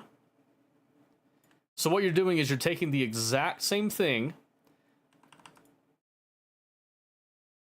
and now you're just changing it, right? So, for example, here, we know, let's see, what we want to do here. Probably change this.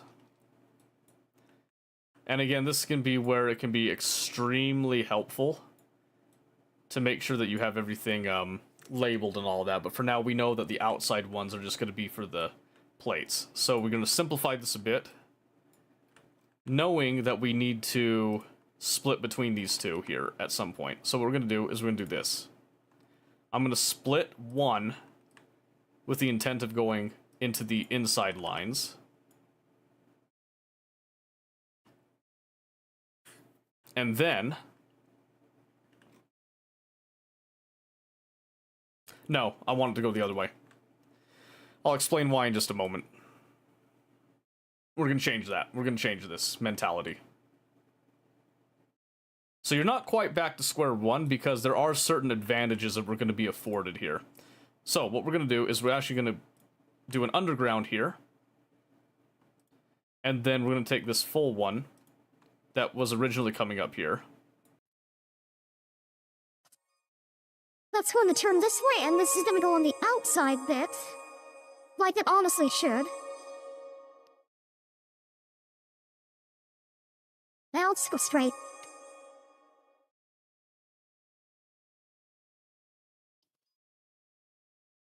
Just like that. Hey, Shadow, how's it going? And then we just simply do this to make it look nice and clean with each other.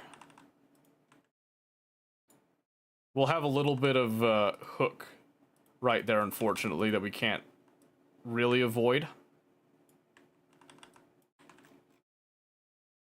Yep, and then all you have to do from this point is then you just have to decide, how do I get the iron to feed up in here, right? And there's a couple different ways that we can do this, and I'm going to show you one of the ways that I prefer. Since we know that the copper wire is a high amount of throughput coming in, we're going to do bulk inserters on that side instead of the blue inserters. Just to kind of help out with that. Okay, and then we can do blue inserters for the input. And these ones will actually have them be on the upper edge, like so. Just going straight across, nice and slow, nice and easy. And then we're going to have red inserters for the output belt that go on the center.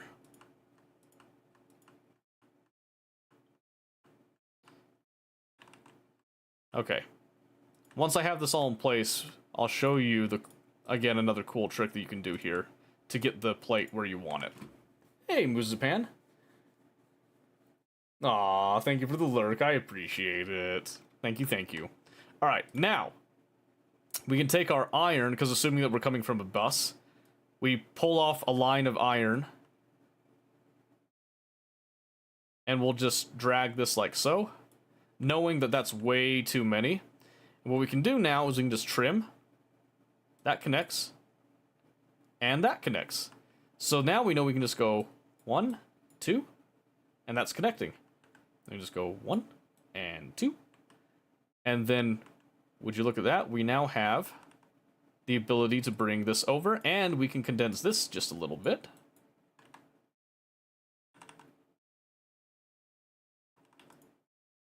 Like that. And then we can see there's more places that we can, you know, further improve and optimize space-wise to make sure that we're not getting too deep into it. But now you can see, compared to this shape, now we've condensed the space, we've kind of made it so that this can now, if we were to copy this, for example, and then we bring it over to like this main bus thing, let's say, just as an example, this was the main bus. Now you can see here how it can slot in, and then it'll slot in if you needed multiple of these. You just have to feed it the correct inputs, and now you've got multiple lines of these green circuits that you can now add to the system.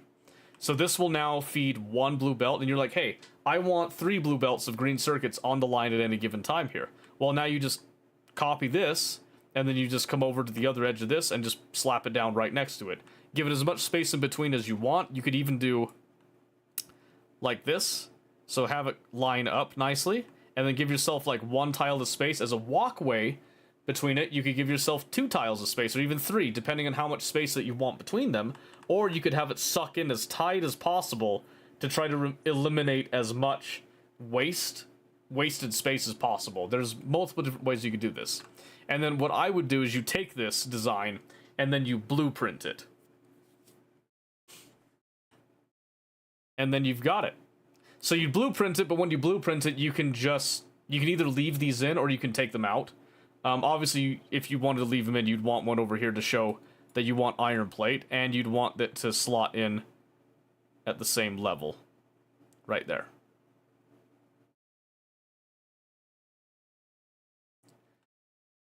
Make sense? I know I kind of went fast with a lot of this stuff, but I'm just kind of showing you the design process. The beauty of this is that there's a VOD on Twitch you can go back and review. There's also the VOD on YouTube, which is much more permanent.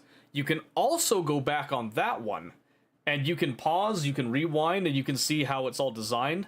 But I left both of these up here to show the difference here, right? Now, with modules, you can cut down this space even more. If you use like a combination of speed and prod mods, you can kind of calculate it down to a point that you can actually eliminate a lot more of this space and then reduce the number of belts that are needed. Or you can just go off of just the raw crafting value of the assembling machine and save yourself the trouble of the modules from that point. Any questions so far? Just not seeing how to keep myself building myself into a box again, but it's all good. Well, so this is where it leads into it. You need to make sure that you keep this in a line. So let's say this represents your bus, okay? If you want to hook into this, and, well, let's say that you want to do an L hook going up, that's fine, but what you gotta do is, as you're going up, so for example here, you've got, this is just your smelter line. What you need to do is just take your main bus, and you can take all of your inputs, and just go somewhere else, right? So you want to give yourself as much space as possible. So you got some cliffs and all that here. Where could you go? This is kind of the problem with a main bus design, is that it requires a lot of flat space, which isn't always going to be your friend, especially on other especially on other planets. Then I wind up building myself into a box. Okay, well, I mean, again, that's not something that you're gonna necessarily always get around. Because I think right here, you didn't... I think what's kind of happened is that you come over here and connect, and then you L hook up, but then you're building like kind of here and underneath. You're not keeping like you're kind of building out this way rather than going along the bus. Does that make sense? If you go along the bus, you reduce a lot more of that building into a box, because you're kind of having a sequential, you know, bottom to top, left to right, whatever it is that you choose with it. Because I was getting ahead of myself. That's why I said ignore that. Okay. So what I'm saying then is, you won't build yourself into a box if you just keep going in the direction that you chose. And then if you have to hook, you stick to that direction and you keep it nice and square, right? One thing that can help with that, I'm assuming you've got a lot of stone. And yes, you do. Okay. Since you have a lot of stone, one of the things that you can do to get around this building into a box is go out to the water. So you can see right here, you have a beautiful, massive lake over here. You could take your main bus, you could start it over here. Maybe even reconfigure a bit. And then you can start building onto the water, and then you hook out to the water. You don't have to worry about any of these cliffs getting in the way. And the more that you need production, you just keep going down the line with it. So you could go out into the water here, there's some space on the water here. In fact, this actually might not be a bad place. You could actually have your main bus go kind of like this, and then you could kind of hook it up and go through that gap to then reach this water, which will give you some more flat ground to go across, as long as you have the landfill. And then you go straight out this way, and you can see there's a lot more water out there you can landfill as well. You'd have to dedicate some resources to landfill, but the trade-off that you get with it is that you have a lot of space and ground that you can go through, so your main bus can kind of snake instead of going in just one straight line. Because what you need, if you want to go in a pure straight line, you need cliff explosives, and I'm pretty sure... Yeah. You have to go to Vulcanus and get 500 metallurgic science packs, and then you need to bring them back here, research it, then you need to make them. And cliff explosives require calcite, which is over on Vulcanus, so in the early game it's not feasible to make it at novice to get that, so you have to have a little bit of a dance with the cliffs. Does that make sense? So this is kind of why I eventually steered away from main bus as a pure doctrine, so to speak, if we could even call it that, right? We don't want to stay married to one idea. We want to be flexible. We can have multiple things. So in your case, if you would like to stick to main bus, I think it's a great idea. I showed how you can like alter designs a little bit to do that. If you want to do more modular, kind of like what I'm doing with the trains, that's fine, but you have to decide how you're going to ship everything around. Are you going to do dedicated trains for every place? Or are you going to take the time to design a dynamic train system that will then allow you to expand quickly? You know, like, do you do a lot of work at the beginning, or do you do little pieces of work as you go along, right? If I use the water, then I can look at city blocks again. I decided against them because of the real estate they can require. Right, but if you do the water, you don't have to look at the city blocks. You can just continue to do the main bus and use the water to help with the real estate that you need. Because push comes to shove, like, you know, in the end, you're going to need real estate anyway. And yeah, city blocks require a lot of real estate depending on the size of the blocks that you do. And again, right now, where you don't have the cliff explosives, you can't make perfectly clean, smooth areas to fully do that. Later, when you get the cliff explosives, then you can do city blocks, like, super easy. Until then, you would have to design your blocks in a way that you could stamp them down, and then you could do elevated rails in places that maybe aren't able to, you know, really cope with the cliffs and all that, but it's more hassle than it's worth in that case, right? So my suggestion, if this were me, because you seem to be more comfortable with the main bus idea, which a lot of people are, there are just too many options. Well, here's the thing. You don't have to stay on one option. You could do a combination of all of them. Like I said, I'm flip-flopping because I'm trying not to push you to one specific playstyle. I'm giving you the options that you have, and I'm giving you the pros and cons of all of them. In the end, you need to decide which one that you prefer with it. So, and again, I've shown you like different design philosophies using the same thing and the ratios and all that. How we can make it more compact. We can even make this more compact there. How you could like kind of feed this in a way that works with the train system. If you want to do distributed factories and you need help setting up the trains, I can absolutely help you with setting up the trains.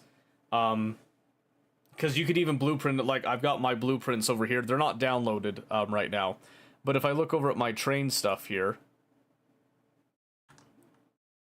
Well, now it's downloaded to me, not to you, though. Look at the train stuff here. You can see I've got blueprints for trains that I set up, which I just stamp down the trains, and they have all the settings in place. So I can just add more trains as I need more trains, right? It's a beautiful way to set up the system to do that. And then I can, like, ones that are for ore, ones that are for intermediates, ones that are for the liquid trains. And then you can have, like, a generic stop and all that. That's why doing a distributed factory could be powerful, is because expanding it, you're not really limited to one area. You could have a factory over here doing one thing, a factory over here doing another thing, a factory over here doing another thing, and as long as your system's good and you have your rails properly set up, they could be wherever they want. And yeah, you'll eat up a little bit of time cost, but the trade-off is that you don't have to worry about space. You can make things as big or as small as you want, wherever you want. But there is that travel time. If you're not using, like, super awesome fuel for your trains, that can cause a little bit of a hiccup and all that, so. And let me go back up to those questions. Let me make sure that I kind of covered the bases with those.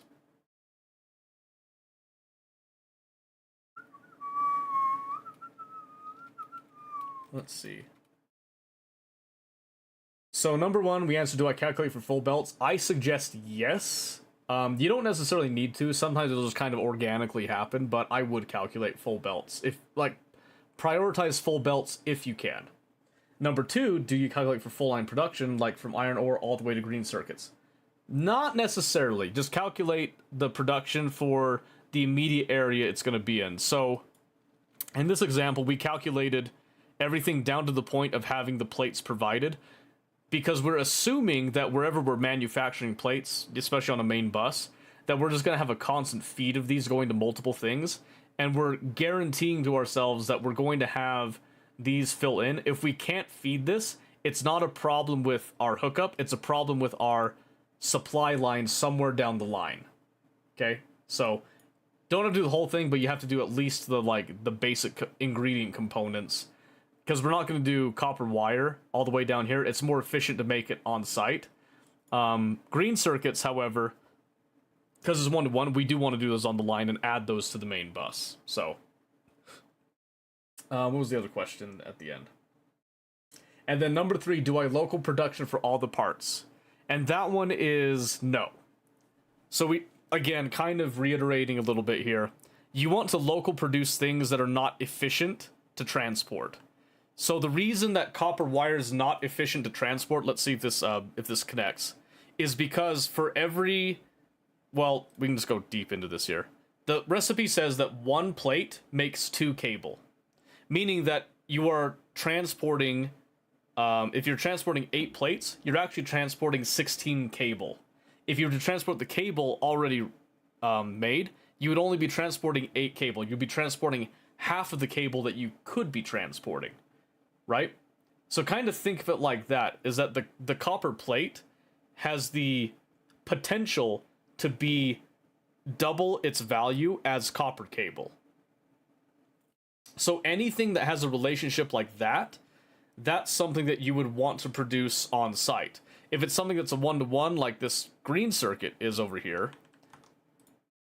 right? Where, yeah, it's got the copper cable, that's like a nuanced thing. That's something that we make as an ingredient somewhere else, right? That's coming in. And we determined that we're going to make that on site. The plate, we know we're not making that on site. We also know that for one plate, we get one circuit. So that's a 1-to-1 relationship, meaning that we don't lose any of the packaging value when it is on the belt. And so we want to put it on the belt and have it go alongside the other plates that are going down the line for other processes, right? And then red circuits are one, we start to get a little bit tricky as we go down the line with this on the decision making. So when we look at this, we've got one red circuit takes up 2 green circuits, 2 plastic bars, 4 copper cables. That's a lot of ingredients going into one thing. So transportation wise, it's not very efficient, you know, transporting that. However, it's a 6-second crafting time. So because we have a time cost with that, we end up wanting to craft that somewhere and then send it down the line because it takes longer to make it. The green circuits take a half second. This is 6 seconds. That's an absolutely gigantic markup in terms of seconds.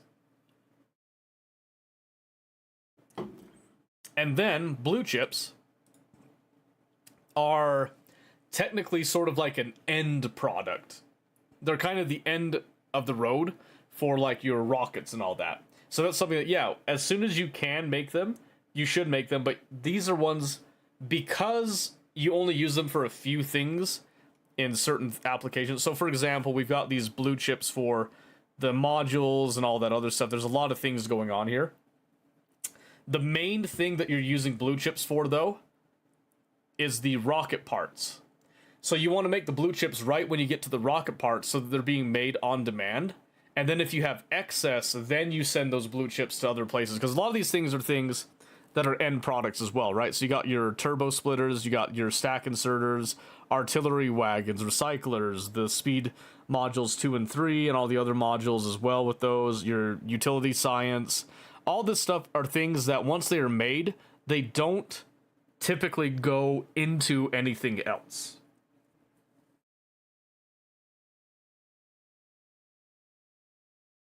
If that makes any sense at all, I hope it does. If it doesn't, I completely understand. But that's just kind of, it's part of how you make the decisions about how you design things, right? The other thing is like, this is something you'd make to make one full belt of green, okay? When it comes to things like your belts, you don't necessarily need a full belt of throughput, because you're building and storing those things until you want to expand your logistics, right? So, with that in mind, you don't need to do a full belt of yellow and a full belt of red, a full belt of blue and all that. You just need to be making enough that you're constantly making them until the point that you need them, because you're not constantly consuming, right? You are sometimes consuming the belts to construct and all that. So because of that mentality, you don't have to make massive factories just for your belts and all that. Kind of a little unique thing there. Your inserters are the same way. They just kind of build up and store until you are ready to use them to build something. So anything that's like a construction building like that, that's not being constantly consumed, that's something that you don't have to ratio it out.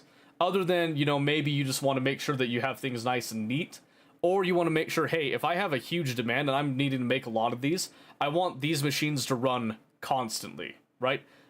You're not saying that I want the belt to be full constantly. You're saying I want the machines I have set out to run as much as those ones can. Make sense? Exactly. Yeah, exactly. So typically, it's a safe bet. For the majority of things, just assume that you want a full belt of whatever like tier of belt that you're using. But not always. You can make the decision yourself on that one. Okay, are there any other questions? Because I think we've covered those 3 right there. They kind of were, they were a bit of a bit of an intermix question with that. So I think they paired up very nicely with each other on that one, which I think is lucky. So the only thing that's left is like, is there more questions on this type of thing, or are we? Do I just need to like leave you to your devices, so to speak? Because I'm good with either way. I don't want to alter your factory and stuff. I got these here as an example, and I put them somewhere that you can easily blueprint them. You can copy them if you want to, or you can just get rid of them. You know, if you want to just kind of go your own way with it, you have the options right there. Oh my goodness. It's almost midnight? Lame. Start setting up all new yellow boxes. Okay. I mean, that's fine. Yeah, again, just one last check. Anything else that we can do here? Any other questions that one might be able to answer, so to speak? In fact, if you want, think about that for a bit. I'm gonna run up and check on kids and everyone, just to make sure everybody went to bed nicely. I'll probably grab myself a little snack, because I didn't eat as much as I probably should have. And I'll come back and check out if you got any more questions by then. If you don't have any more questions, then we'll go ahead and move on to what we're doing next. I think I'm gonna get some Battlefield 6 in now that, because the energy I was gonna spend on my factory, I spend on this one. I think it was really good. I kind of want to get some Battlefield 6 in tonight, though, so we'll see. I might stay on Factorio, potentially. We'll see. But I'm going to get myself a little snack. I'm just going to stand right here, and if there's any other questions, we'll address them when I come back. If not, I will log out, and that will be that. Alright, I will be right back, lickety-split.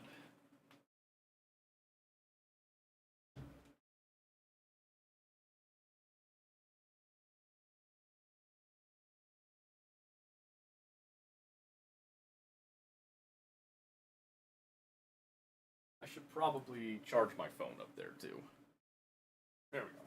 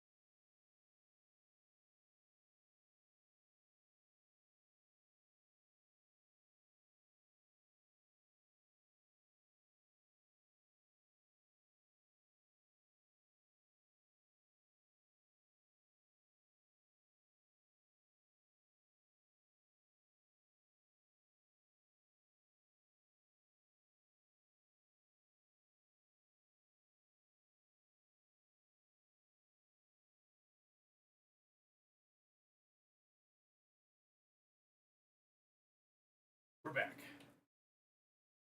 Got myself a Pepsi. I think what I'm going to do is I'm going to wait till after stream, and I'm going to do some late night ramen, because that sounds really good. There was nothing quick up there. Camera's moved. Yeah. Yeah, it moves. It's been moving the whole time. Okay, it looks like there's no new questions there. Well, I guess, Mike, you did come back. Mike, if you got any questions about anything, do let me know here. You can always go back and look at the VOD. We do have it on YouTube as well. If it's not on Twitch for whatever reason, it does time out on Twitch and eventually go away. But YouTube is evergreen, so it's always there if you want to go back and look at this.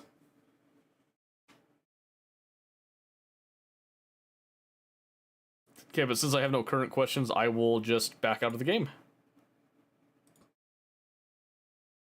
No questions yet. Having a chance to get my laptop plugging in. That's fine. That's totally fine. Okay, let me think here.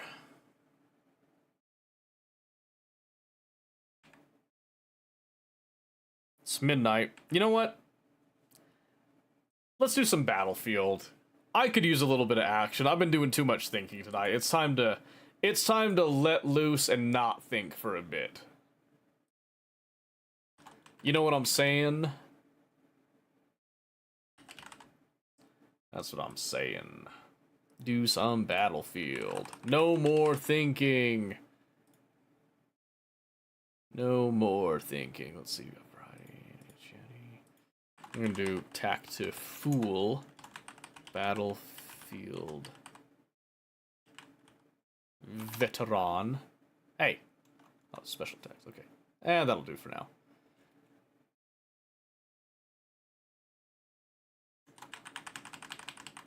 Super creative title coming in. Bam, there it is. Got him. Oh, and while we're playing Battlefield, if we have any additional questions that come up, don't be afraid to ask. Because I can definitely multitask, okay? I'm not afraid of multitasking. Have I tried Dice Sphere? I've tried some. I haven't played it recently. I really should, though. I really should. Because I have seen, they have like the Dark Fog they've added in and stuff. I haven't played since then. They've added a lot of new stuff and rebalanced a lot of things. So I kind of want to. But man, between like Satisfactory and all the other games that I've been like playing, I gotta finish something, alright? I gotta finish something. Oh yeah, next week, by the way, we're gonna start adding more spooky games into the mix. I think I mentioned it before, but I'm gonna actually do it. I think we'll still play Arma with Bunny, because I really like playing Arma with Bunny. But we're gonna start doing some more of the scary game stuff, so. It was the same that I started again a couple weeks ago. Oh no, did it actually hook you in? But did they actually add logic gates? Did they?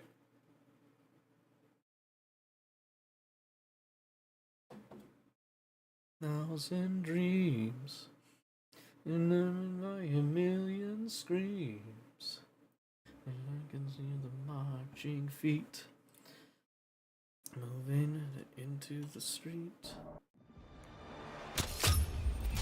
It's today. Everything has gone away. Like how it keeps telling me there's new stuff. There's nothing new.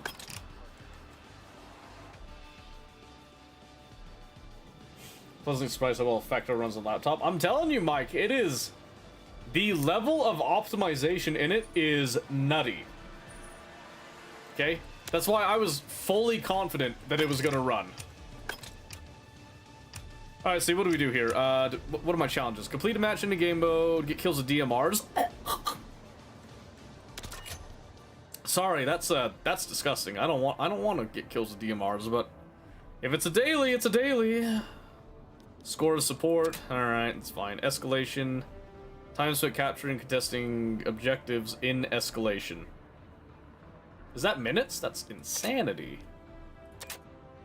Campaign, I'll do that later. DMRs are your go-to most days? Blech. Blech. Disgusting. But I'll do it. Let's see. I guess we could do... I'll try escalation some more. We'll do support. We'll go DMR. I guess. Much as I just don't like DMR. Oh, this map might not be too bad for it, though. Hey, ow! I forgot I cranked my volume on my headset. Ow, that hurt. Alright, it's bugging. Support. And we're gonna go DMR. Let's see, which one do we want to do? I hate this gun with a passion, just saying.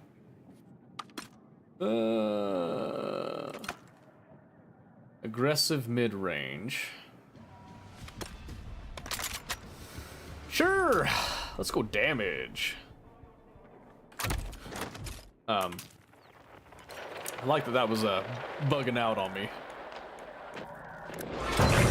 All squads attack now. Hold more objectives than the enemy so our forces can take ground.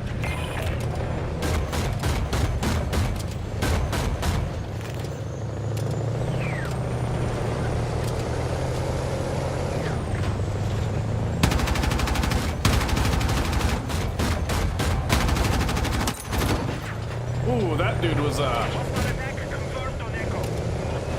dude was brave.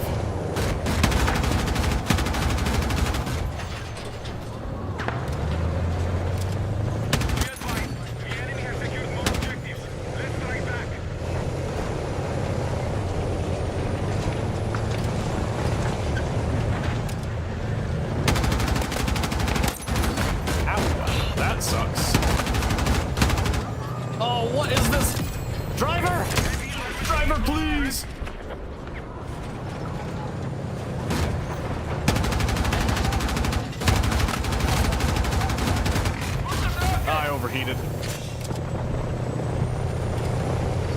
Contact! Enemy is engaging! I just witnessed a dude get a defense kill. That sucks. Yeah, nice try, guy. Well, that dude bailed, so I'm bailing now, I guess.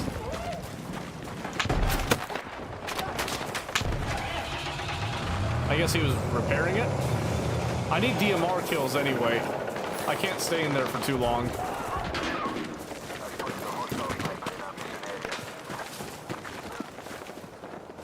Attack support is needed on the marked objective.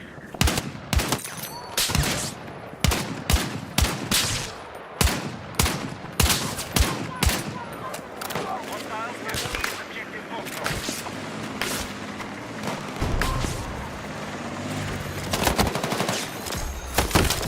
Oh, damn it! I thought I got him.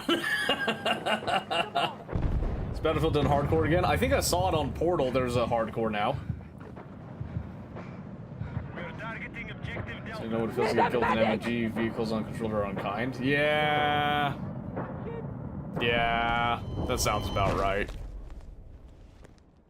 That sounds about right. Ooh, that's a lot of tanks over there, sir.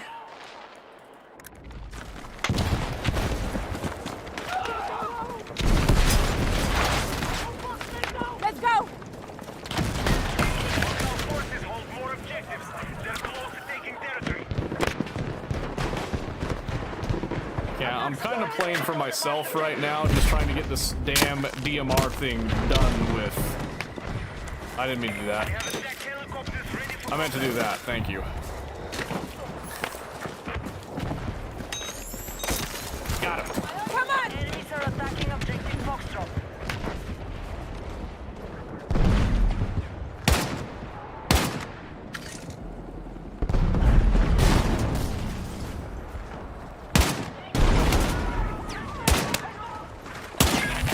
Oh, I hit the damn headstone. The enemy has taken more territory. I need some nothing! All remaining objectives. Oh, Sonny, my boy. 15 seconds yet before a tree snipes me. Hey, I'm telling you, those trees are getting crazy. Let's go! Aw, man, who gives up? Preserve that KD, boyos. Oh, there's someone here! I'm hit! What a sneaky little bastard! I can't believe that. Wait, there's a dude over here. My squad's not over here, though. Fuck! Ooh, Medic! yeah, I don't think I'm getting picked up.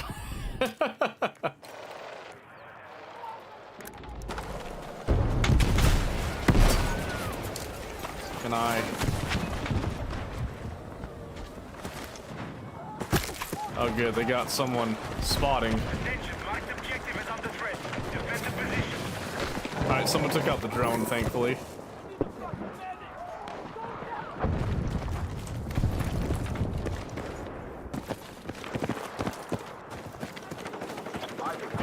Okay.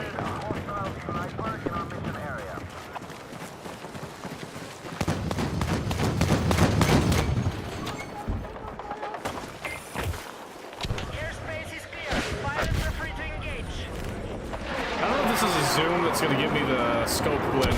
It might be.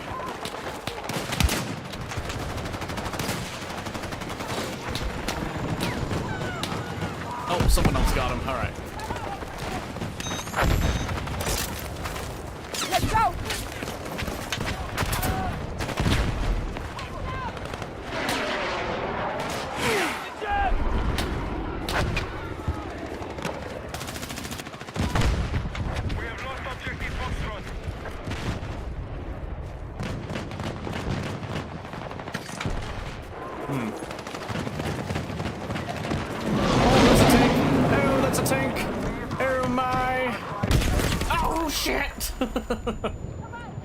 I thought I could snake it. I thought I could do it.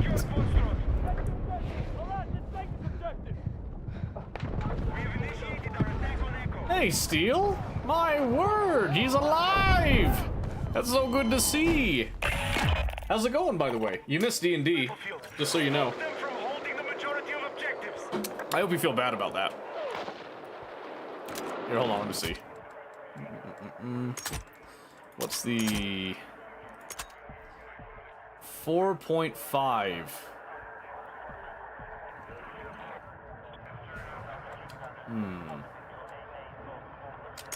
Try it 2 times. I think I like 2 times better. Yep, y'all missed D&D, sorry. You should have been here at the beginning, slackers. Yeah, we'll try that. It was great. You can go back and watch the VOD. It will be on YouTube. Or on Twitch if you want to go watch the VODs on Twitch, but let's be honest, who does that? Who does that? But it went well. Yeah, apparently everybody loved it, so do be sure to go back and check it out and let me know what you think.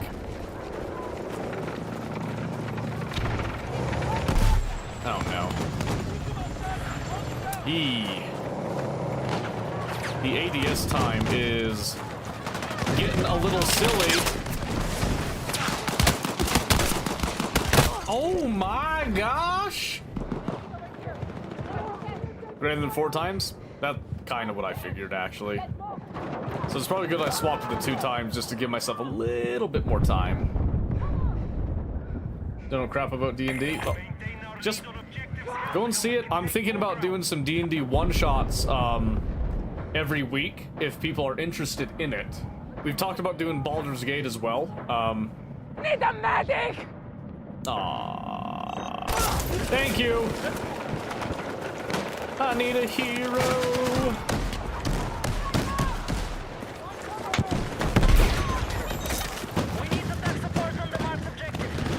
I'm holding hell for a hint in the morning light. You're gonna be strong, you're gonna be fast. Fresh from the fight. I'll get him, I'll get him. Come on! Refresh that bag real quick. Would've lost so much money on that bet. You were that confident, eh?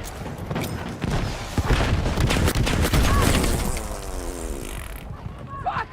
Medic! Oh, my boy. Oh, my boy. I freaking hate DMRs. Heavy armored vehicles prepped and ready to go.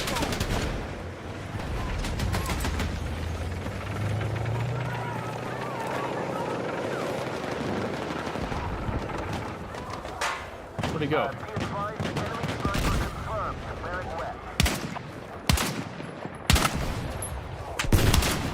Our attack on Foxtrot is in progress. Oh my gosh! Insanity, man.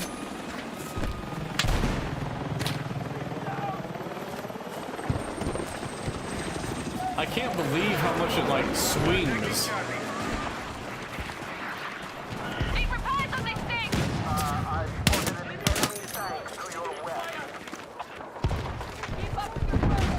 Yeah, the handling on DMRs is just not for me. I'm sure people can do work with them. It's a tank! Run!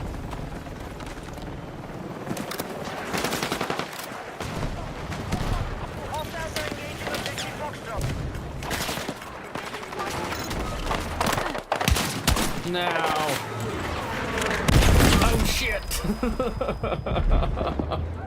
Scum seems weird on that weapon. Yeah, maybe I just need to go back to the zoom and just accept the glint. That's probably what it's gotta be. Yeah, let's just change it. I thought it would be better to have that. It is just so, like, weirdly slow. I'll just do that. Sure, suppressor, why not? Why not? Can't get much worse, right? Nothing else. That's fine. I'm not gonna deck it out. Oh, and he's getting shot at instantaneously. Alright, let's see here.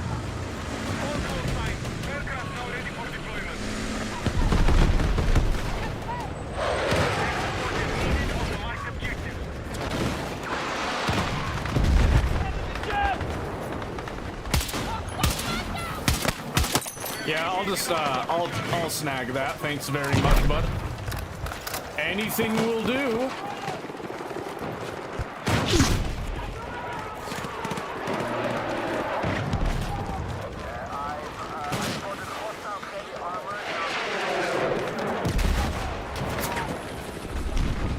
Whoa!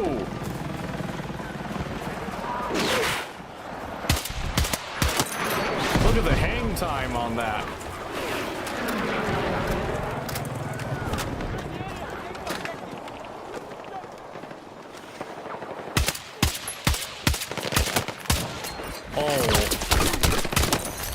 Oh my gosh, I've only got 5 kills so far. This is gonna take me forever.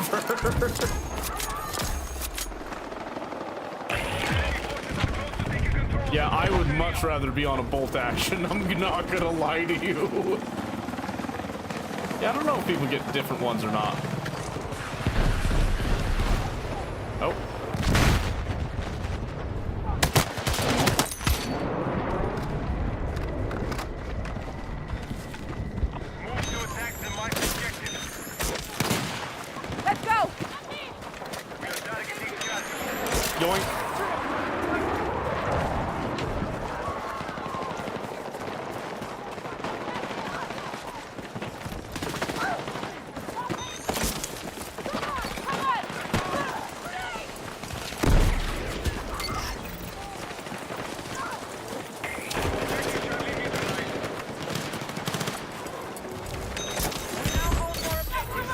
Hey boys, stop giving up.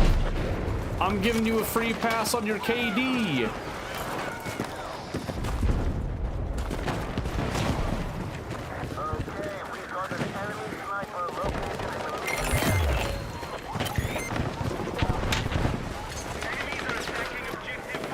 Oh, geez, that felt weird.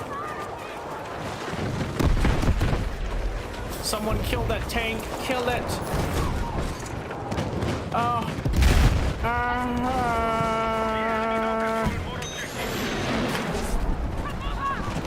Boys, I was coming. That was gonna be like a dream.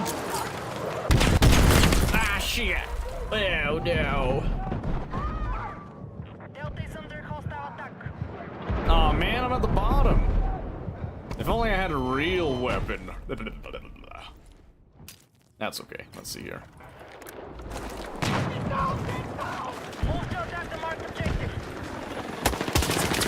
Excuse me. Yeah, like, do you mind, gentlemen?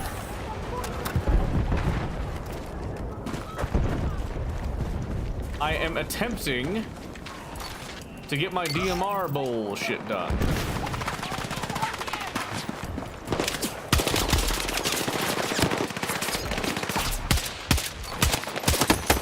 Oh shit! No! Holy pew pew, I know, right? I had to decompress after D&D and Factorio. What can I say, Mahalik? What can I say? Pews everywhere. Nip! Nip, my boy! Vivider, please. Oh. Oh, wait a minute. Wait a minute. Oh, he delayed. No. You're so bad at FPS these days. I guess I'm just different. It feels like going home to me. Except for these damn DMRs.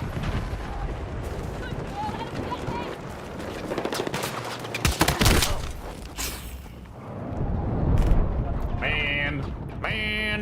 Need a medic! I guess I need to get like 3 or 4 more. It was outrageous. DMR so good. Ugh, I don't like it. I'd rather have a bolt action.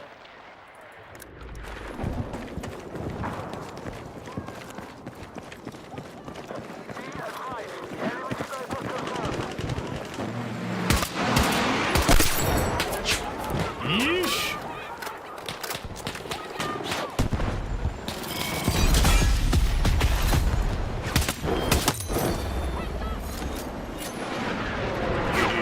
Oh, I did it! Guys, I did it! I completed the daily!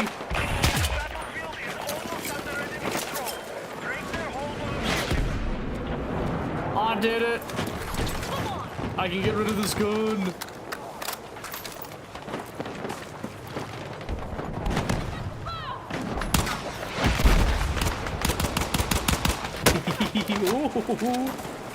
You have to be quicker than that.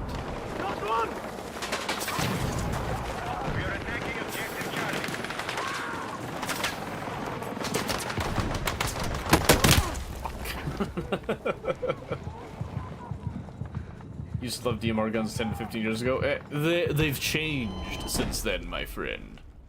They've changed. Right, get me off this bullshit. I still gotta be on that support life. We'll try the RPK. Or I'll just do this.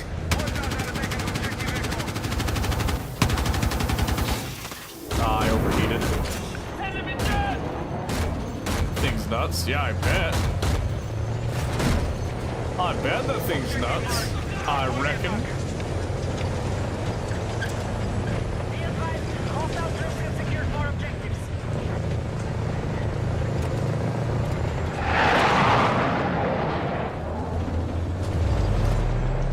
Oh man. Lame. They ruined them. I don't know. I don't like them. I used to like DMRs in games like Battlefield 2. I remember liking DMRs in that one. Arma, some of the earlier Armas I liked them in. I don't know. DMRs just don't feel super awesome to me. I prefer carbines for one. I mean, I'll use them, it's just I don't like them. Used to like Battlefield 3, Bad Company 2. Yeah, Battlefield 3, DMRs were pretty decent there because the recoil and the handling wasn't as fruity, I feel like. Let's see if they did my boy, the RPK, justice.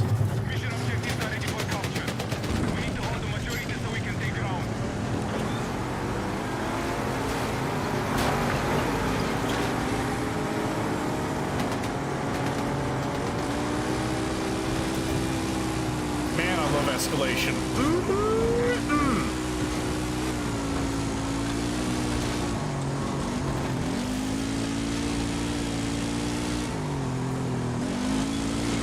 We need to get support on the mark objective.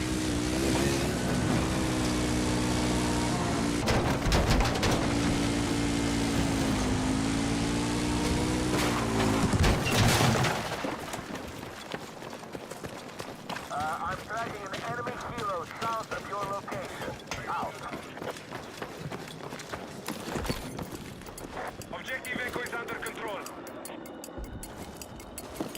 Grab what you can!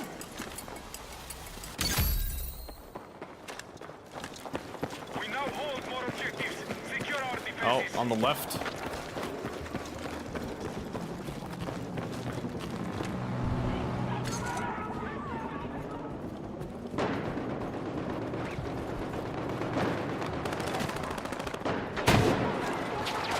Guess they didn't quite make it in, huh?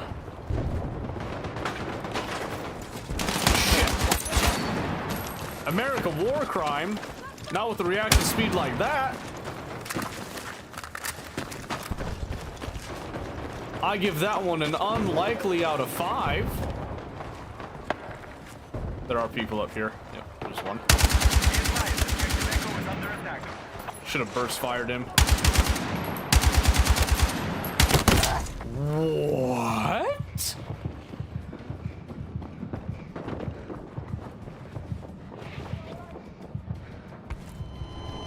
Oh, there was a sniper. I was like, okay, that handgun did not just one-tap me. No, it wasn't. It wasn't that. That would have had me fruiting. There was 2.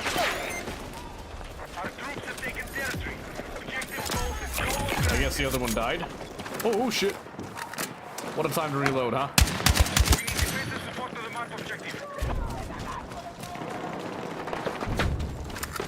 Oh jeez. Yowzers!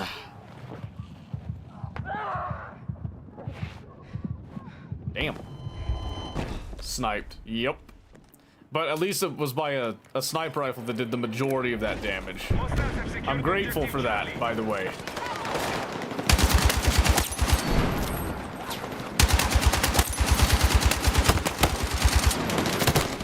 Ooh, I made it!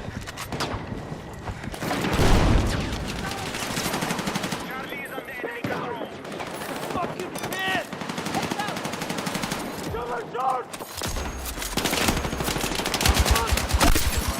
Oh, grenade. There's a tank outside. Shit!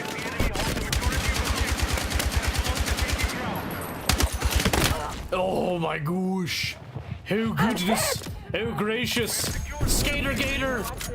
Skater Gator, don't leave me now. Mail-in tax rebate, please. Oh, it's my boy. Oh, well, I traded. Yeah, get shit on. Yeah. Worth it. Until it wasn't. Hold on a second, let's see. Oh, shit!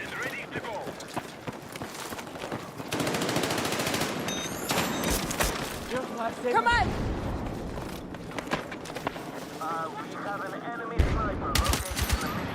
Oh, that dude must have been hurt already. Oh, damn! Fuck! The rate of fire on that boy. Hey! Oh, thank goodness. It was just delayed. Appreciate it. Easy now, boy.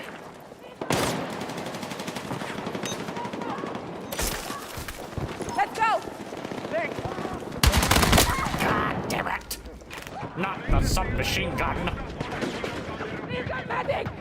They're mowing us down. Hold tax rebate. Oh, there's no way. No, he's done. Whoa, wait a minute. Oh, I thought that was John Battlefield himself coming down. That would have been great.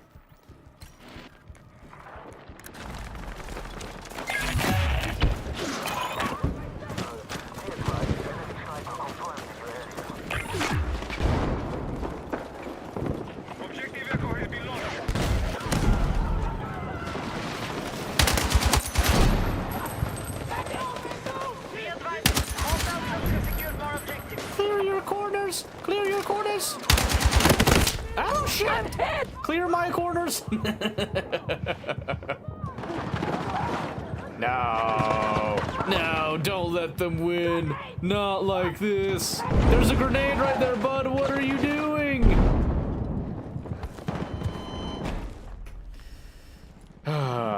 We got some interesting intellects over here. I'm not gonna lie to you. Do I need to switch to engineer and just get on the vehicles again? Let's do it for a little bit.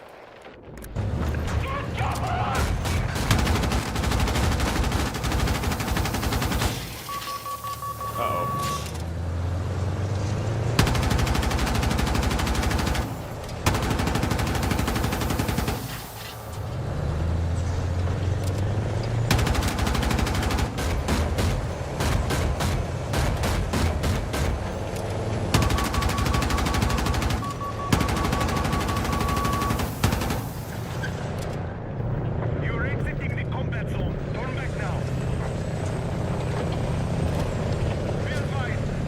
I saw him come over this way.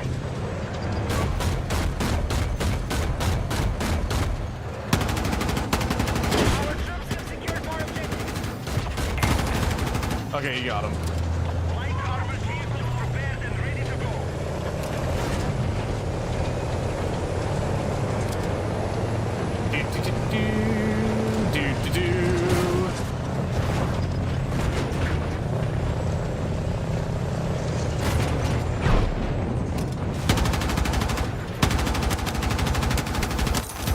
Wow, that was that was awkward. Oh shit. Well, I tried. I tried to repair him, but he sat there like a fool. Maybe we don't do the vehicles. Alright. Back to support, grinding. Let's see.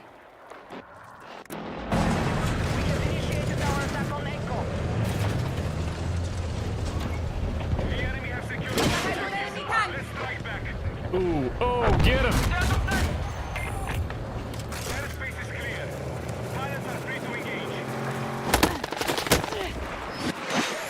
Oh, hell. Give me one, thank you. Our troops have secured more objectives. Scary. Contact! Enemy infantry! I got enemy in sight!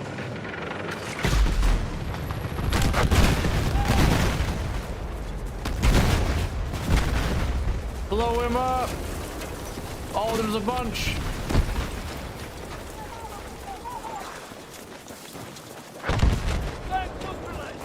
Hey, you got him. Oh, there's another one.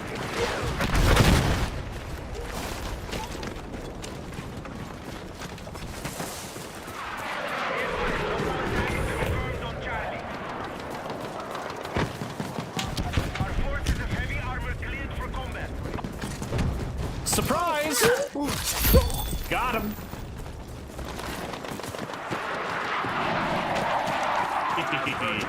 That's my favorite.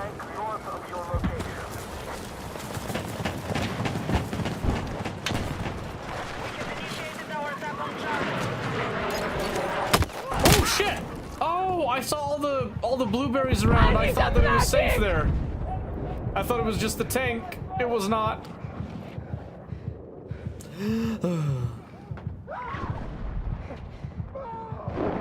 Bomb mode activated. Yeah, basically.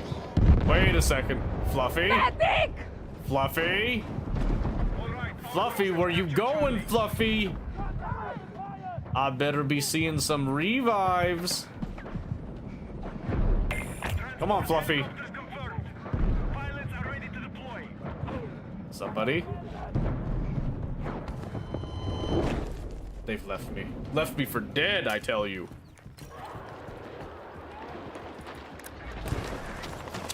Oh, this ought to be good. We have initiated our attack on Charlie.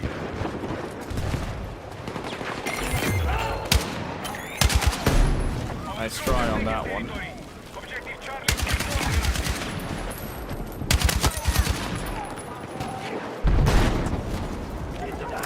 I was not prepared for that to completely just evaporate, I'll tell you that right now. There's a dude below. Objective marked. Support the attack.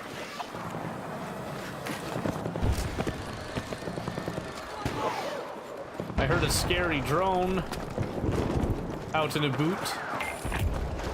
Aircraft fueled and ready. Pilots are clear to engage.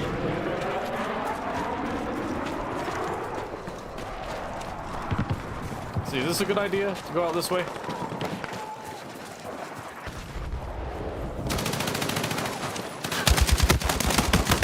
Oh my gosh! How many of my bolts got soaked up by that rock?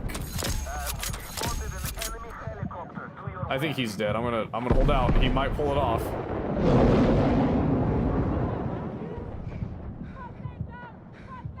Can you crawl one down? Or is it just waiting? It's just waiting. You can't move. This isn't Apex Legends. Oh, he got a knife kill. Let's go. He's not gonna pick me up. Nah, he's not picking me up. That's fine. That's fine. I understand. Ooh. Well. Sure.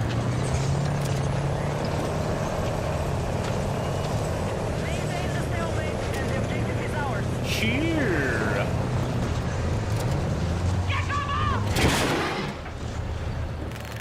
Ooh, that was a nice shot. He angled that perfectly.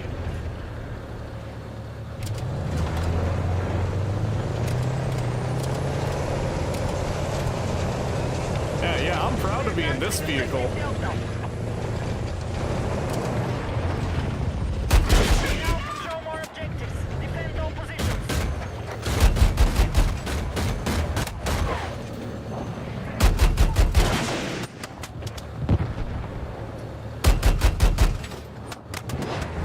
I'm trying to angle to hit the engineers in the back.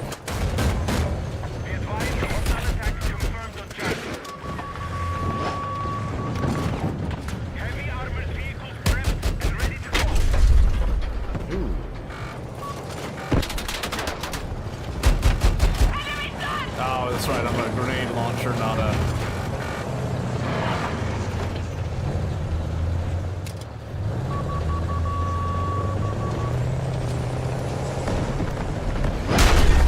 Oh, shit.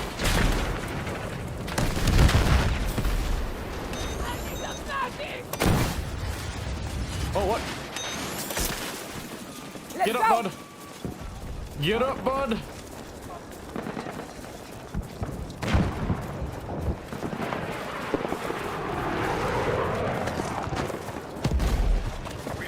Hold! Hold! Hostiles now hold for objectives. Lifesaver! Hostiles are attacking objectives. Let's go!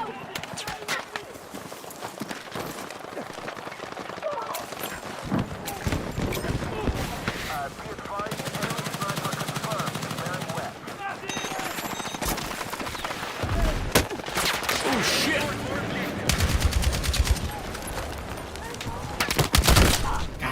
Damn! I was hoping to get a good spot there. Probably highlighted the importance of medic. Yeah, they did. And no one's coming to get me. After all I've done.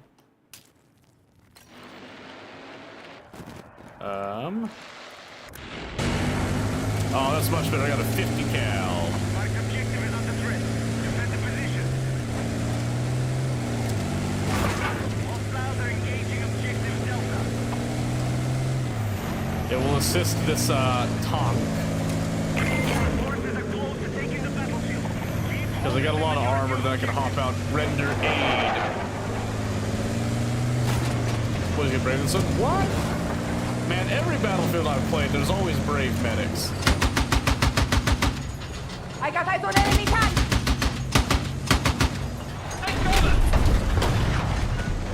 Nice hit. There's another tank somewhere, though.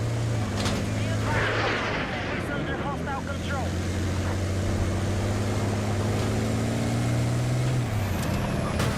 There's an enemy sniper in your area. Oh, he's Contact chasing enemy us. tank!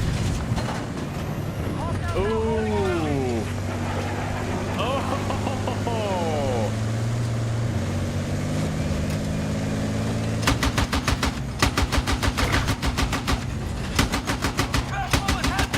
We are engaging objective Charlie.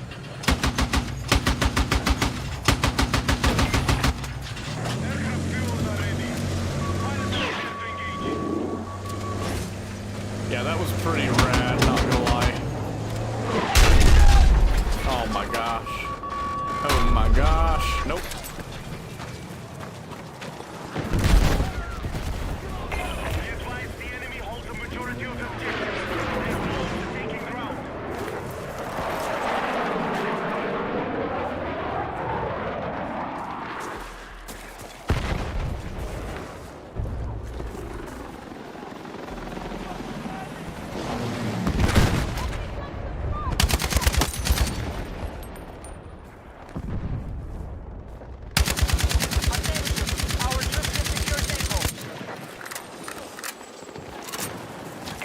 No, aim.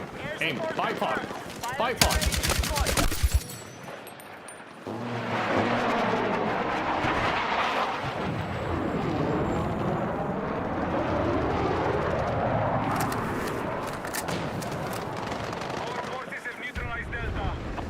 I'm just trying to keep them covered so they can take the point. We now control more objectives. Defend all positions.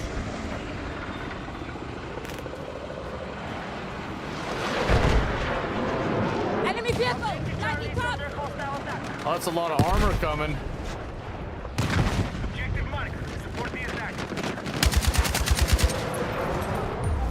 Hey! Ah, I didn't get that last guy. No!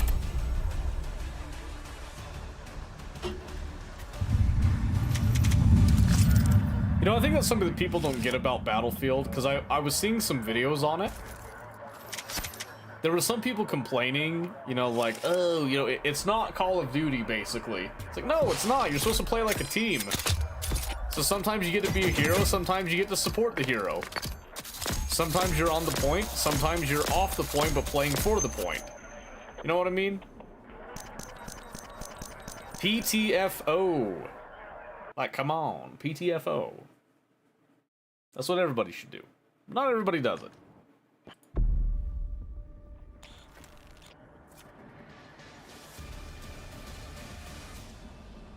Excuse me.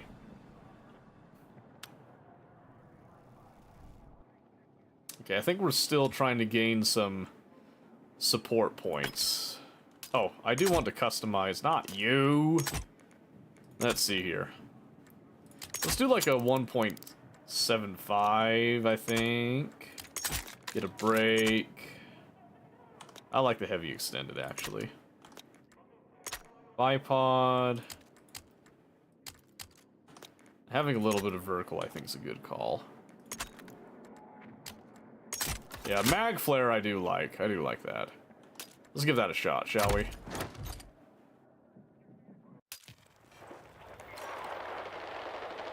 Yeesh.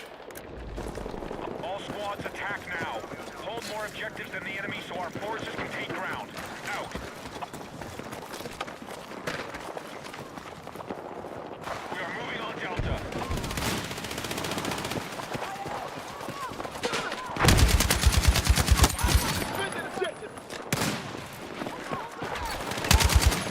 Yeah, I was gonna say, who let that guy through?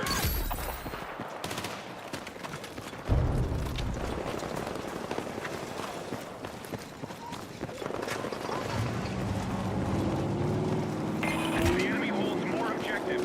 They will take ground if they maintain it. Awkward timing that. Awkward timing that.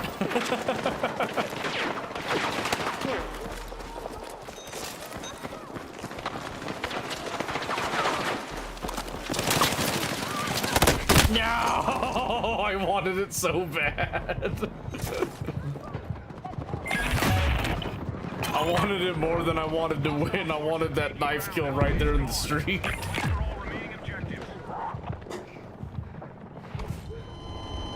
I flew too close to the sun. No. Alright, that's fine. Foxtrot is under attack. Alright, get it up there. Regroup. Attack order has been set. I haven't played a whole lot of Escalation up until like a couple days ago. I'm kind of liking it. It's got a really interesting flow to everything as the game goes on.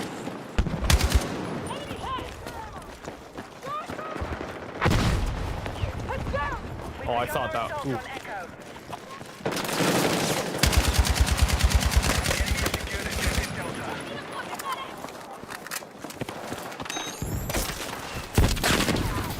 Ah, shit. I should have pulled him. Ah, damn. Man, dang it. I like the RPK. It's not really performing for me right now, though, I'll be honest with you. Not like how I think it would. Here, let me see. Do I have another one that I can try out? I do have this one. Let's give that one a try.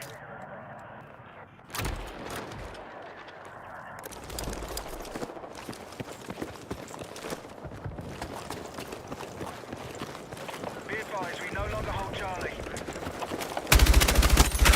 Oh, baby. Oh, baby. Be advised, the enemy now control more. Ah, damn it. Yeah, rate of fire on that, much better for our purposes. Much better. Need to start switching playlists, mainly play Conquest, but it doesn't take long before I get the fatigue. On Conquest? Really?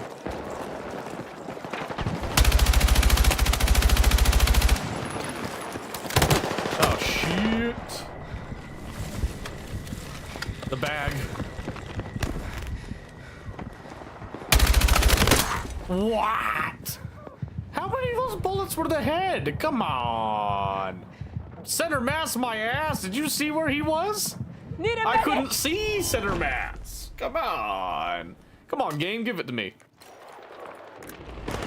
I'm definitely having a poor performing game. I'm not going to deny it.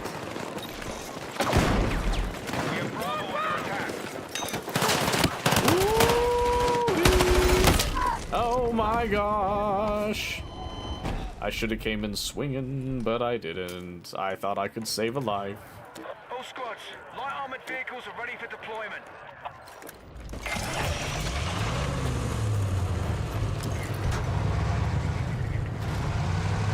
4 to 6 matches doesn't start feeling burnout. Really?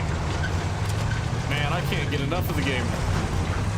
I could play for hours.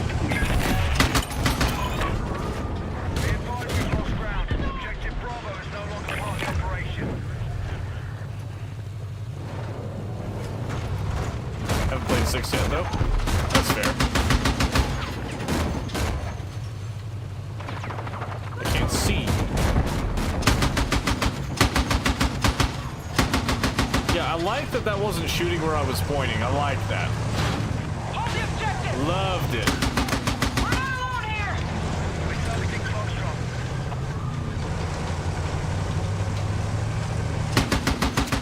Oh, get rid of it! Objective Foxtrot neutralized. I was getting PTSD on that little bot. Alright, Charlie's been secured. Okay. Oh, goodbye.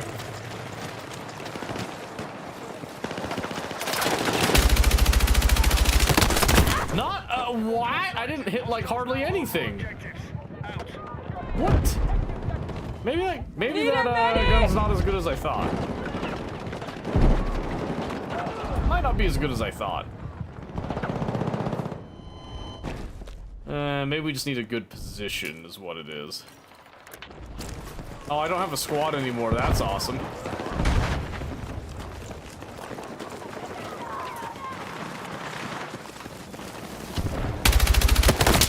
Dude, what? Hold on a second. Wait up. Was that spread what I thought it was? Precision's like 22? Could we possibly change that? Because that's terrible.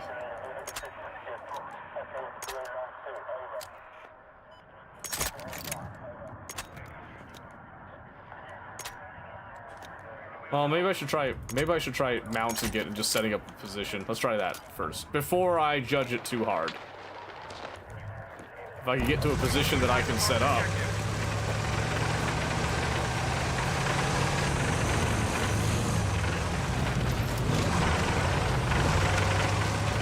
I gotta be at least proned out, I think.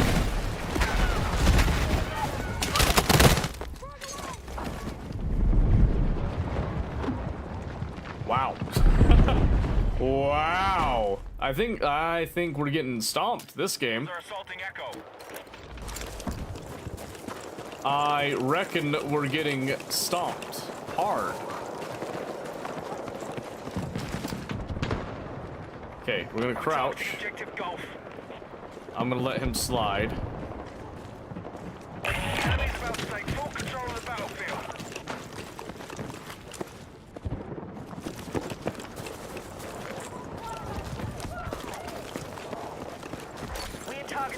Foxtrot.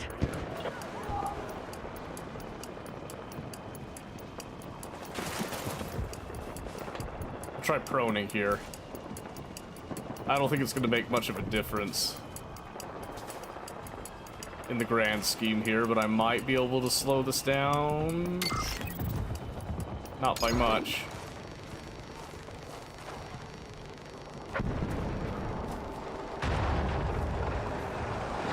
They're over there.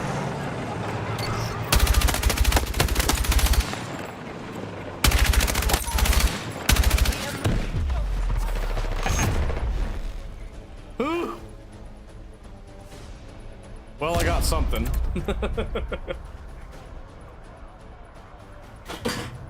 Nah, that was pretty bad, though. Woo! Yeesh. Rough game. Rough game. Tough game. All by myself. Very sad. Alright, let's look at the challenges here real quick. Escalation, time spent capturing objectives. Okay, I don't think I have the support thing, so I could do something else instead. Maybe do like maybe do assault on escalation. We'll try assault. What I meant was we're gonna do engineer.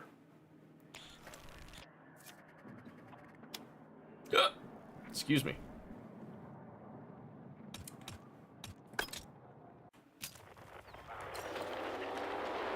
Oh good, it just started. All squads are weapons free. Hold more objectives than the enemy to take ground. Let's go. I didn't see any vehicles that time, unfortunately, so we're on foot. Unless I can snag a ride. Listen in. Hostiles now hold more objectives. I tried. He took off without me. Left me behind.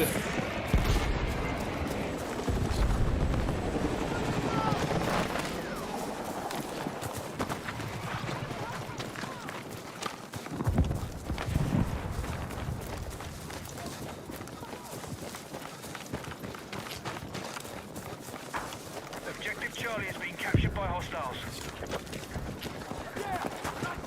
Yeah, this ought to be good.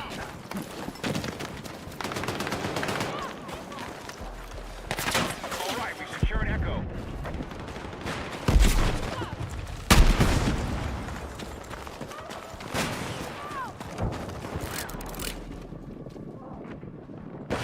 Oh, this goes all the way up. We've begun our assault on Charlie. That wasn't quite my intention. I will admit right now. Well, they've already got into Charlie there, so. Objective Echo is under attack. Oh. We have secured more objectives. Let's hold it. Our forces have light armored vehicles ready for combat. We need to rally defense for the marked objective. Be advised, Charlie is under attack.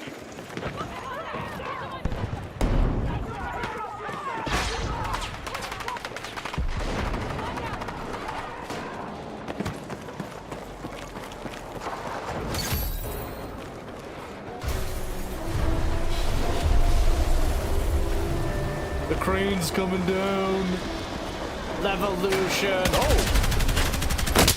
Oh my gosh. Yeah, I forgot. Hip fire. Not always super awesome on guns.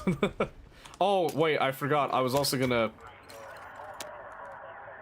Yeah, I think I need to change. Let's see.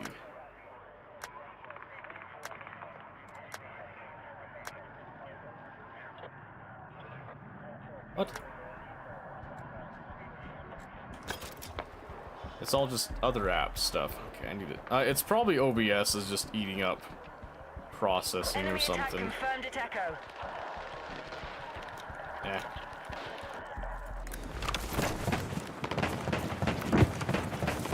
I should probably set Battlefield to be the priority. Oh. hello. We now hold more objectives. Keep pushing. Still running. Going on to the point. We're attacking Charlie.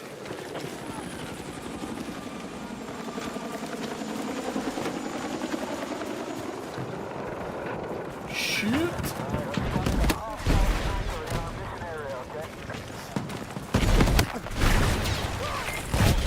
Heavy armored vehicles are ready for deployment.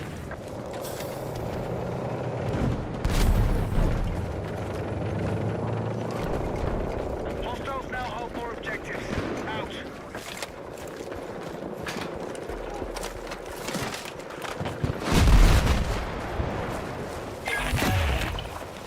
Oh shit. The enemy has just taken territory. Vault is no longer a Be target. quiet. Shh.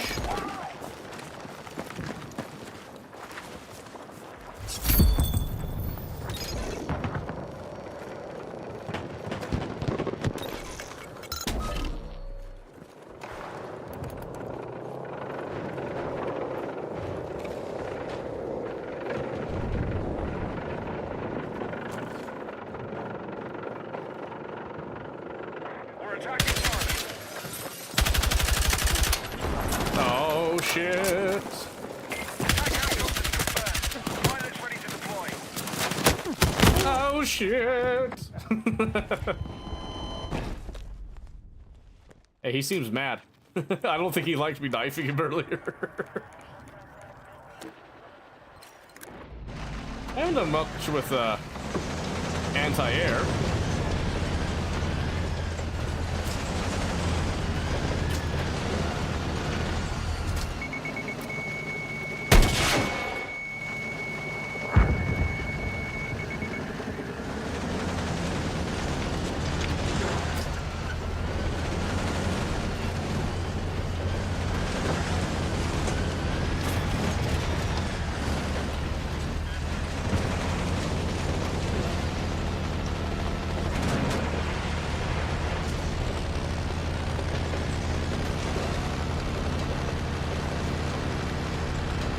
The enemy holds more objectives. They'll take ground if they maintain it.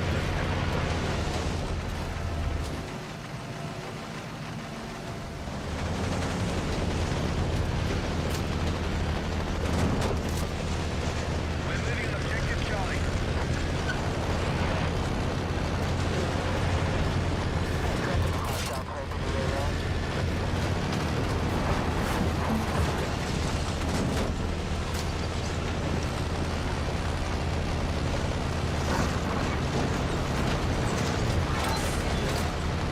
We've begun our assault on Charlie. I'm going slow because I'm trying to like... Oh, here we go.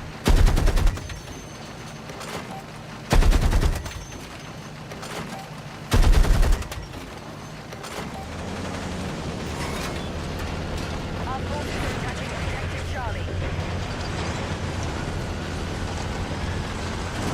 Forces of light armored vehicles cleared for combat.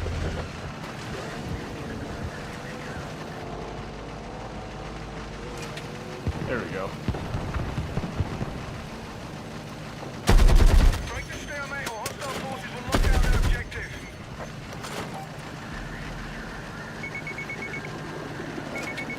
We have secured more objectives. Let's hold it.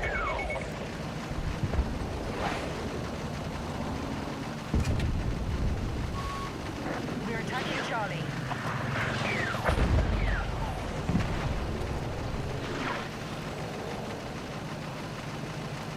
Come on. Be advised, enemies are attacking objective Bravo.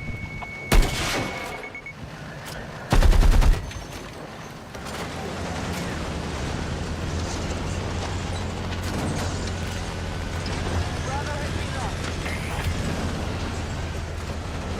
We currently hold more objectives. Oh. Our forces are close to taking territory. Airspace is clear. Pilots are free I to dodged engage. him. I'm totally dead though, yep.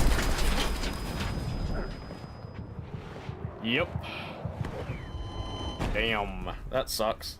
I was hoping to take out at least one aircraft. We've lost control of Bravo. That's okay, let's see here.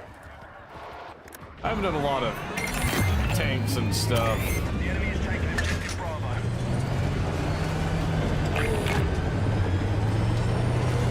So why don't we do that?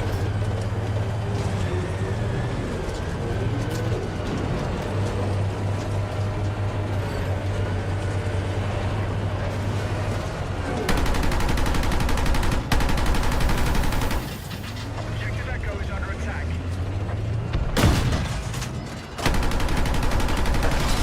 Our forces have heavy armor cleared for combat. We now hold more objectives. Keep pushing.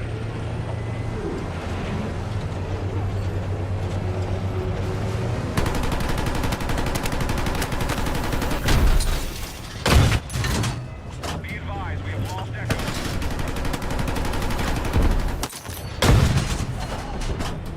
We are targeting objective Bravo.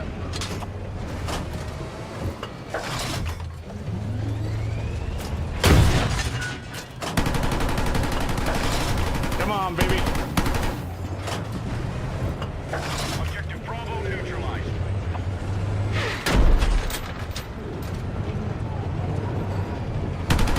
Be advised, enemy attack converted target. Mark objective under threat. Let's defend the position.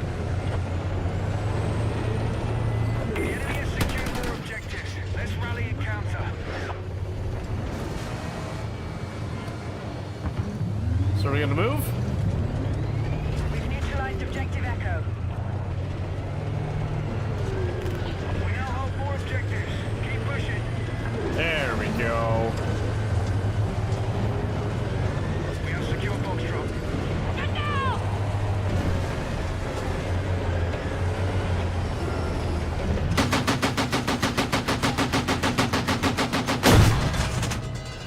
Spotted enemy vehicle!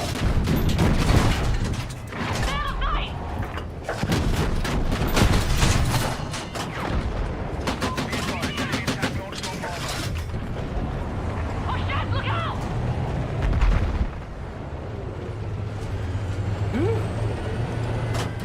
Alright, good night, DJ. Glad to have you around.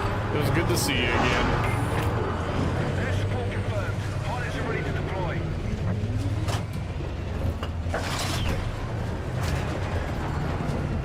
Really?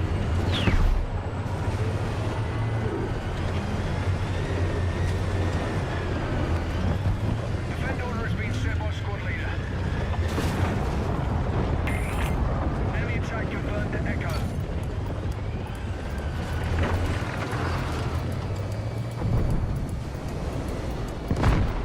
We no longer hold Echo.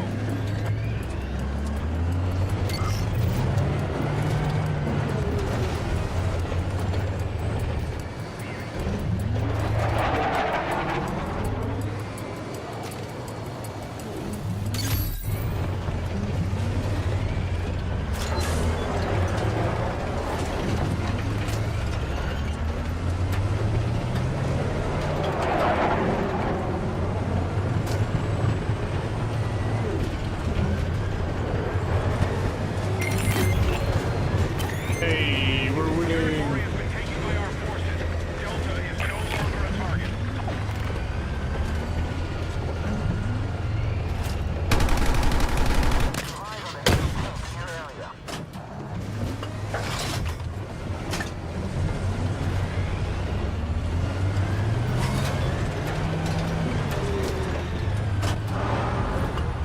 Objective Bob, we need you supporting the attack.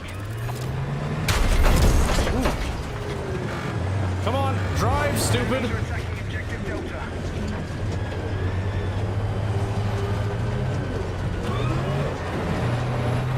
We're moving on objective Echo.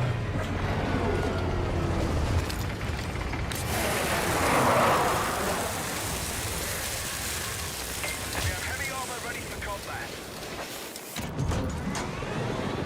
Our forces control more objectives than the enemy. I think they got him. Alright, now I can go back this way. Factorio downloading. Again?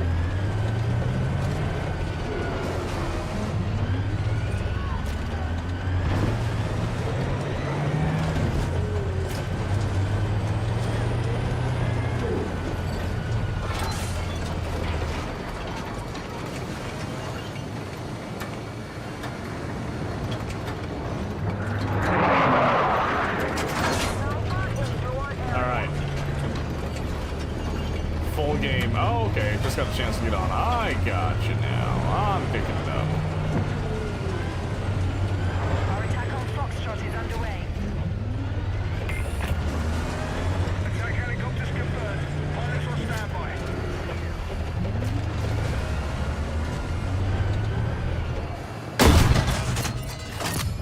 Got a hit.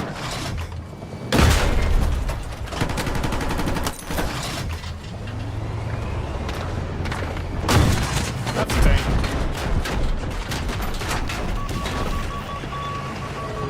I hit the wrong button there. He overextended. Kill him.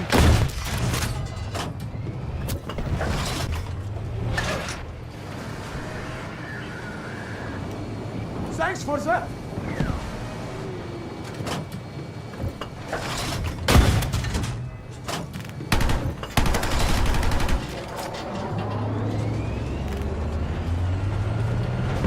Objective Echo is under attack. Marked objective under threat. Let's defend the position.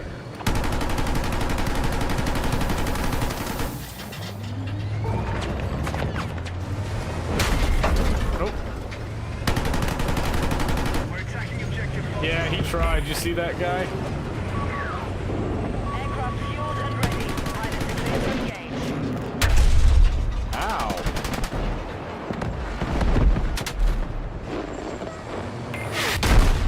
Oh, jeez. Aircraft now ready for deployment. Are we gonna make it?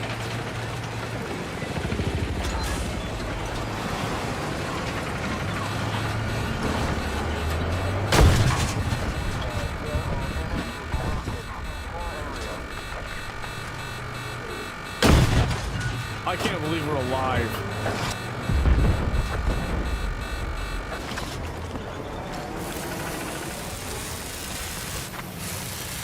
Seriously, I don't know how we're alive. That almost took almost an hour last night. You must have better internet now, or something. I don't know.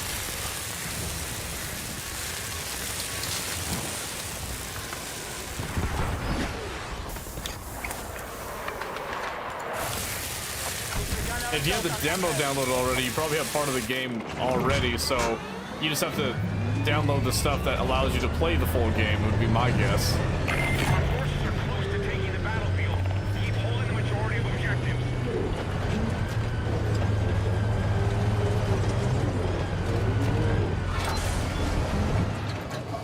Yeah, I need to get resupplied here.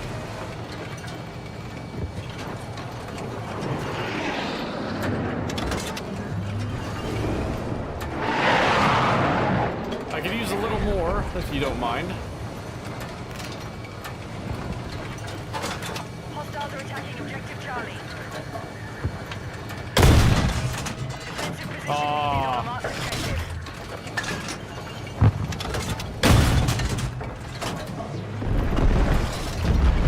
Would have been cool, but it was definitely going to be a stretch.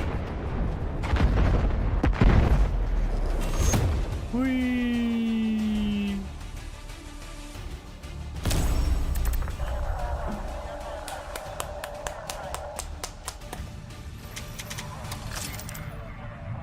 Kind of a lackluster game for me, I'll be honest with you, but that's okay. Damage dealt with vehicles. Yeah, I don't do a lot with vehicles typically, so.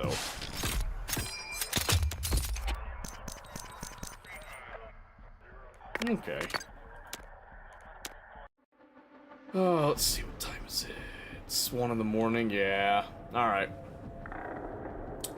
I should probably get off. I got a lot of stuff to do tomorrow, as always. Always something. Ready to dip out. Shoot.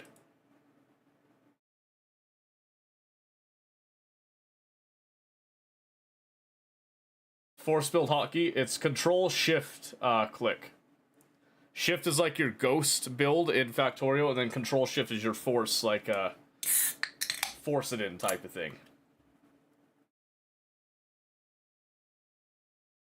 And like I said, you can go back and look at the VOD for all the stuff that I did on Savage's thing, and then you can also look at the YouTube VOD. later if you need a little bit of reference. You just skip through the D&D stuff once you've seen that and all that. So only have the tiny electric pulse so far. Yeah, if you get a chance, post some pictures in the Discord. I'd love to see it. I love seeing that type of stuff. So